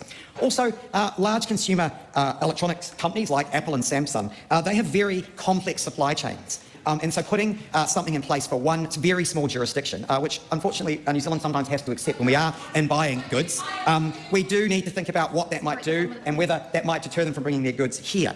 A point that was well made actually by Eric Crampton, who's an economist, is that we're really a regulatory taker. Because we import so many of these small goods, we're actually required really to take them and not be too difficult about the rules and regulations we impose on them, because all that's going to do is either deter them from selling their goods to New Zealand or put really high costs on the goods that they do here. Also, there are businesses that do want to repair goods, and that's actually their business model. And so again, we want to make sure that they are niche and are able to do that. The second thing is that this bill could actually reduce innovation. And again, we just want to talk through that with a couple of points, because actually requiring companies to make repair and parts available actually might disincentivize them from actually investing in new technologies and actually going to the next innovation. And so we want to make sure that innovation is encouraged, that is delivering new products and deriving economic growth. Also, some technologies are actually planned to be obsolete. That's the life cycle. They're actually not designed to be repaired. They actually move on and go to the next iteration. There are also some implementation challenges which were also mentioned. And so I've got to agree with my colleague Dan Bidwell that this bill is too broad, and there are probably some targeted product categories or interventions that we should look at, but this bill doesn't do that. There's also a very scary clause which actually basically is around discovering net percentage profits and actually imposing basically a markup, actually deciding what the markup that a manufacturer can actually decide to make for a repair. So we would, on that basis, ACT will not be supporting this bill. Andy Now, Foster. I'd like to bring something up on there. Now, this is something that was minor. Last year, no, not last year, it's the year before. In August, I had a Cambourne water pump change done. In December, I got a sound in my car that sounded like the water pump was wearing out. And I go to see Steve, Dad, Serena, Wyke, and I. But when this fault went out, I went and saw someone in Wellington who he just basically sat there and said to me, "Have you had the water pump replaced in the last 6 months, a year, 3 months ago when Campbell was?" And he goes, "Okay, they'll be under warranty. You actually have to go back to who it is." But by the sounds of it, it sounds like a bearing on a belt has gone out, and it could be the water pump. So I rang up Steve, told him what it was. It had to happen literally his last trading day before Christmas. And he said, get the car, get it up to me tomorrow morning, and I'll go and have a look at it. He did tell me under a manufacturer's warranty from the manufacturer, as part of buying the part, they guarantee it should last, 50,000 Ks or something. And he says if it packs up 10,000 Ks 3 months afterwards, the manufacturer is the one who actually pays for the repair costs to him, not himself wearing that loss of selling the product. So that was something I found out on there. The great news was the water pump didn't go out. It was the air conditioning pump bearing that went out. But so that's something that's in there of so when it comes to the automotive industry, a lot of these manufacturers, they sell their parts. Their parts should last, 50,000, 100,000 Ks, that sort of thing. Some of it's recommendations, some of it's guarantees. Like a clutch, for example, that should last at least 100,000 Ks. If it went out in 10,000 Ks, there's a lot of questions that need to be asked. One question I have is, why does ACT hate Kiwi ingenuity? Because a lot of the skills to modify shit, a lot of the skills that you learn from fixing stuff actually translate over to innovation. So why do you hate Why do you hate Kiwi ingenuity, ACT? And the Libertarian Party that doesn't support the idea of workers having the freedom to repair their own stuff. Why is the Green Party more libertarian than the ACT Party? Who knows? Maybe it's the current iteration of the ACT Party. Yeah. So this is cooked, man. Oh, let's go to Uncle Andy. First of all, I want to congratulate the Honourable Marama Davidson both for this bill, and also good to see you back in the House. It is important. All of our health is really, really important, so great to see you back here. This bill is about amending the current Consumer Guarantees Act. At the moment, consumers have the right, when something goes wrong, to replace, to get a refund, or to repair. But there is an opt-out, and what it says is, what the current legislation says, that under Section 42, if the manufacturer or the retailer says, actually, we're not going to repair, they can opt out of that, and so there is no right to repair. The bill seeks to remove that option to opt out of repair by repealing that Section 42, which means that manufacturers or retailers would then be responsible for repair if that is reasonable. The bill requires manufacturers and retailers to provide repair parts, tools and information to consumers within a reasonable time of purchase. And obviously that's going to depend on what the nature of the product is. Some products are going to be long life, some products are going to be short life, so that's going to vary. It was interesting to get advice about what the international experience is, and this is a relatively new proposition, and so we're going to have to see how it goes internationally. But my understanding is that our friends from Federated Farmers have actually just left at the moment. But my understanding is that it was started in the USA when farmers were getting pretty grumpy, coming John Deere, with their ability to be able to service and repair their tractors. And then it took a lot longer to get their tractors back into operation, which obviously is a significant impost on business. It's also now significant in the EU, growing in the EU, and also in Australia. So the question is it also something which we should be looking for in New Zealand? Look, I've been engaged by proponents on the right to repair legislation last year. I acknowledge Paul Smith from Fixed First, who's in the gallery at the moment. Good to see you here, Paul. Look, the principle is a good principle. We heard from my colleague Dan Bidwell that the devil is in the detail, and that's right. The question is, do you try and fix the detail now, or do you wait for soon, wherever soon might be, and then have a go at fixing that whenever that might be, next term or the term after, or whenever it might be?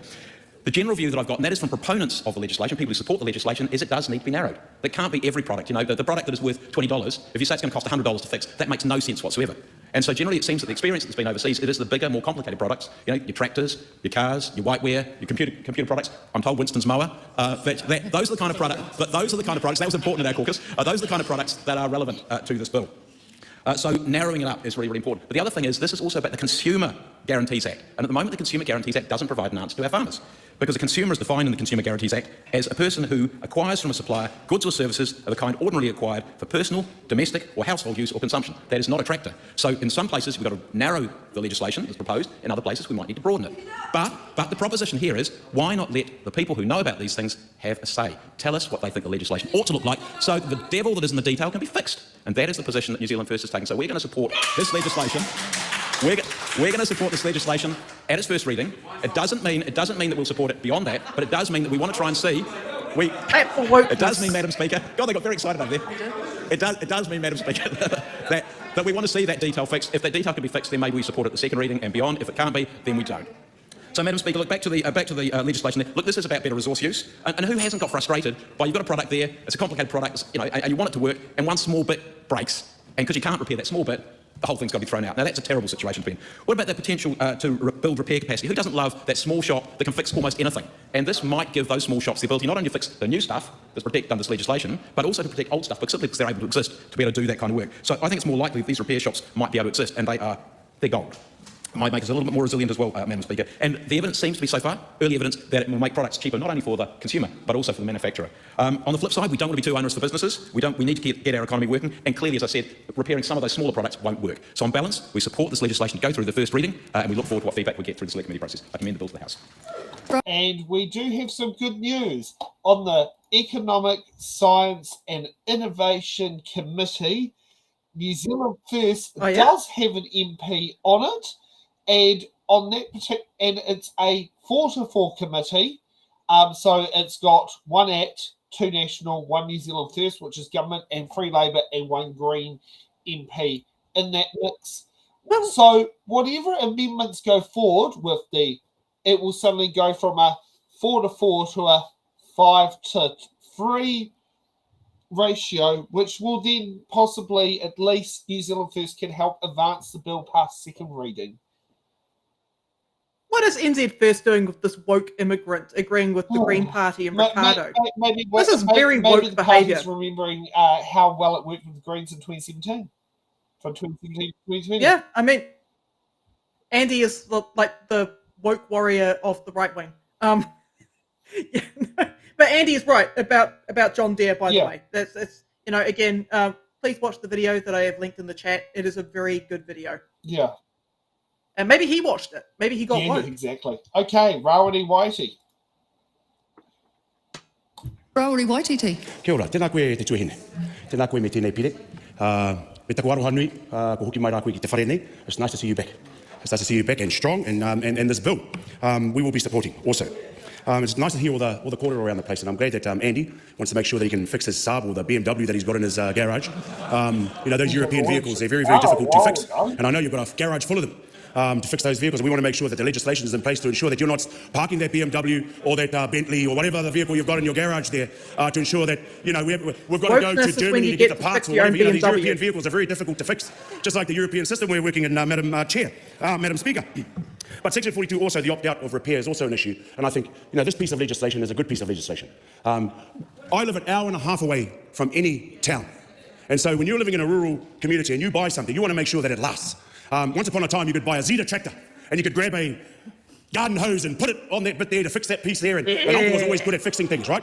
So, it was a smooth transition, but it's not like that anymore, right? You've got to plug something in to tell you where the issue is, and it takes you a very, very long time to get anything fixed, like the old John Deere tractors, and they don't make them like the old Zetas anymore. They don't make them like the old Ford tractors anymore. They don't make them the way they used to make them, where you could fix things. You could go down the shop and get something to fix. But, this puts the responsibility on those who actually sell these products to our people. It's a little bit like my auntie and uncle's marriage, right?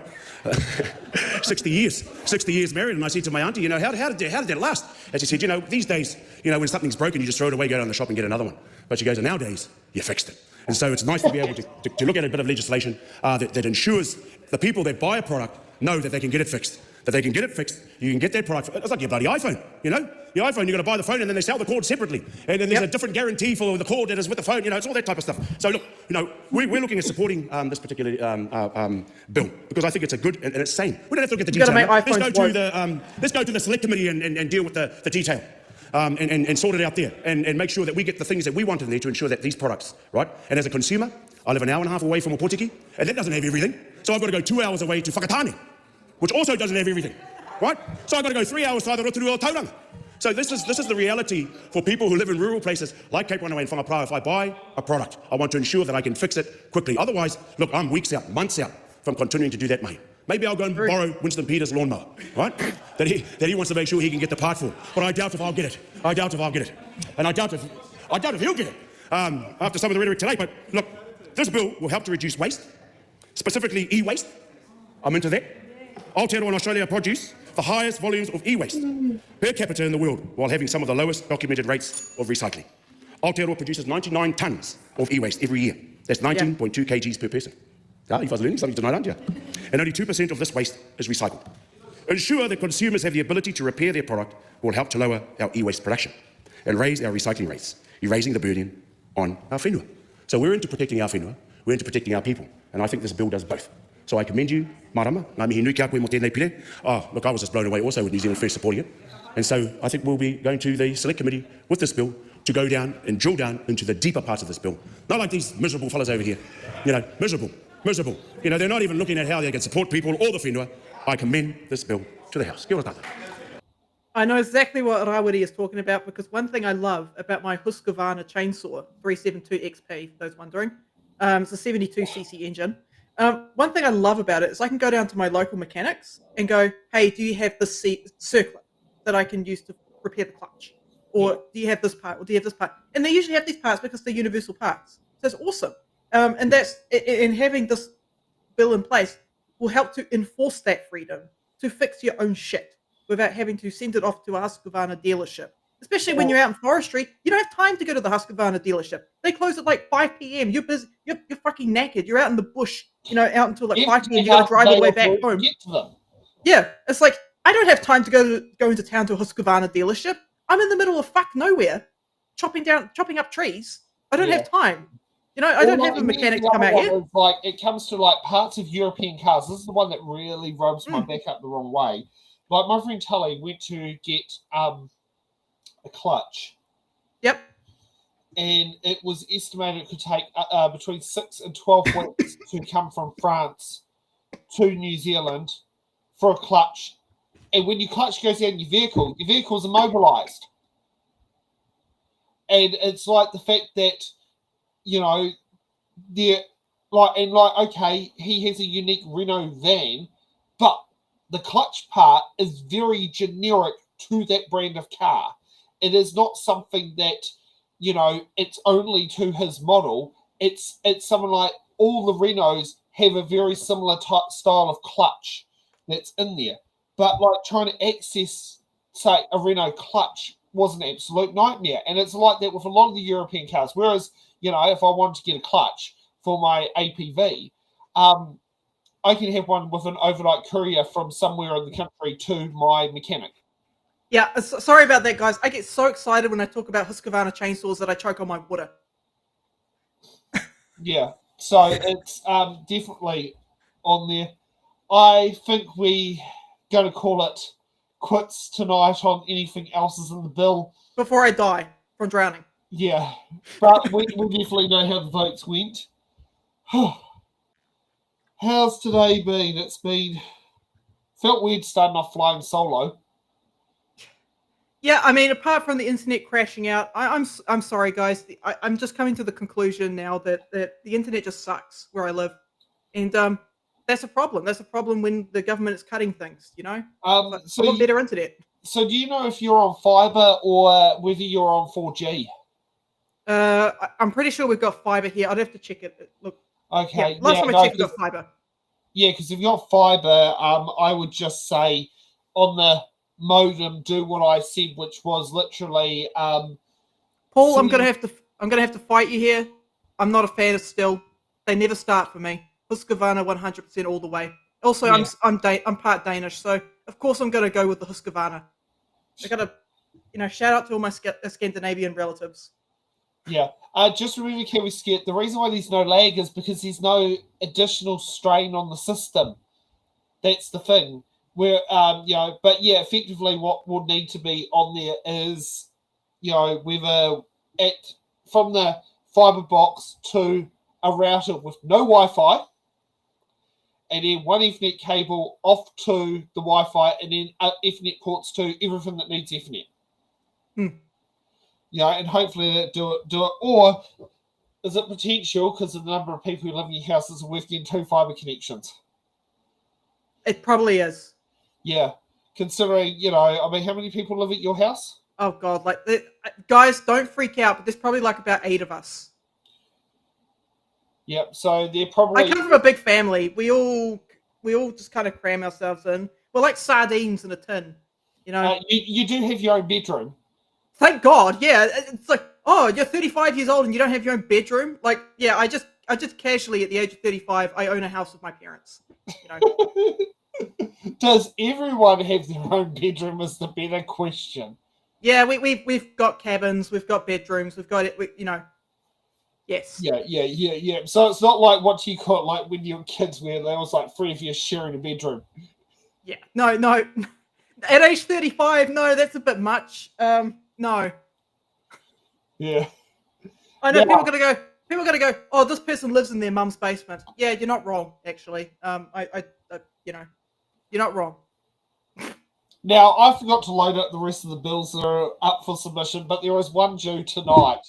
The local government water services bill, which is the final stage of the free waters replacement bill. That's due by midnight tonight.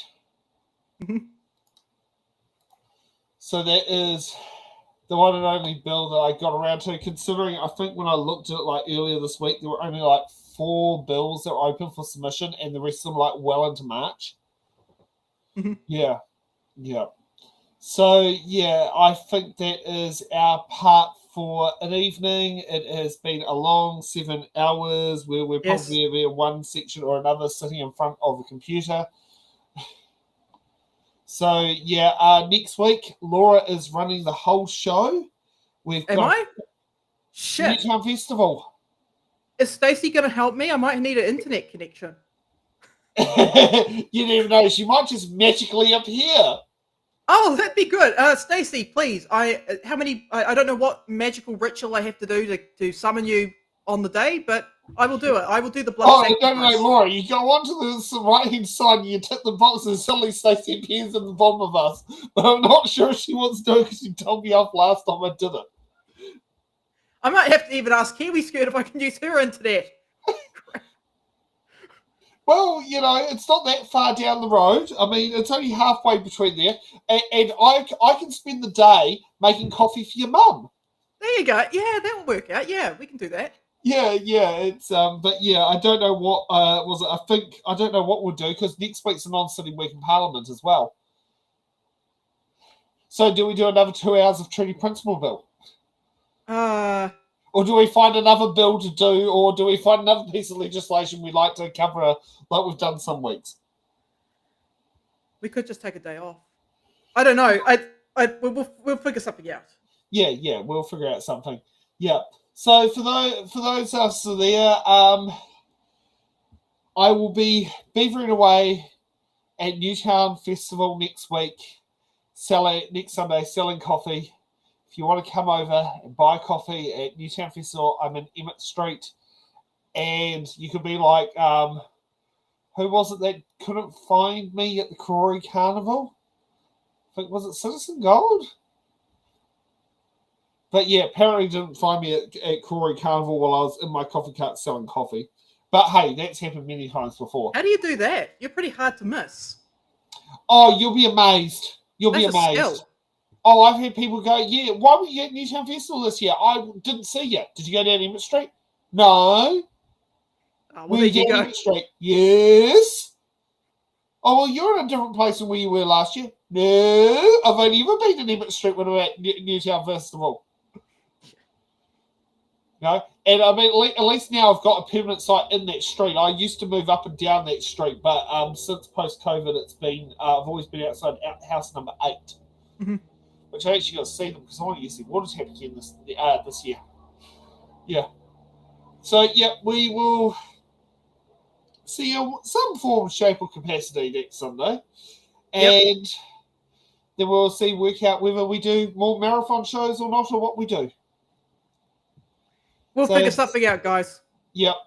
So, yeah, we'll see you next week. Have a good evening. Everyone. Thank you for watching The Order Paper, your express ticket to the New Zealand House of Representatives. Every episode, we unravel the complex world of legislation, debate, and democracy. From bills to select committees, we've got it all covered. From our team of political commentators who will dissect and explain what's happened so you can remain up to date on what's happened in the Aotearoa, New Zealand Parliament. To support our channel, you can become a Patreon member at patreon.com/it'sintheballot. The Order Paper podcast is brought to you by It's in the Ballot Productions.